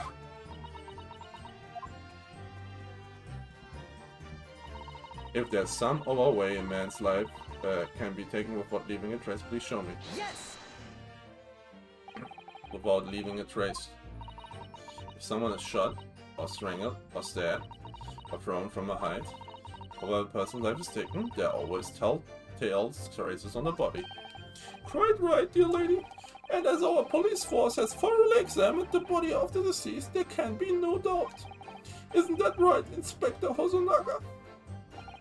As I've said, I always aim for a flawless investigation. There would be physical traces with all this case of death, that's true. But maybe there's some other way to killing if someone doesn't leave with my... Poison, bro! I've been telling you since the beginning, poison! If heaven forbid you doubt me, young man, you're going to have to tell everyone how exactly you think this person did lose his life. Otherwise, I'm afraid the argument falls rather flat, doesn't it? Oh no, perish the thought, calling such a sweet young lady's innocent under question. Oh my honor! Hakushoichi will cut down any who dares to cast such aspirations. You have no honor, bro. That train left the station. Way of killing someone at least. We need some evidence. So, yes, evidence. And the last thing.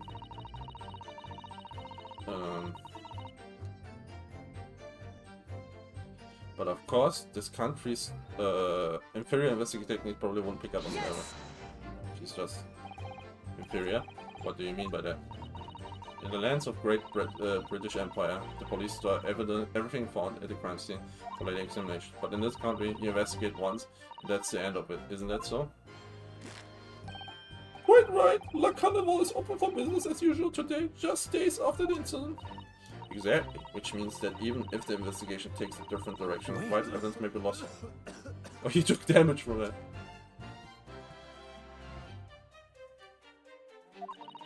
Doesn't even concur to you. Wait, sorry, I have to go.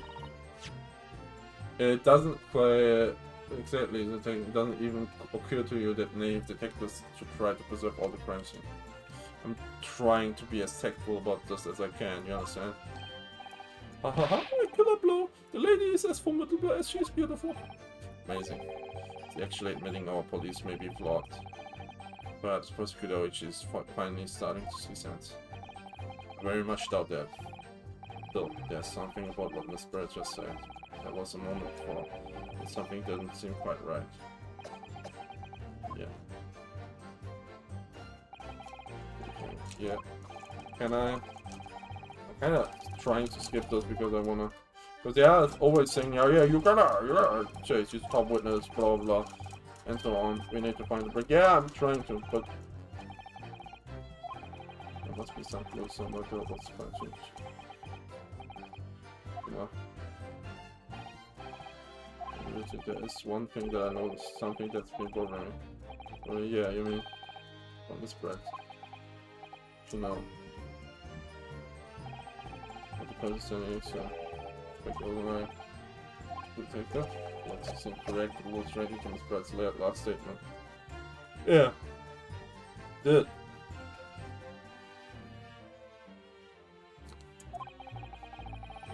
Wondering if it might be significant. Wondering if it might be significant, it might be present an opening, maybe. Alright, I have no idea. Try pressing here.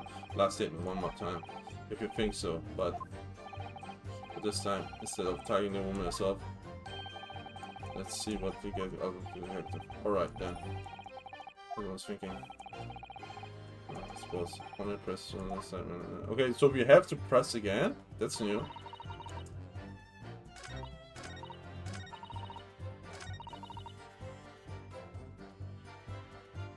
Yes! Yeah.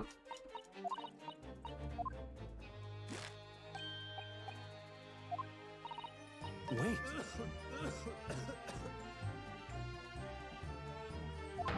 Yes, there it is again. The detective's direction is just the same as before. Why?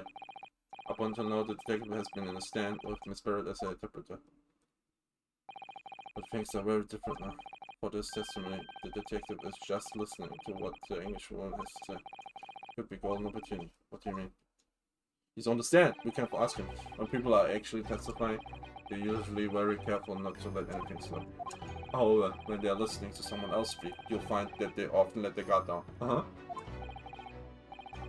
Right, look at him. He's lost in his own thoughts. It's time to pursue the man and his train of thought. Sorry, pursue? I explained how to do it now. It's all to do with the witness marker. What marker? At this moment, we're focused on Miss Brett, who's the person actually making the current statement. Or we can switch, but by moving the marker left and right with A and D, you can turn your attention to the other person instead. While you're looking at the other witness, be able to pursue them with space. You can catch the person at just for a moment. You might uncover some new information. Pursue. If you ever notice a stranger fear amongst the people in the stand, take a good look around. Alright then, so first I should move the marker with A and D, okay. Then pursue them with space. Okay, here we go.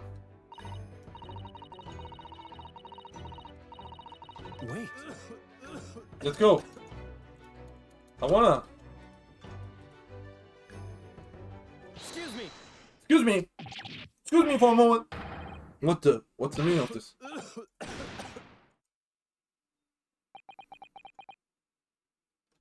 I'm so sorry, I didn't mean to shock you. It really was not simple as well. Deeply. It looked like you were thinking something just now, Inspector. Perhaps having heard what the lady next to you had to say.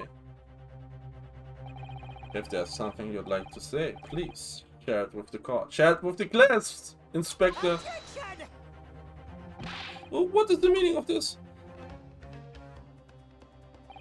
It's a delightful English woman who's testifying at the moment. If you can't find fault with her testimony, then the cross-examination should be over immediately. Oh, is that how it works? Absolutely not. Huh? The detective is in the stand, which makes him a valid witness. Yes, not to mention the fact that he's intimately involved in the case. Inspector Hosonaga. Yes. Do you have something to add in relation to the statement just made by Miss Pratt? Oh, be honest. Well, yes, if you don't mind. I would like to speak. Oh, are you shaking, Miss Brett? Lady's right, our country's police practices are not as modern as those used in Great Britain, which is why I, Satoru Sonaya, always strive to make every investigation modern and flawless. What do you really mean by that? Tell you what I meant. I won't have evidence lacking on my watch. I'm not afraid to take everything I can from the scene of crime. It's preserving evidence, you see. I don't care if they call me a crime scene thief. I'm not ashamed of what I've done. Crime scene thief? Well, looks like the lady's remarks touched a nerve there. Take this for example. Oh, the poisoned bottle, huh? Is that? This is the bottle of carbonated water that I took from the victim's body in question. Yes, it lost all of his, having been opened 3 days ago. But it was carbonated water. I don't care what anyone says. Yes, there's some left in the bottle. I can see it. One day our police force will be among the best in the world. The time is coming, I guarantee it.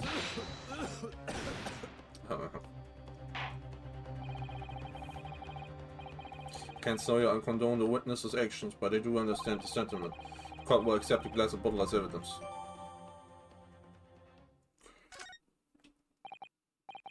It's spread. Let me look at the bottle.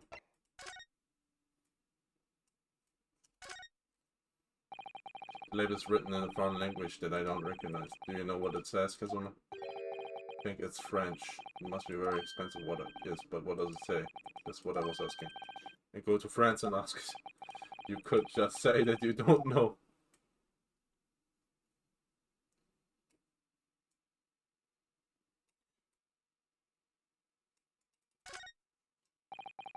Can't find anything other place. Do you see anything? It's only the label, right?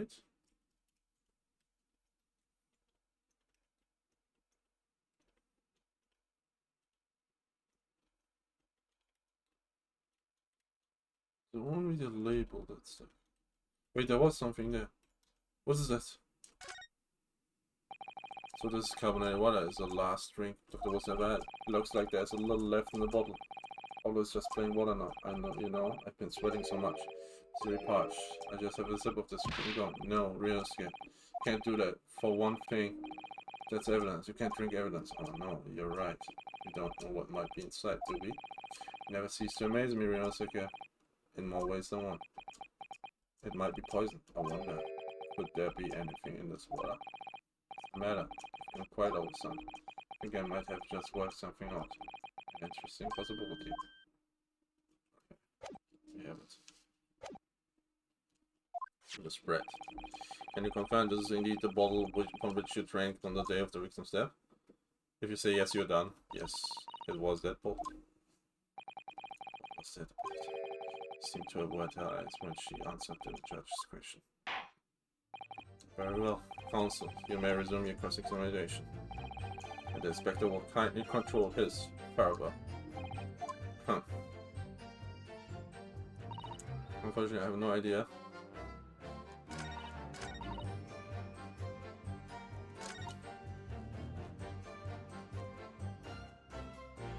I'm gonna present one.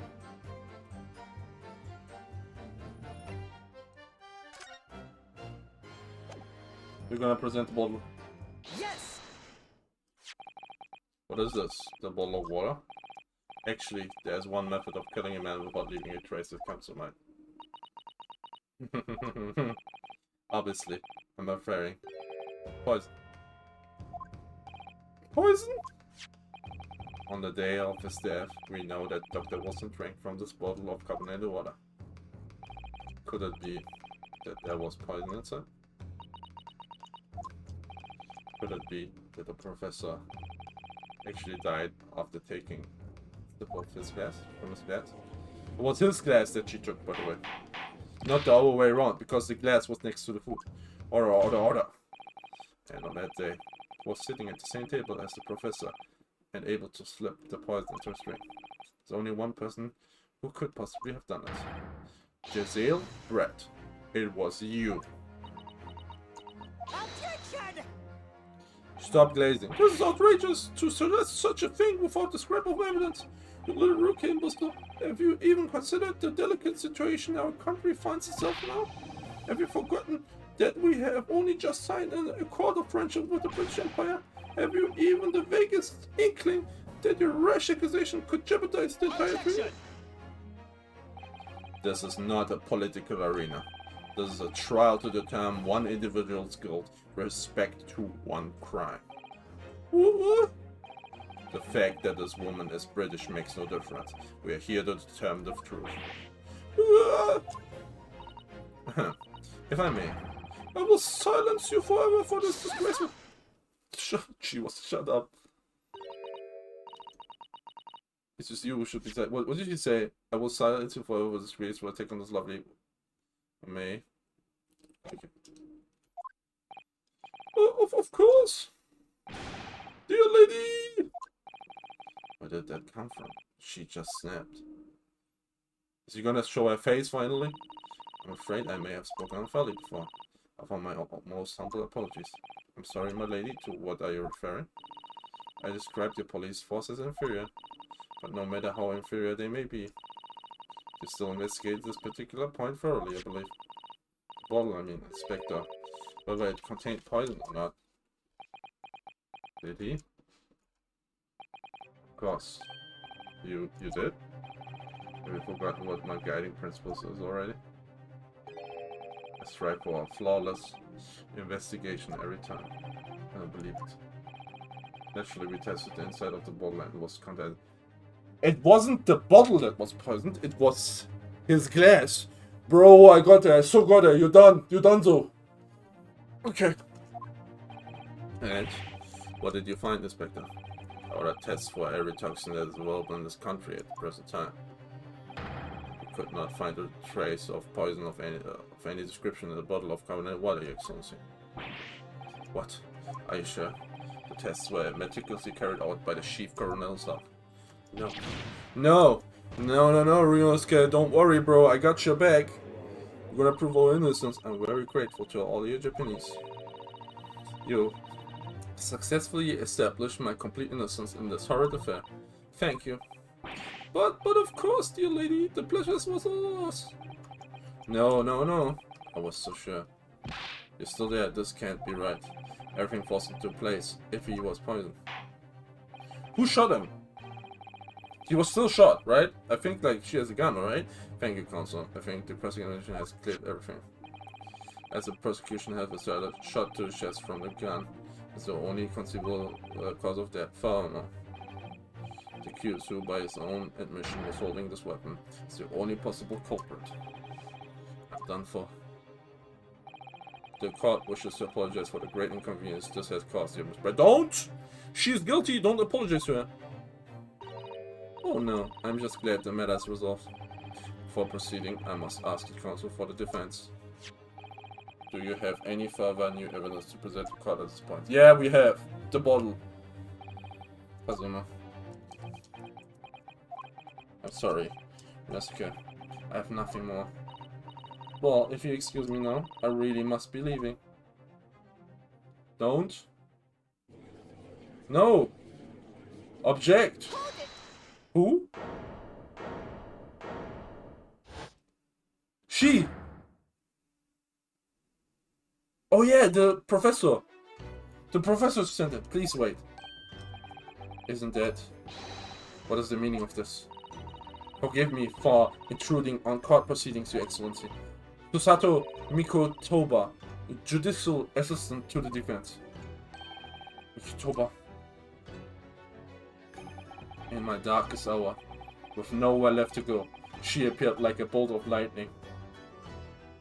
She's not a damsel in distress, she is... We are the damsel in distress, she's the hero.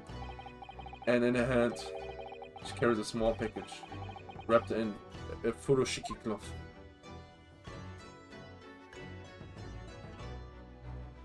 To be continued? What do you mean to be continued? No. I want to see the end of this.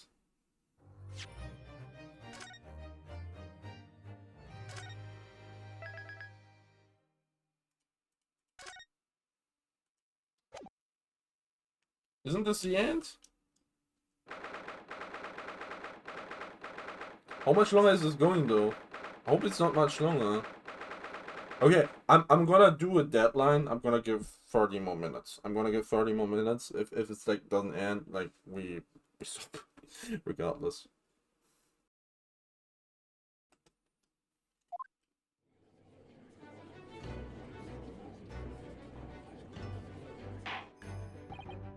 Well, I understand you are the judicial assistant to the defense, but why is a sudden ingress into my courtroom?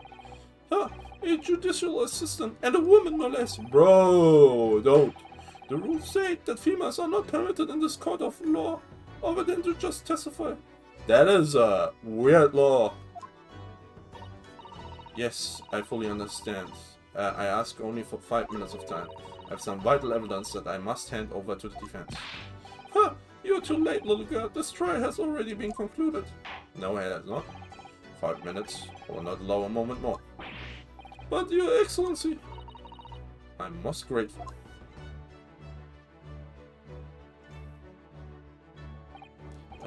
Who exactly are you? I'm sorry, there's no time. Please simply accept this for now. What is this? A report about something? Written in English? Giselle Brett's research. The English ones? After the trial resumed earlier, I hurried back to the university. I went to Dr. Wilson's laboratory in the medical facility and borrowed this paper. Yes, that's right. Miss Brett was studying under the professor, wasn't she? So, this research, whatever it is, has something to do with the case? I'm afraid I don't know. I haven't been able to listen to the proceedings of the trial myself. Oh no, of course not. Special characteristics of Courier and its effect on human subjects. Interesting. Courier? What's that? I mean, I've heard that word before. Isn't that the coin from earlier? Time's up. The prosecution demands the immediate removal of this female trespasser from the courtroom. There was too little time for me to read in detail, but I've summarized what I could on a note just inside the cover. If you think it could be valuable, please cast your eyes on that. This is wonderful, thank you. This report has been entered the court records. Goodbye then, and good luck. Let's read it. Poison made from the bark of certain trees in the jungle of Savannah. The hunters of the region have used it since ancient times to conserve their prey. Affects instantly paralysis of the entire body and subsequent death in or even in minute doses. Route of entry. The above mentioned effects occur when the poison enters the body through a wound, such as the inflicted by a blowpipe dart. Practitioner due to its ability to render the human body paralytic, it's believed that the toxin could have application as an anesthetic. However, a solution for the rest caused as full body paralysis must be found first. Die suffocation. Okay. That doesn't help us really, right? Goodbye and good luck then. You have had long enough, Counsel. We cannot detain our English guests any longer. Ask the prosecution and defense now one last time. Does either side have any further evidence to present to court? I presume not. But the prosecution has made its case convincingly enough already. Nothing more to add, Your Excellency. Yes, kid. We are out of options. Really is our last chance. Yes, I know. Your Excellency, the defense does have new evidence. That look. The unyielding stare of a true Japanese warrior. Well, Miss Brett. Yes, Your Excellency. If you wouldn't mind, perhaps you could grace us with your presence a little longer. It's a delightful invitation, but I'm afraid it's not so very long until tea time. I'll have to politely decline. Forgive me, Miss Brett. It seems I wasn't clear. I realize it was phrased as a question. However, I must ask you to treat that as an order. W Judge! W Judge! I've said it many times before, but the Japanese language makes no sense. My apologies, dear lady. So, Counsel, what is the new evidence that demands the court's attention? We're gonna present the report, right? The report. So, okay, so what I'm thinking is, okay, so, this is her report. A poison made from the bark of certain trees in jungles of South Africa, right? South America. The hunters of the region use it since ancient times and capacitated trade. Effects instantly paralyzes the entire body of subject even in minutes. Route of entry, the above mentioned occurs when the poison enters the body through wounds such as inflicted by a blow, but it has to enter the body. That's the only important point. Due to its ability to render the human body paralytic, it is believed that the toxin could have applications as an anesthetic. Oh, so the whatchamacallit? Oh! His teeth! He did have a wound. His teeth. Finally done with work. Welcome in, Kia. Welcome in. We are in the late phases of this case. It's going crazy. It's going crazy. There was like a police cover-up, a political situation between Britain and Japan, and now we are kind of trying to prove that there's like English lady that was at the crime scene poisoned the guy, but yeah. Okay, we're presenting the book. Yes. Miss Jezil Brett, we understand you were studying under Dr. Wilson at Yuma University doing research. Oh, so it was poison? Yeah, we think it was poison by sheer consent. So, okay, so I'm short sharing because like this case is going on for now. We see only one glass, but she said, oh, we were cleaning. So we figured out that was not the doctor eating that. The doctor actually had his teeth removed. He couldn't eat anything. He could only drink water. So this was Dr. Giselle Brett, the lady who was eating with him, thing. But we noticed she said, oh yeah, we clanked glasses, right? But there's only one glass left. So we said, oh yeah, what happened to our glass? And she said, yeah, I took it with me in my handbag. And we were like, okay, then in your handbag could have been a gun.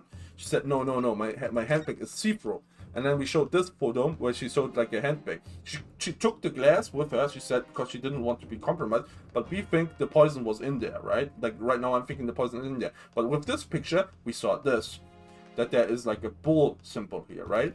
And then we noticed, like, for me, I noticed that the bull symbol is also on this plate.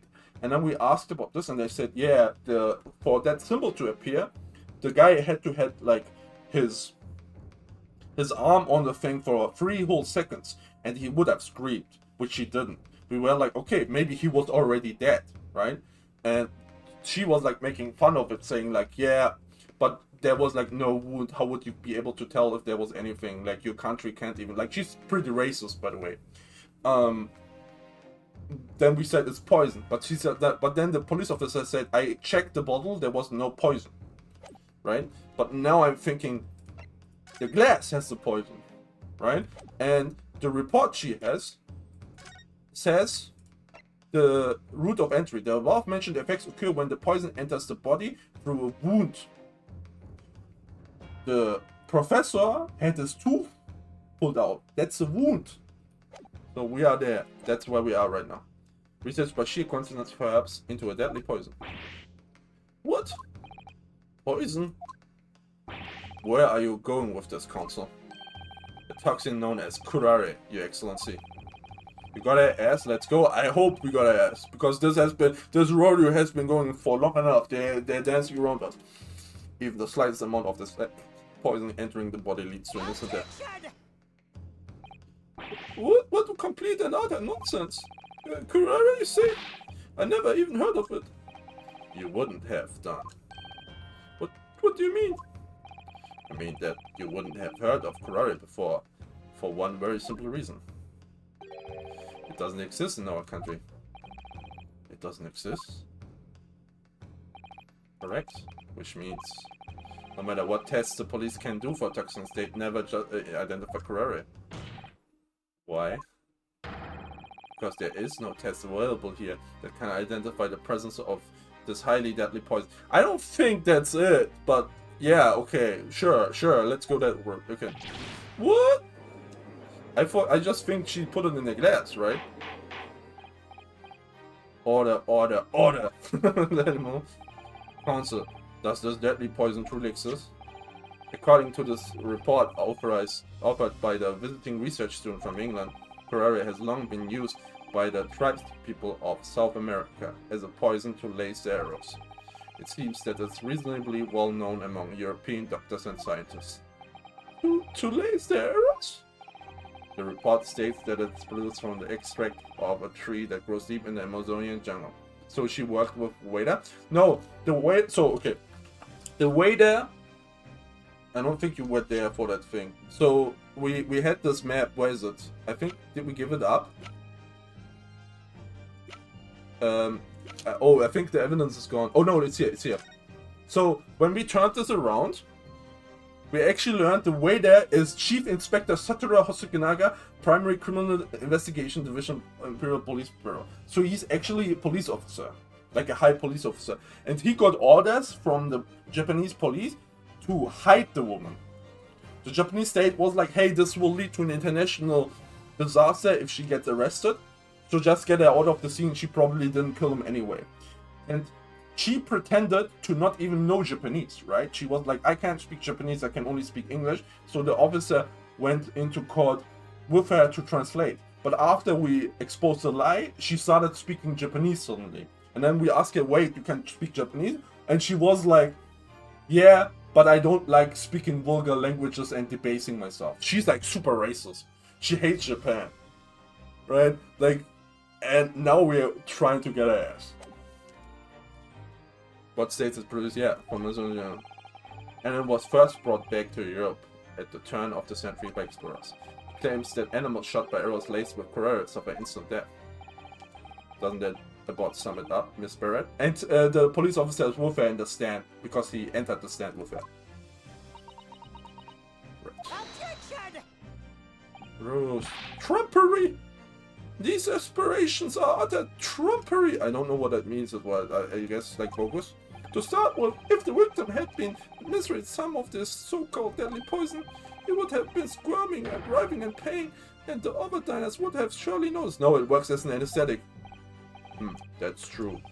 What do you say to that, Inspector? No? Obviously, I would have noticed a disturbance like that. I don't remember anything like that either. I don't notice the professor being in any kind of pain. Oh, he was anesthetic! Anesthetic, yeah, it was anesthetic. It's the other way around. According to this, however, it's the other way around. What do you mean, the other way around? The very fact that the victims didn't show any visible signs of distress is evidence that Corella was used. Explain yourself, Counsel. The moment this toxin enters a person's system, it causes instant paralysis. In other words, afflicted victims lose all strength and are completely unable to move. Even if they were in total agony, there would be no visible signs of pain at all. How terrible. Obviously, if a man lost all strength in his muscle, he'd collapse on the floor. But with a chair under him for support, as Dr. Wilson did, the effects could go largely unnoticed. But I don't follow Kazuma. That's just paralysis. I thought the poison caused instant death. The full explanation is extremely unpleasant. The poison causes immediate paralysis, as I said, leaving the victim unable to move. But after a short time, the paralysis is so severe it causes the muscles that control respiration to fail. Respiration? In other words, the actual cause of death is suffocation. Bro, that's brutal. And all the while, the victim is conscious and aware, just unable to move. That's hideous! To the observer, it would look almost like the victim was slipping peacefully into an endless sleep. But for the victim himself, his final moments would be a living hell. Man, we gotta get her ass! We gotta get her ass to prison! That is the true nature of this deadly Corella poison. Ooh. That brought silence in the court. And you're suggesting that this bottle also actually contains this terrifying poison? Objection! This is all very convenient, isn't it? Hitherto unknown poison for which there is no means of testing. What a happy tale for the defense. Rowan jail accept. That's what I'm saying. Yeah. If I may, all these facts. You think you're so clever, but you must be taught some bit. Jesus. It is you who must be taught. Of course. Dear lady, he is simping, glazing all day long.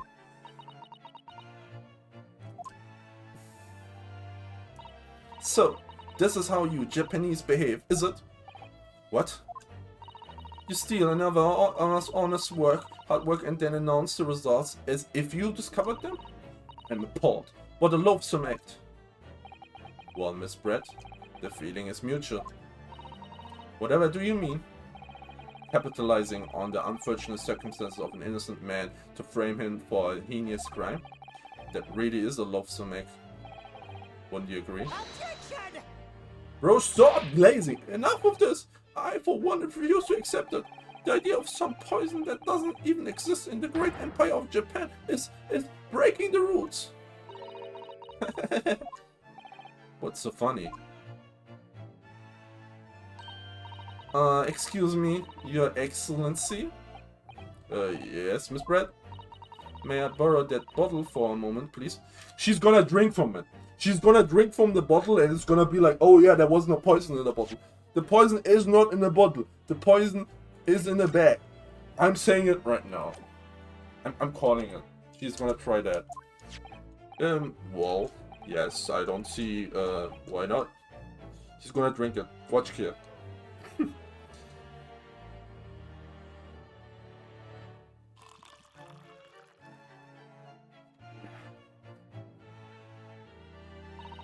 Don't get too big for your boots, you insignificant little island boys. Oh, sorry.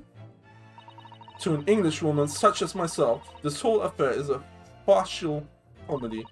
Partial comedy. Your little police games and these foolish courtroom antics, it's laughable, really. But I'm getting bored of it all now. It's time for the games to end.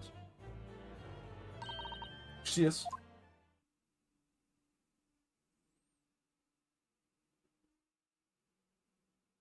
Yeah, I knew. Wait, what are you doing? No, it's not that. No sparkle left at all. How appropriate for the shabby affair. Bro, Ryunosuke, lock in. It's the bottle that was poison. It's the glass that was poison, not the bottle. Lock in. That's not a twist. That's not a twist. Goodness. Whatever is the matter? You all look quite stunned. So, no Carrera. The bottle was clean. Is that what you're saying? You look quite incredulous, little boy, but of course, that's the simple truth. Thank you for presenting the findings of my research so concisely here in this grand venue. Most kind.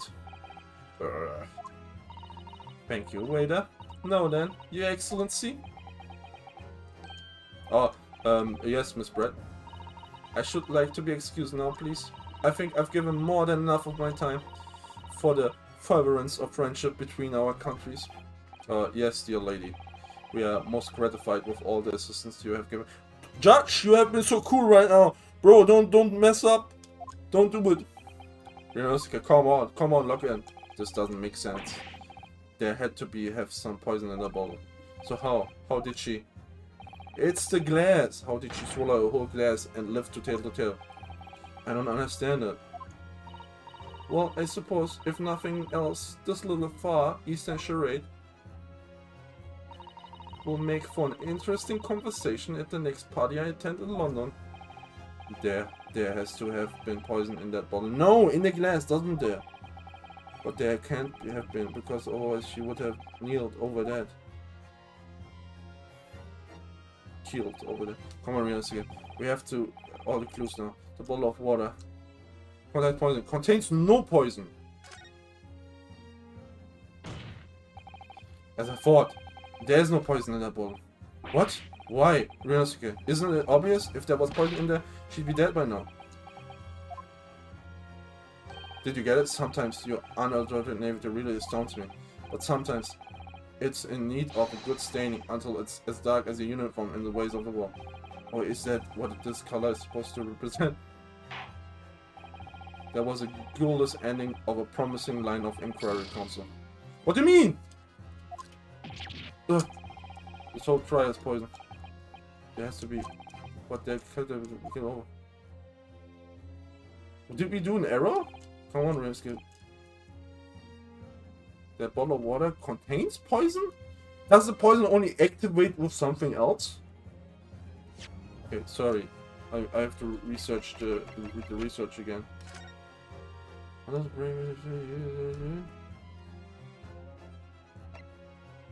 In the process, oh, you need a wound. You need a wound. She doesn't have a wound.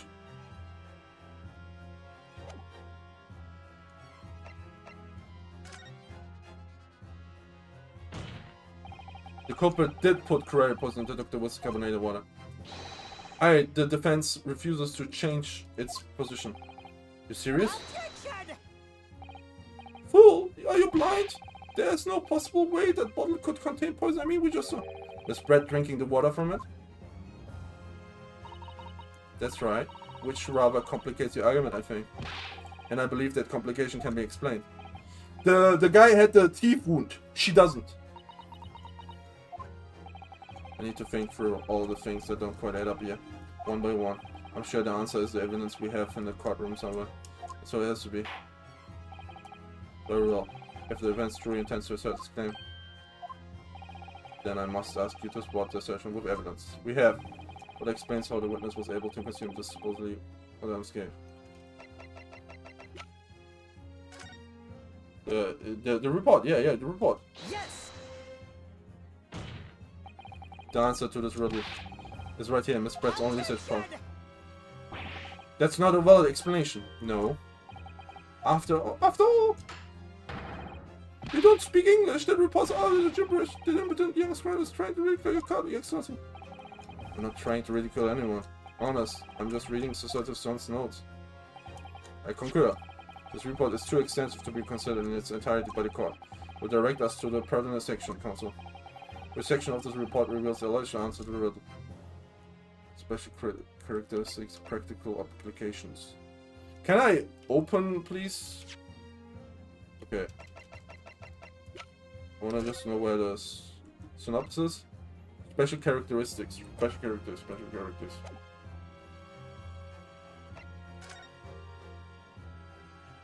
We've been hearing a lot about this Carrera poison. And it's left me curious about something. Oh, Counsel. Well, it sounds as though indigenous hunters have been using this poison for years and years. To place the heads of arrows and that they shoot at whatever prey they're hunting. So we've been led to believe, yes. And the point of hunting is to catch prey to eat. Get to the point, please. They can't... Ooh, that's smart. They can't poison the meat directly. But if they were to use the lace arrows, doesn't that mean there would be traces of poison left in the prey the hunters were going to eat? Yes, good point. So surely the hunters wouldn't want to eat their prey, would they? Surely the hunters wouldn't want to eat their prey, would they? Because they'd be eating poison. Good gracious, Consul, now that would be madness. But I actually found the answer to that conundrum. In this research paper, yeah. On a special characteristic, it says this. The poison starts to work after entering the body through a wound. Through a wound, you say? I see, that makes sense. Yes, the mention of the particular details seemed a little strange to me, though. She was still she was still confident to drink that. But it all makes sense when you interpret what's written like this. When Carrera enters the body through an open wound, it has terrifying poisonous effects. However, when it enters the body via the mouth, it has no poisonous effects whatsoever. What? Miss Brett, you authored this research. You knew Carrera's special characteristics, and you knew that you could make a spectacle of drinking that water without any danger to yourself. You meddling little... Oh, the swan is alive? Rapscallion! The swan is alive! Well, it turns out you're an even better lawyer than I thought you'd be. Really? Me? A lawyer? Objection! All of this poison talk is fascinating, I'm sure, but I fail to see how it's possible. Rosico is. So the ill-bred little puppy has a new toy to play with. Some facts he read in a book. Yeah, Zara is cool, I agree. But I'm afraid knowledge doesn't suit you, little boy. It makes you look silly. What are you trying to say? Your schoolboyish logic has a fatal flaw. Schoolboyish? Flaw? As even your brain has managed to deduce Curare is safe to ingest, it seems likely that its effects are neutralized by the acidic nature of the gastric suckers. Oh, yes, well, of course. Gastric suckers? What are they? So if this lethal poison is completely harmless when drunk, the professor wouldn't have died when he swallowed it, would he? He had a teeth injury, and we know that. That's right. Good gracious. That's basic science. Science that even a schoolboy should be able to understand. No? Order in the court. Order. The logic holds. If the lady and the professor drank the same poison, they would be affected in the same way. Yes, pull out. Yeah, we will pull out the identical records. Are you trying to show us? Yes, this Curare poison is completely irrelevant to the case on trial. That's right. Surely even a little cockroach like you could understand something as simple as that. Slap them rockets in the face. Yes! I can't do that though. You have to do this, kid. I can't just slap a woman with something. You have to do that. What is this welling up inside me? I've never felt like this before. It's a sort of conviction to break down all discrepancies. It's so intense, almost rage-like. What's up, sleeve? You ready? Thank you. And and more than anything else, it's an animalistic desire to take down my prey. Oh! He did it! He did the objection! I don't think so, Miss Giselle Brett. How dare you use that tone with me? Why did I mask grow? You know very well that there is no fatal flaw here. You know exactly why, even though both you and the victim swallowed the same poison. You are alive, but Dr. Wilson is dead. Counsel, I'm sure I don't need to remind you. You must provide compelling evidence. As we now know that this poison is completely harmless when ingested. Why would Dr. Wilson alone have been killed by the Curare? Yeah. Are we ready? I'm putting my index finger up, landing on the R button. Right? No! Yes, Miss Brett so readily pointed out she drank the same water as Professor. However, there was a fundamental and fatal difference between the two diners. Fatal difference? The toxic effects of Curare are only felt when the poison enters the body through an open wound. So for a healthy person with no injuries, drinking it is completely harmless. But what if there was a wound inside the mouth of the person drinking the poisoned water? Inside? Yes, like the wound you might have if you had just been to the dentist and had a tooth extracted, for example. Miss Brett, you've acknowledged many times in your testimony already that you were well aware of Dr. Wilson's dental appointment that day.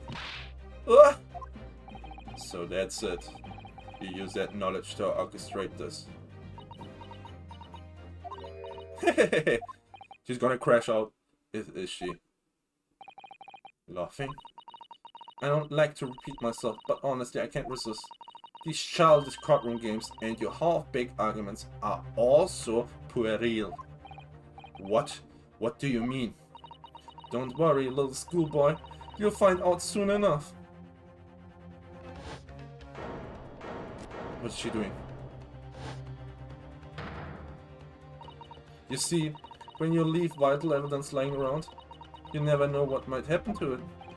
No. I mean, it could just slip.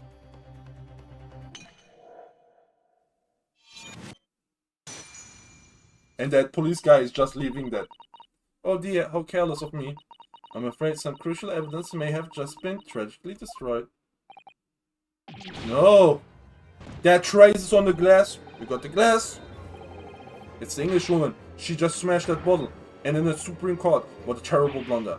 Officer, what are you waiting for? Collect up as much water from that broken bottle as possible at once. You're wasting your time. This delightful carpet under my feet here was a gift from the British Empire. I assure you, it will soak up the water beautifully. You have neither the technology nor the presence of mind to recover it.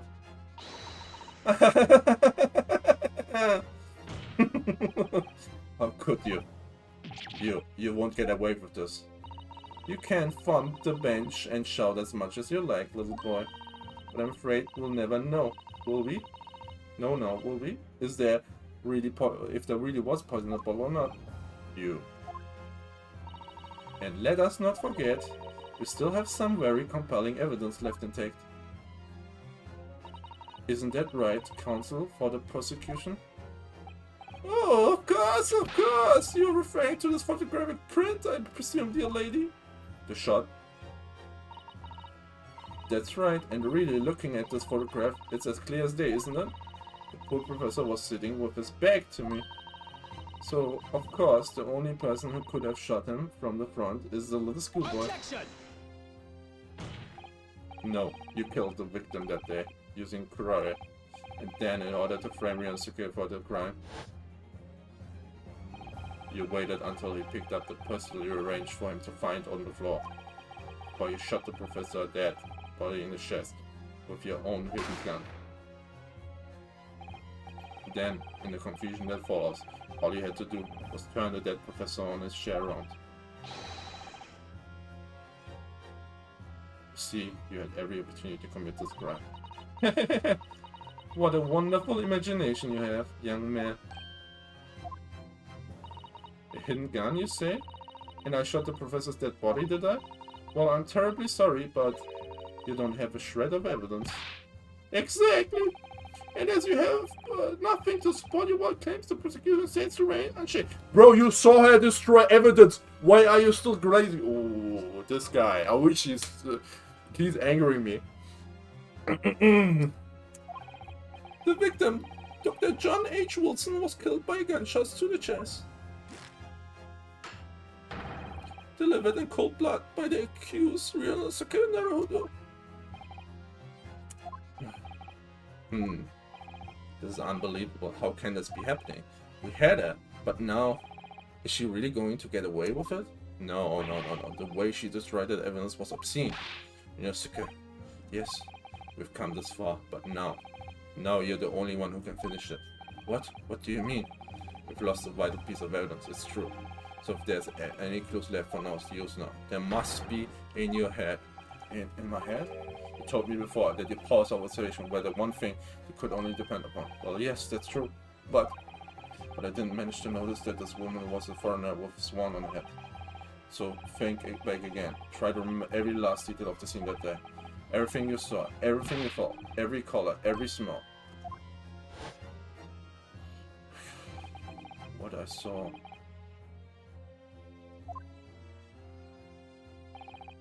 Every color. What are we gonna see? The fork? There's blood. Why is there blood? She shot him! What? No. He could only do that if he was turned around. Could there be another clue to the explosivity of Dr. Watson's killer? There is a clue.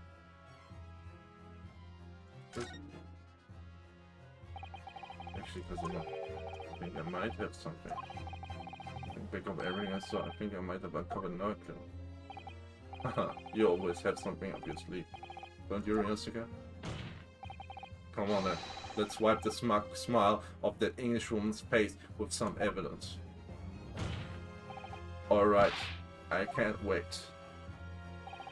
It's been niggling me for a while. Did something please invest in my memory? This could be the key arriving to the truth of those.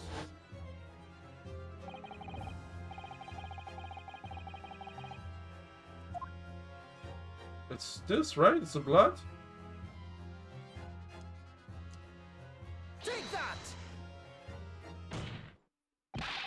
Inspector Hosanagi, answer me this. Yes? What is it? He's still miles away, probably thinking about that bottle being smashed. As you've said a number of times now, you strive for perfection in your investigations, don't you? Absolutely. I wonder, therefore, if perhaps you took anything else from the scene of the crime. Like, for instance, the plate of steak that you took to the victim's table that day. Attention! Wait a minute! Where are you going with this? Where are you going with this, little boy? It's just memory that's been troubling me. What memory? I saw the scene shown in the photographic print with my own eyes that day. And I saw that on the wooden base of the plate that the steak was served on was a splattering of blood. What? Oh really? And what of it? Obviously that must have happened when you shot the professor. Can't happen! No, that can't be the case. Take a good look at the photograph and the relative position of everything here. He's turned around! And he can't get blood on there if he's turned around and the wound didn't go through. Directly behind the victim. I'm supposed to have shot Dr. Wilson in the chest from the front. There's no way that blood from the victim could have ended up directly behind him. Bada bing, bada boom! Ah! Yes. For blood to have made it on the plate, it implies the plate was between the victim and the shooter. Which means the shooter must have been sitting opposite the professor as you were. Giselle Brett. I beg your pardon? Attention! This is beyond ridiculous, fabricated nonsense. Is the court seriously expecting to believe something the accused has apparently just remembered seeing?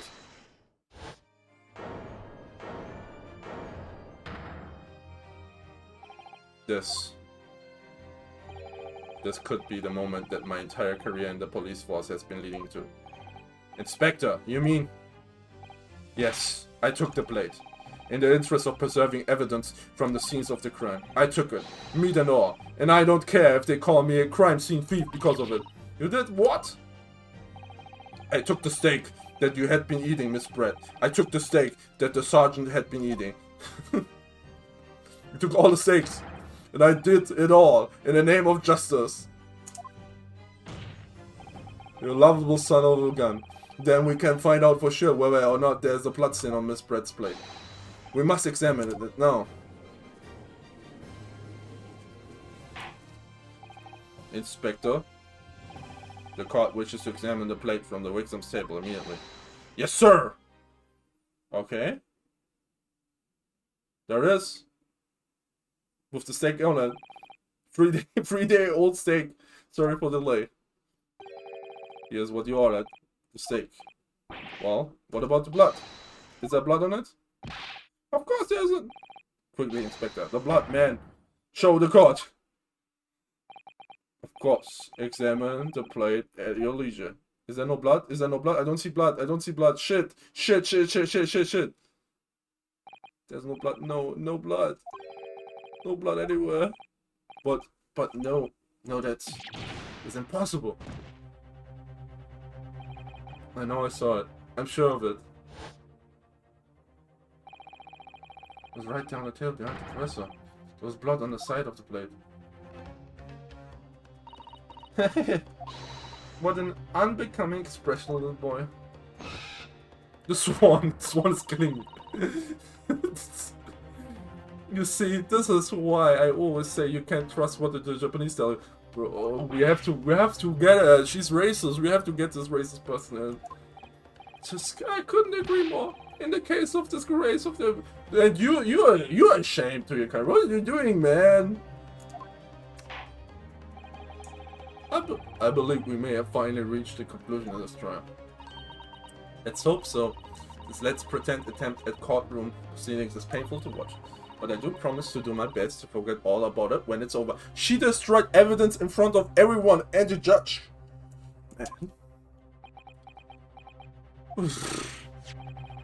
This sorry-looking steak reveals the facts all too clearly. If the sorry-looking accused wishes to examine it again, be my guest. A plate of steak has been entered in the... Okay, we're expecting... Yeah.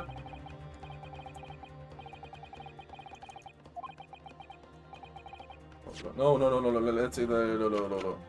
What is it? Yeah.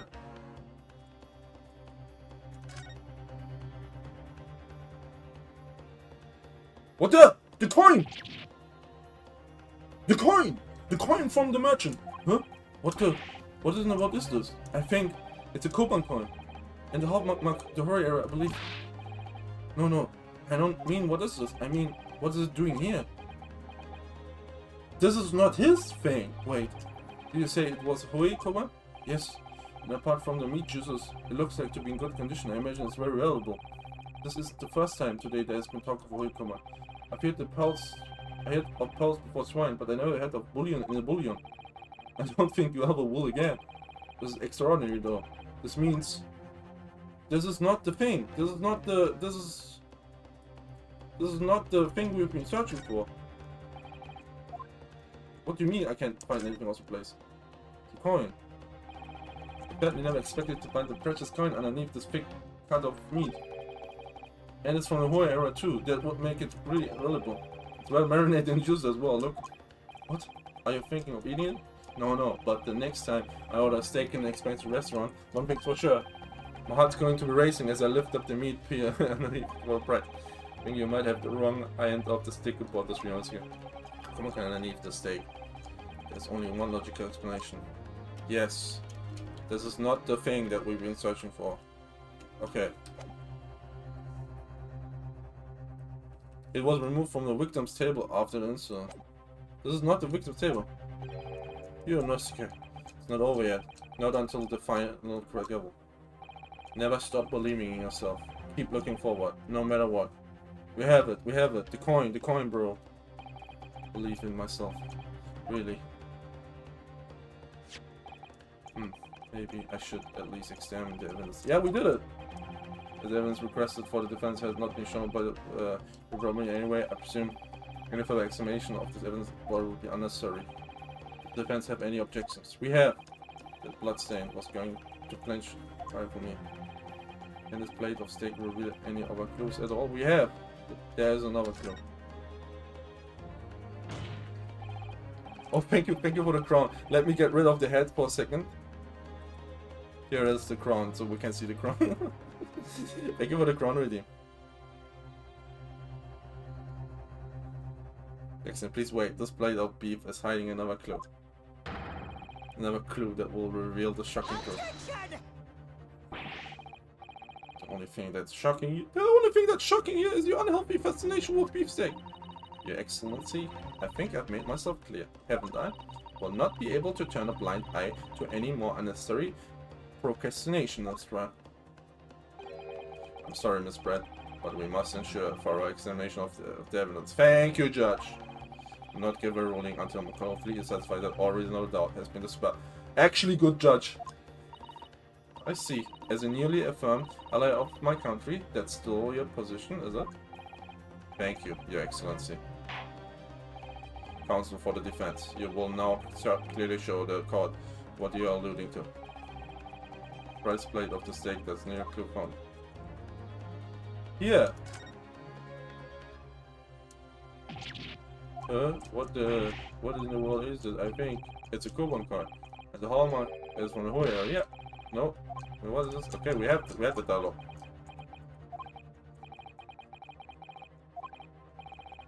We heard the full ass dialogue of this, please.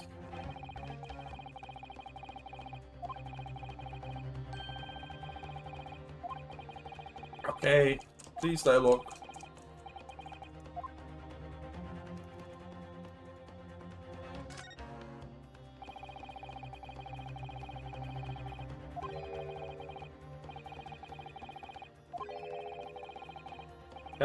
Do I have to present it? The dialogue's gone too slow.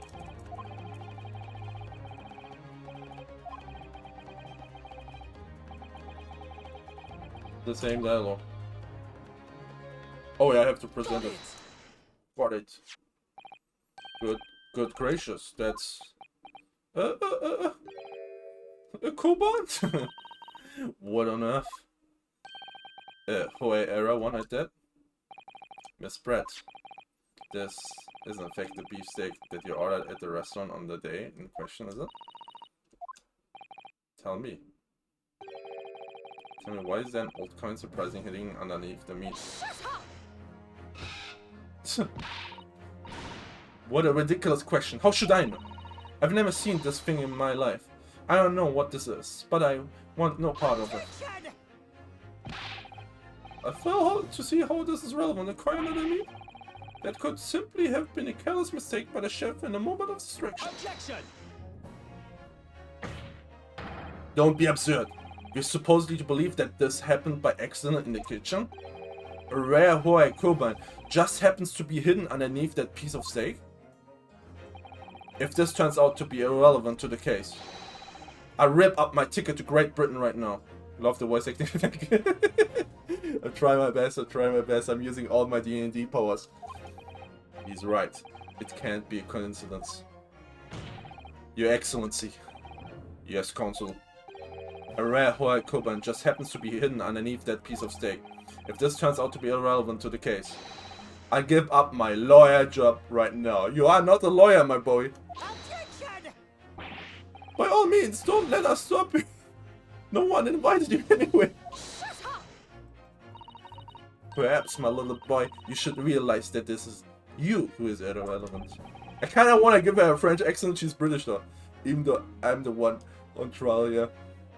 The funny thing, so the one funny thing, one of my best friends, his girlfriend is French. She has this like French accent, and I find it so like entertaining to listen to her. She like, no, oui. Even though I'm the one on trial here. The point is, it's essential that we ask the owner of this coin if he can explain what it's doing under that steak. The owner? Yes, it's obvious. There's only one person it can belong to. The owner of the Koban that was found underneath the beefsteak is... Where is he? This guy! Take that! Obviously, it can only be the antique dealer and owner of Rasute Kurio Korekutasan. Kurio, that's a mouthful. Kurio as in Mr. Cucumber or something? Honestly, these ridiculous Japanese names are quite unfathomable. Yes. The old man who testified earlier alongside the military sergeant, correct? Yes, Your Excellency. I remember him saying that he was up to something with his Koban coin when it happened. At exactly the moment the gun was fired. The gunshot interested me not. I was far too busy on the floor. Too busy on the floor? Sorry, what were you doing? Hunting for treasure. Indeed, the Hoei Era Koban something something. What did he say? Then do you mean to tell me what did he say? Hunting for treasure. Sorry, what were you doing? Yeah. The Hoei Era coin, my prize coin. Then this Hoei Era Koban, do you mean to tell me? Objection! No, please, why would Korekuta's son's Koban be sandwiched between the victim's beefsteak and its plate? It makes no sense. Yes. Which is why I'm asking to bring Korekuta's son back to the witness stand, so we can ask him. Officer, bring both witnesses that testified earlier back in the... Yeah. Without a moment's delay. Why both? We don't need the sergeant. I can't believe we've come back around to that pair again. But I have a hunch, a strong hunch, that if we chase down the real significance of this Koban, we find that it's a key element in the case. And this is going longer on like 5 hours. Okay, we have all 4 here now. The guy with his baby. Okay. All 5 are here. The baby counted. What's this all about? Why I have been called up again? I don't know why you're called. Don't you realize that it's dinner time for little baby Ido? When my son's belly is empty, he's fiercer than a pack of wolves. Exploited by the police, we were, like miserable dogs, forced to be a false witness. And when cast from this courtroom, myself, I became a ruined man in a trice, a worthless, withered antique. I'm still asking the same question. Why do you have a knife in the courtroom, bro? Nothing more I have to say. The sun has set on this Rusete shop owner's existence. Be that as it may, Kodakuta Sun, something has come to light that requires your clarification. As far as your Rusete memory serves, have you ever seen this What? Oh, his knife got into this guy's shoe. Yes, that's it. That one, the very exact one that it is. The resplendent, splendiferous white treasure that my rusty bones managed to misplace that fateful day. It could be. As I thought. Young man, enlighten this decrepit old fool. Put me out of my misery. Where was my treasure? Where was it dropped? Oh, I'm not sure if it was dropped anywhere. We found your coin sandwiched between a beefsteak and its plate, soaking in the seasoned meat juice. Did they switch the plate? That's what I'm assuming. The sandwich? Soaking? Seriously? Clearly, it couldn't have fallen there by accident, which means somebody must have hidden it in there on purpose. Somebody concealed my royal treasure? Between a slab of meat and metal plate? Who would do such a thing? Such an unconscionable thing? Okay, I have two theories. A, the plates were switched. B, it was the victim. The victim with his last movement put it underneath. For like a hint. To show like, hey, I was murdered, by the way. Like kinda. I don't know what the victim thought, but like, it must have been like, yeah. Either the victim did it like in the last struggle to move, or like the plates were switched. That's my theories. Excuse me. Could I say something? Yes, of course. Proceed, Inspector Hosonaga. I mentioned this earlier on this trial, but I was working undercover in the restaurant in order to investigate another case. Ah, yes, that's right. The secret undercover operation. La Carnival is a high-class Western cuisine restaurant. It attracts wealthy diners, including many foreigners. Recently, there has been a run of similarly executed thefts targeting the restaurant's rich clientele. A number of such incidents have been reported to the police bureau. Wicked crimes indeed. Dr. H. Wilson. Dr. Wilson H. Wilson is a thief. He goes always there. He goes every week there. He was the thief. And he had it. He used it as a clue. That's okay. This is for me. We wanted to nip the case in the bud quickly, especially with so many foreigners being affected. Oh dang, yeah, I think so. I think I'm onto something. It might be. So that's why you were sent another cover, is it? Yes, I took the job of a waiter at the restaurant in order to flush out the criminal. It seems likely that this Koban incident is the work of the same thief. Okay, you finished work? Nice. Glad that you finished work. Painlaw, why are you smoking? Oh, I'm a detective. Oh no, that's not what I wanted. Yomi, I'm a detective. I'm in detective mode. Didn't you see my detective outfit? We're in detective mode. We're trying to crack the case. We are so close. Yomi. So unbeknownst to us, there was a master thief at work in the restaurant on a regular basis. The place was already the scene of several crimes, it seems. I don't know about the master thief part, but the identity of the person who stole and hit Corona is all too clear. What? Very sophisticated? Thank you. It's a water pipe. I don't smoke. It blows out water bubbles. What? I think the crowd would like to hear the defense view on this matter. Tell us who is it, despicable scoundrel assault. I'm going for it. I'm gonna say John H. Wilson. Take that! Yes, seems like a likely candidate for Tomofi. No, come on, Ryusuke. Huh? You shot me, Kazuma.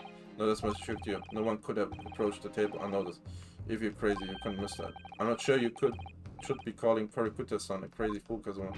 Oh, this is wrong! It's you I was calling crazy fool. Maybe I'm the one wrong picker. Okay, who is it? It's not him? Correct me, Koro-san. Let me hear your opinion on this matter again. Tell us, who is it that speaks that, sir?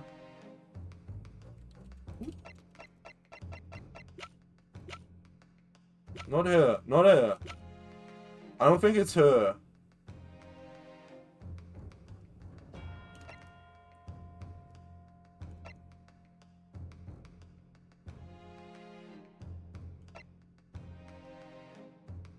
You think?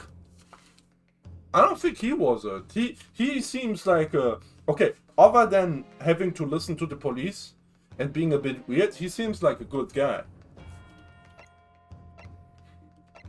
No, no, no. We tried, no.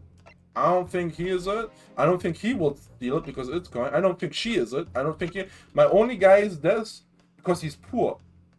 They brought him to the stand. It's him. Take that! Yeah, it's him. Obviously, it can only be you. It is. Okay, okay, okay, okay. Sergeant Iesa Nosa. He's poor. He's poor. How dare you? Otherwise, why would they bring him to the stand? Again. You monster. Monster? I stole that Kuban, did I? I'm the master thief of La Carnival, am I? You're seriously accusing me of crimes, Let's Kada? go. Let's go. I had to record that. Yeah. But it wasn't me. It was Aido.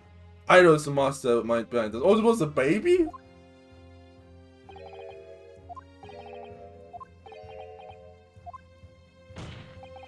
You would push the blame for your crimes onto your own son, an innocent little baby?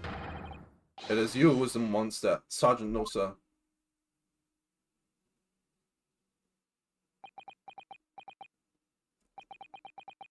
Oh. Whoa! Whoa! Clippity clop, clippity clop, clippity clop. Whoa! What's happening? What is happening? Is that baby breaking his back?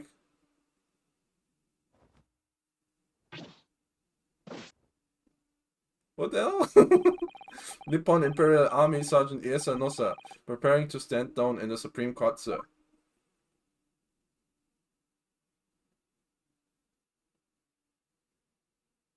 That was quite the crash out. He's pushing the baby. Do any of you know of the extraordinarily low wages the Nippon Imperial Army pays those it expects to keep our country safe? I understand the temporary increase in taxation owing to the recently ended conflicts remains in place. And I have heard it's hard for lower-ranking soldiers to make a living, yes. All I want is to put a hot meal on the table for my son. That's why you were stealing things at the restaurant. The place is heaven. It is heaving with money. Every 3 days, I go there and do reconnaissance for a target. And I enjoy chomping my way through a good steak at the same time. It sounds like he doesn't bother with a knife and fork, even, which is worryingly believable. And your target that day was the old man and his Koban? Yes, sir. He was an easy mark. I slipped the coin into my pocket without any trouble at all. A veritable phantom thief you are. I was all set to leave the steak. I was halfway through devouring when it happened. Bang. Yes, when the professor was shot. I knew that if the police conducted a search and found the coin in my pocket, I would be finished. I do too. So I hid the incriminating evidence as fast as I could. On the double. I slipped it under the steak.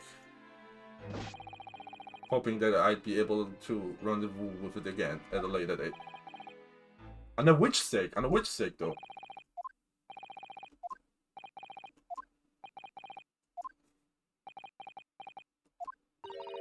This is ridiculous.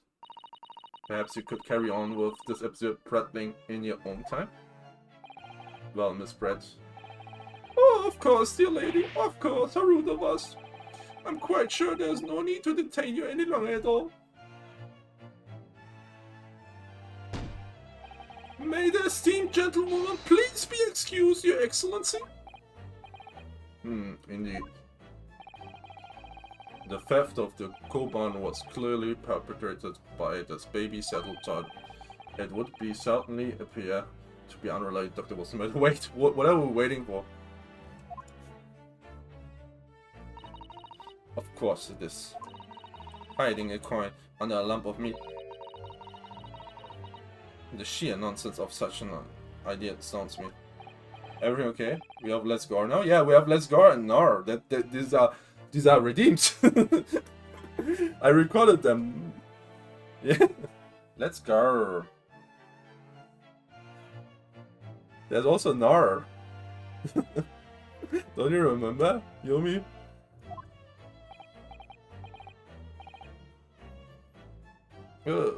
Well, and as for picking up your steak and biting into it without using a knife and fork. No, Shadow Glaze is still bad. I have to give like Let's Go and now like effects, like echo effects or something like that, to make them like, okay, you better make sure you get ready and stay locking. Don't worry, I know that you're like about to stream as well. You're the best. Nah, you're the best.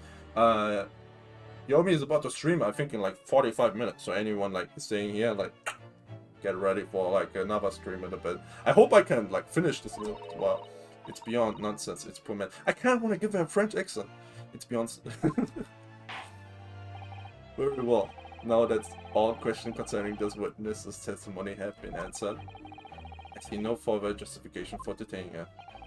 Miss Brett, you are free to leave. No, no, thank you, Your Excellency. No, no, no, no, no. It might have not been her plate. And good day. Stop her! Ryunosuke, what's the matter with you? This is no time for daydreaming. Oh no, it's just some things about Miss Brett's parting words there got me thinking. I can't quite work out what exactly, but something she said jarred with me. I feel like there was a contradiction somewhere, something that didn't quite add up. Let's guys, don't just stand there thinking, make your voice heard. Sorry? You can think later, but if you don't call out now, it will be too late. The trial will be over. Quickly, quickly, Ryunosuke. Wait, Miss Brett. What is it now? I'm afraid, just one last time, there's something I'd like to ask you. I'd like you to explain the contradiction in your parting words from just a few moments ago. What did she say?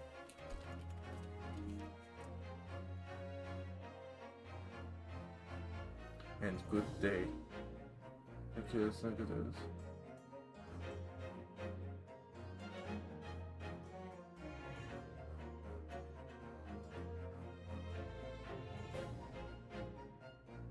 And as for picking up your steak and biting into it without using a knife and fork, it's beyond nonsense. It's pure madness. What does that mean? No fork, no knife. There was a fork and knife. What are you talking about? What contradiction? What news? What new student nonsense is this? Well, what parting words are you talking about, Ryunosuke? Hiding a coin under a lump of meat? The sheer nonsense of such an idea astounds me. And as for picking up your steak and biting into it without using a knife and fork, it's beyond nonsense. It's pure madness. Yes, I'm right. What she said. Yeah, exposed an undeniable contradiction. I'm going to need to see your evidence, Counsel. Where's Brett's truly contradictory? Where's the evidence to prove it? There is a knife and fork.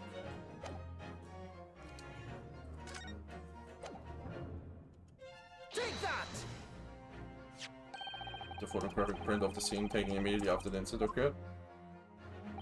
What's interesting is a plate of steak that you can see on the victim's table. The plate that Miss Brett has been eating before the professor was killed. Go on.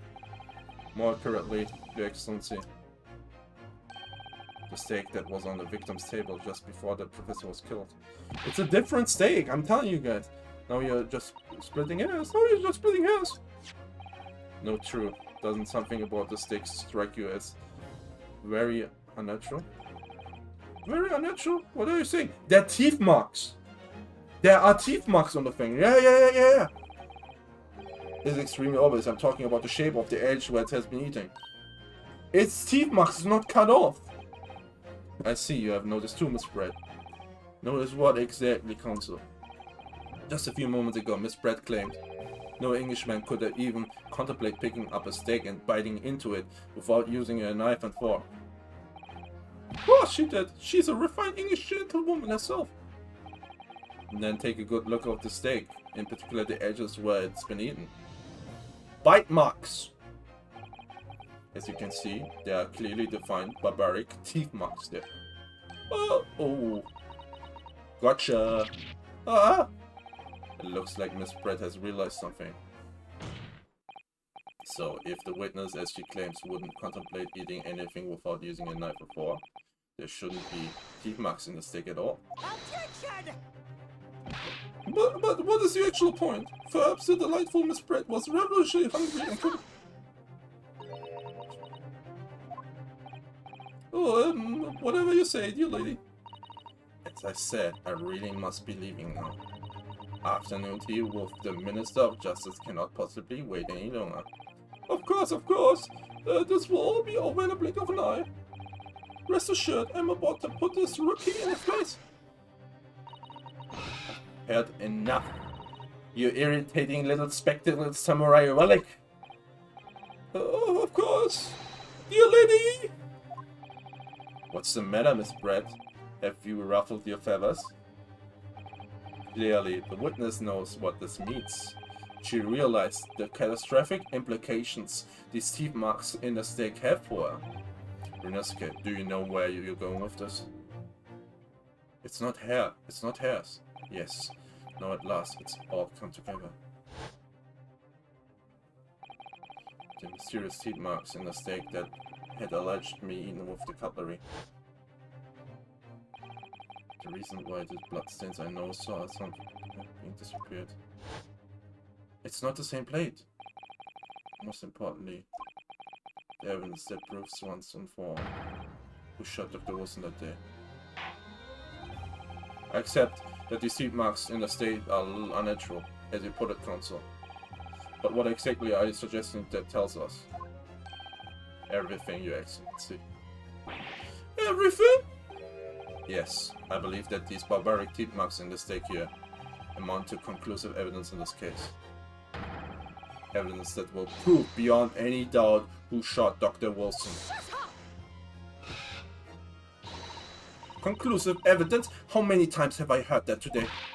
You wouldn't know the meaning of that phrase, the typical Japanese empty threats. How can you be so sure? Oh, it's quite simple. If you really had such conclusive evidence, you would have presented it to the court long ago. Actually, the evidence I'm talking about hasn't been brought before the court yet. Hasn't been? What? But just because it hasn't been shown yet, doesn't mean that the evidence does not exist. This is absurd. This trial has run several hours already, and you say there's evidence yet to be brought forward? There can't be. I don't believe you have it. I don't, but there is someone who does have it. Someone in this very courtroom. The police officer, and that police person is willing to submit the piece of evidence I'm referring to. It will solve every remaining mystery about this case. Very well. I have a feeling this will be my last request of the defense trial. Possesses the conclusive evidence reveals to either the police officer, this guy, or this guy. I feel like it's a police officer, right? He should have the other. I'm presenting the police officer. The answer is obvious. It's back to Hosonaga. What I have it? Yes. You think I've been withholding conclusive evidence? That's really odd. No, I'm not saying that. Everyone's attention has been focused on the steak with the teeth marks. Yes. Now, earlier this afternoon, Sergeant Nosa told the court the following.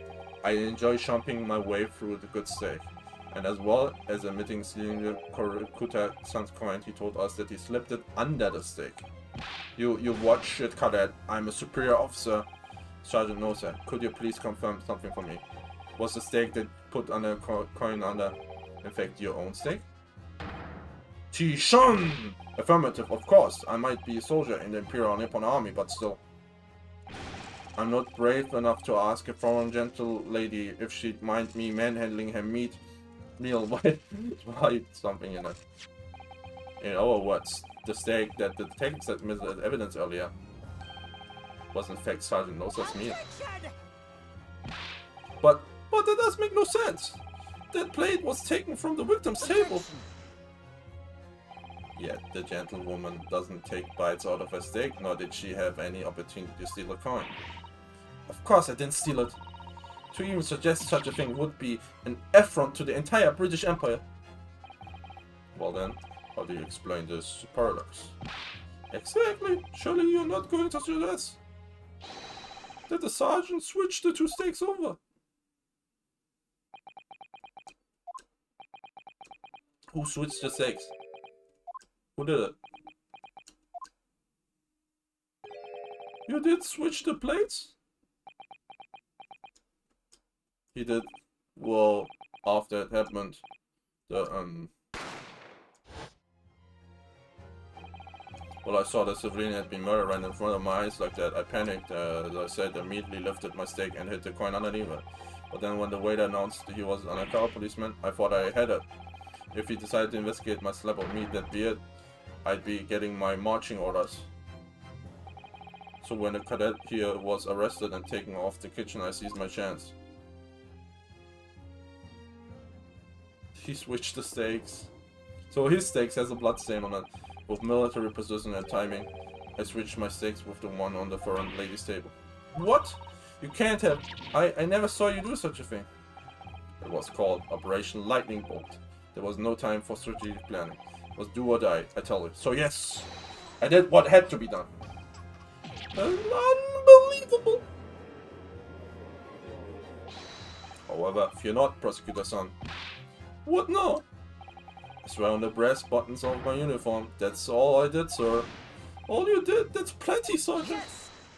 Yes, that is plenty. So, if Sergeant knows I switched the plates over, it means he took Miss Brett's steak and the plate it was on back to his own table. Yes, that follows. Inspector Zanaga, show me Nosa's plate. Early in this trial, you told the court this. Said that you had not only taken Miss Brett's steak of the incident, but also the sergeant's. That to preserve the evidence, you had taken both. Oh! She's biting a mask. That's correct. Present the plate. Then please present it to the court now. The plate that was actually on the victim's table at the precise moment he was shot. What can that possibly tell us now? I mean, a cold slab of tough meat. It can't have the slightest bearing on the case.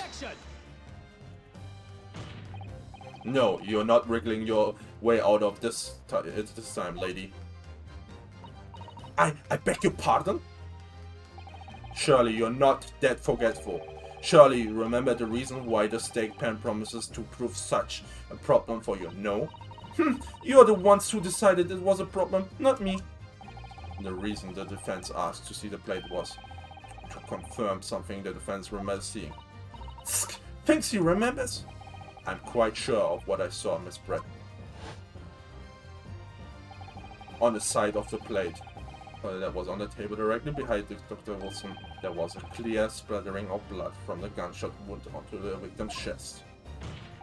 I believe the defendant's memory serves him well. And now we have the evidence to prove it. The plate you were eating from, Miss Brett.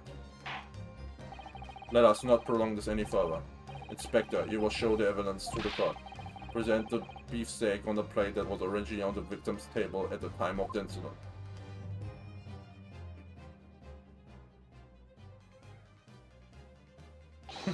Yes, sir! Let's go! This is the table. There's the blood! I can see the blood! Sorry for keeping you. We see the blood. Here it's the other steak on its plate. Please feel free to examine it. There's blood. We can see it. The blood stain. It's clearly visible though. Now, this makes everything clear.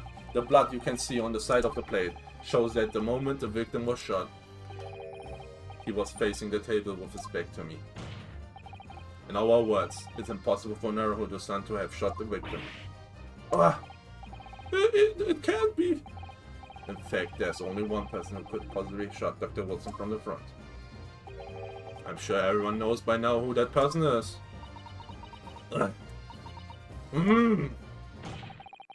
That's right, Miss Giselle Brett. It's you! He's gonna have a crash down.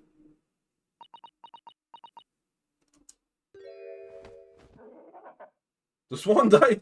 No, the swan! Outdone by a Japanese? Me? By a Japanese schoolboy? No, no, no!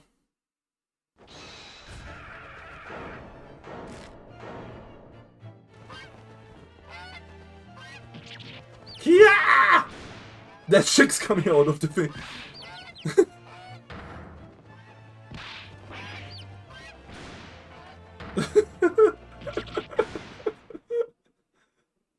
The crasher. She's flying up. She's caught. There were chicks everywhere. Yes, a black chick.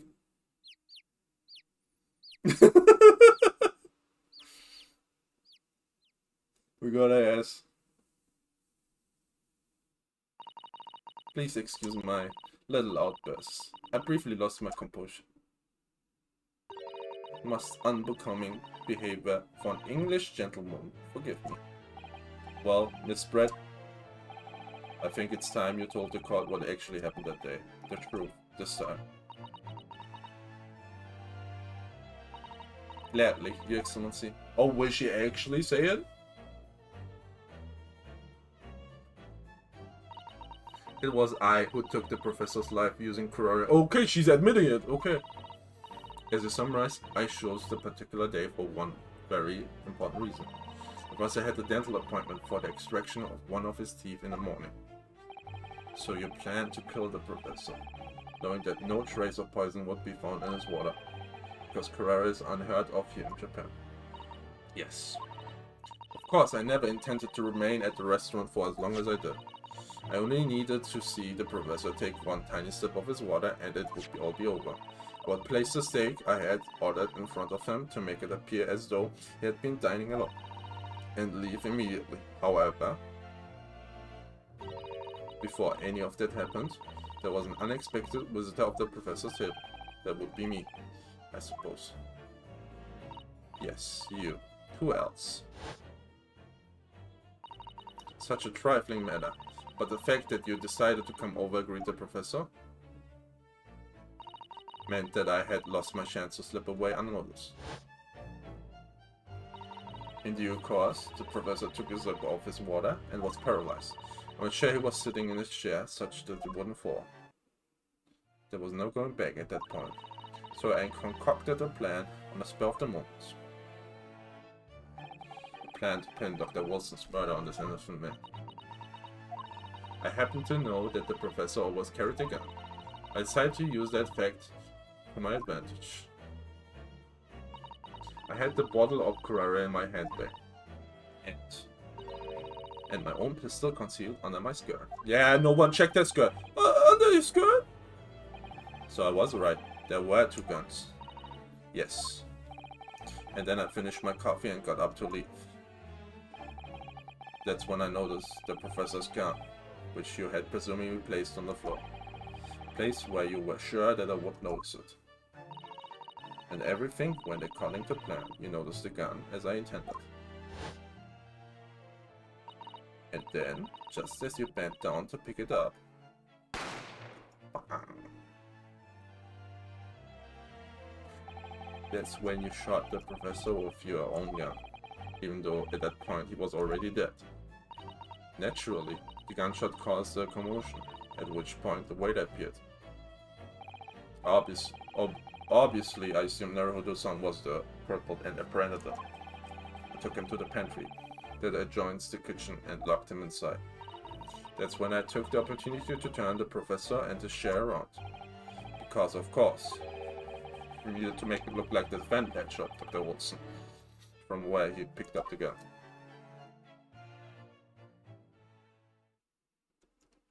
Okay. She's evil, alright. Can we see your eyes? Or are we never gonna see your eyes? So there, you have it. That's the entirety of my misdemeanor. That's not a misdemeanor.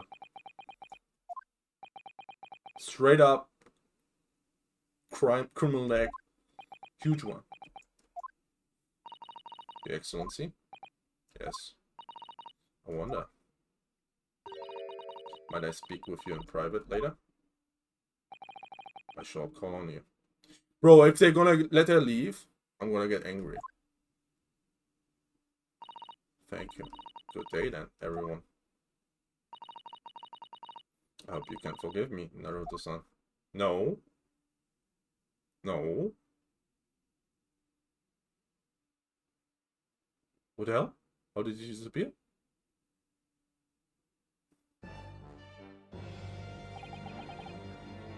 It would seem this trial has finally run its course. I presume the prosecution is in agreement. This can't be. Taketsuchi Aoichi does not lose. Not to the likes of this rookie student. You'd better start getting used to tougher position. Ryunosuke Naruto. Well, yes. This insult to the Aoichi family name will never be forgotten. Bro, you are a terrible prosecutor. What are you talking about? You've become conceited with age, Counsel. But the old have to stand aside and make way for the new. It's the way of the world. May you never forget that. Oh, he cut his...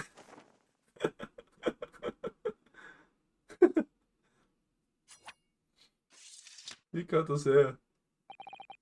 1,000 million years may pass, and still, the Aoichi clan will never measure up to the Naruto clan. That's true, by the way. That happens. In the future, there's like a prosecutor like him, and Naruto is like, obviously thinks right. This trial in the Supreme Court of Japan will, I believe, go down in history as the start of a new chapter in our country's judicial system. Despite being summoned as the accused, Ryunosuke Naruto presented an excellent case. I thank you, Your Excellency. The use of evidence and deduction to unravel the truth is a modern methodology. After all, it has only been a few short decades since our country opened its doors to the wider world. But the Western ideas of science are rapidly gaining acceptance here. I'm sure that science will soon bring new methods of investigation and new procedures of justice. A new future of law awaits, but what it will look like, I cannot begin to imagine. That is for the young to pursue. Azuma Asogi. Yes. After this trial, you are set to embark on a journey of discovery to the illustrious British Empire. Learn all you can, absorb everything of the wider world that you are able to. And do not forget to fulfill the mission imposed upon you. I understand, Your Excellency. What was that about? Why do you look so grave all of a sudden? Never mind. As for you, Ryunosuke Naruto, oh yes, in you I sense, how can I put it, unusual potential. I very much look forward to seeing how you carry that onwards. Thank you, Your Excellency.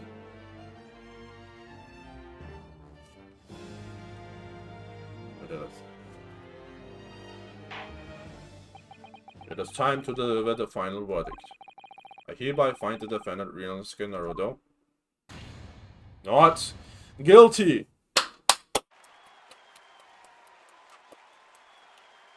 Let's go. We did it.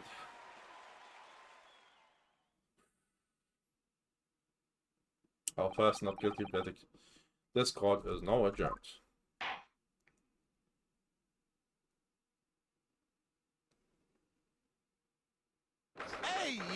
Hey, yo, indeed. Thank you for the reading. 2 p.m. Jurisdiction defendants under chamber 5. I can't believe it. I can't believe what's happened. I made it. I defended myself. I made it through that horrendous trial. Ryunosuke, you finally pulled it off. Congratulations. Well, I couldn't have done it without you. Thank you, Kazuma. No, it was a pleasure to watch you at work. So, you owe me an extra large sukiyaki from the place on Yume University Street. Don't forget. Good afternoon. All your hard work has certainly paid off. Is that the professor that coming in? Oh, she's here. Congratulations to both of you for proving Naruto-san's innocence. Ah, our trusty judicial assistant. You worked hard for that result too, you know. Oh no, I didn't do any. Thank you so much. If we hadn't had that research report of Miss Brett's, I don't know how things would have turned out.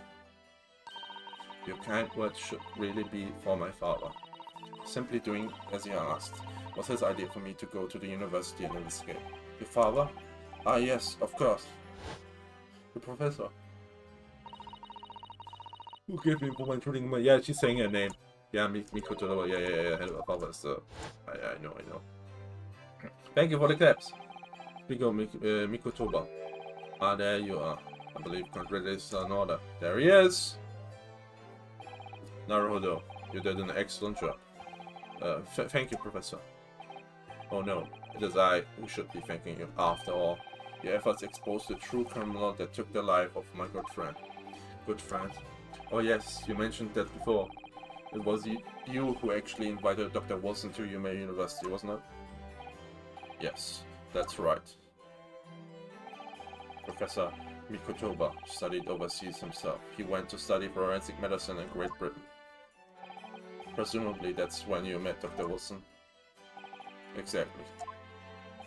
In those days, we worked together in the same hospital.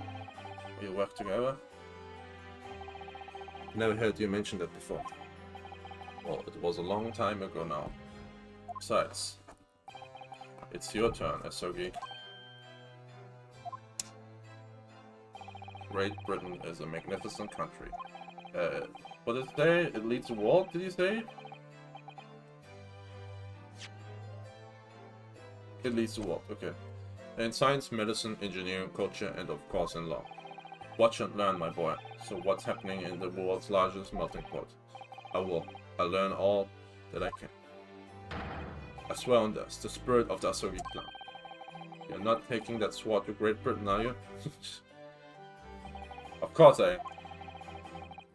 A Japanese man's katana is a soul. This blade shows me where I need to go. And cuts down anything that's in my way. Yes, I've definitely seen how sharp it is already with my own eyes. That reminds me.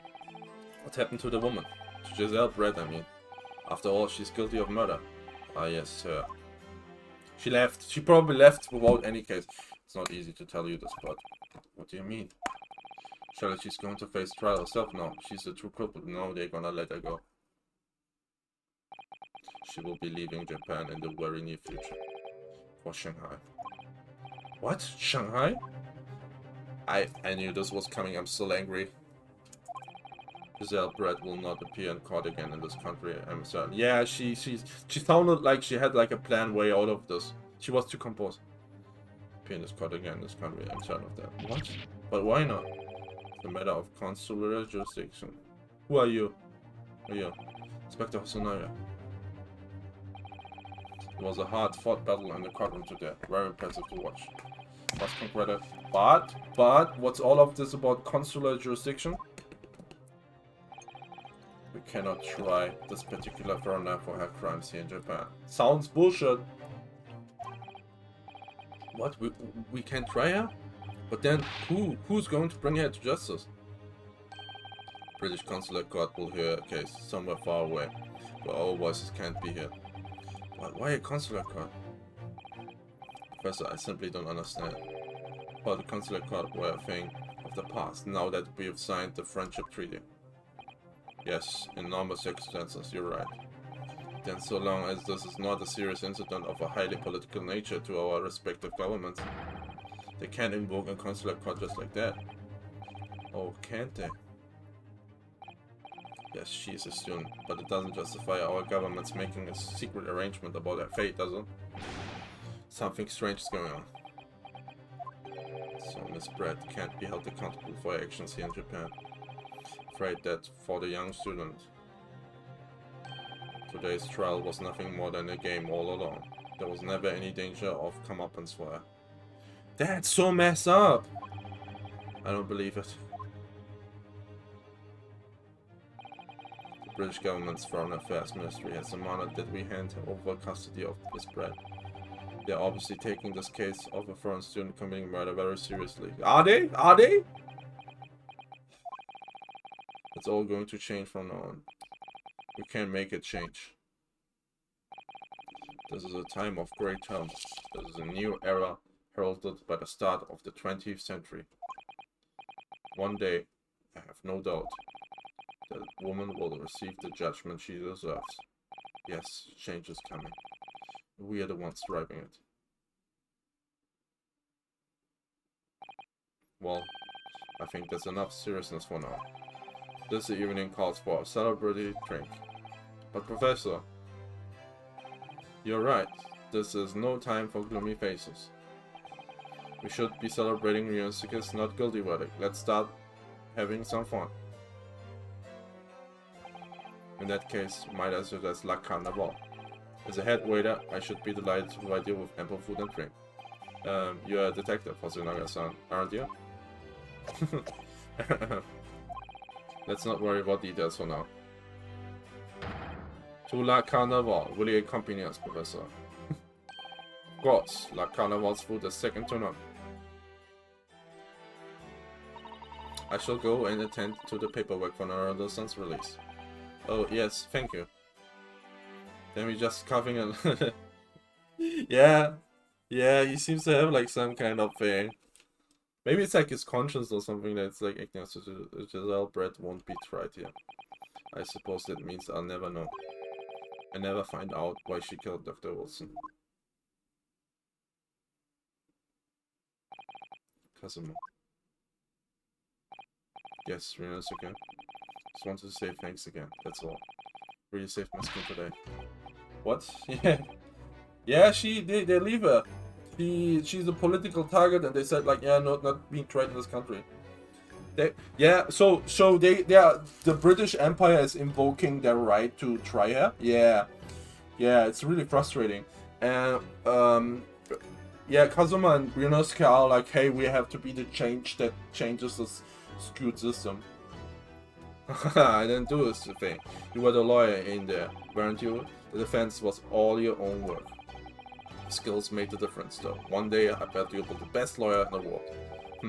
I'm not sure about that. Because there's us, huh? To be honest. Something kept occurring to me over and over again during that trial. Couldn't help thinking that maybe you are the one destined to become a great lawyer, not me. What? Come on, be serious. If I helped you today, it was only right at the very start of the trial. Do you have a natural talent for it? For being a defense lawyer, I mean. Oh no, not me. All that tense verbal combat, I never want to go through that ever again. I just did what you told me to do, that's all. Because I knew I could trust you. That's the point. Sorry? What do you mean? That's the point. Listen, Ryunosuke. Do you know what the most crucial weapon is that any lawyer needs in order to win? Trust. And knowledge of the law? No. The ability to believe, yes. To believe? To believe what? Your client. The defense lawyer has to fight for his client. He has to believe in them. At all times. Like you believed in me when I said I didn't do it? I'm human, just like you. I don't have some superhuman ability to know the truth. But you have to make a choice about what to believe in and stick to it when you are defending someone. Sometimes in a courtroom you can really be backed into a corner. But being able to remain faithful to what you chose to believe in, even then, and that's not something that anyone can do. It takes a special kind of person. And believing in your client. Just look at today's trial. I'm a student lawyer with precious little real experience, but you never stop believing in me. Well, I face seemingly hopeless situations time and again, but you never stop looking for the truth. And in the end, you found it through your own efforts, and because you never stop believing in me. Thanks, Kazuma.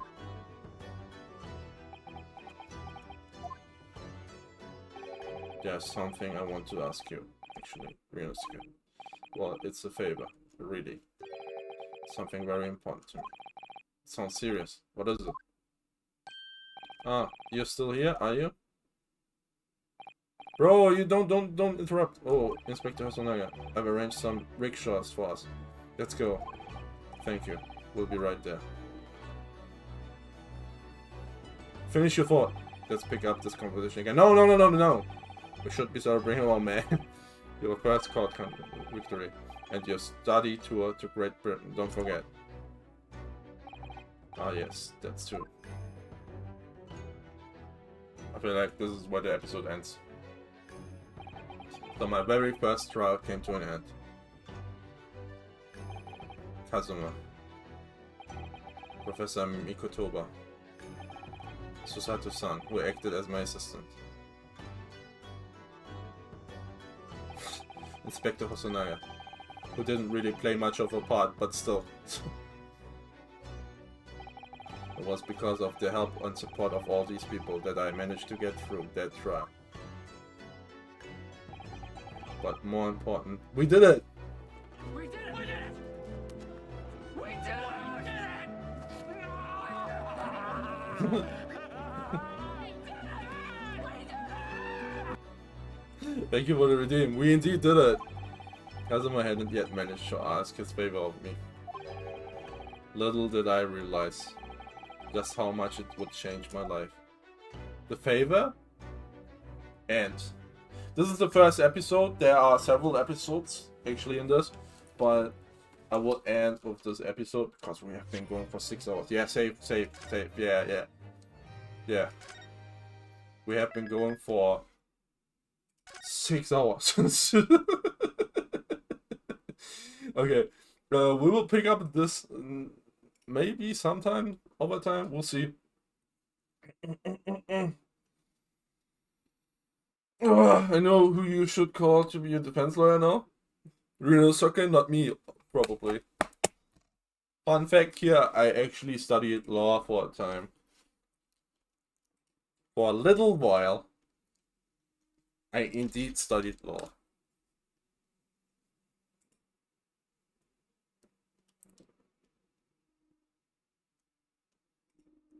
Oh, that's cool. Yeah, so I did it.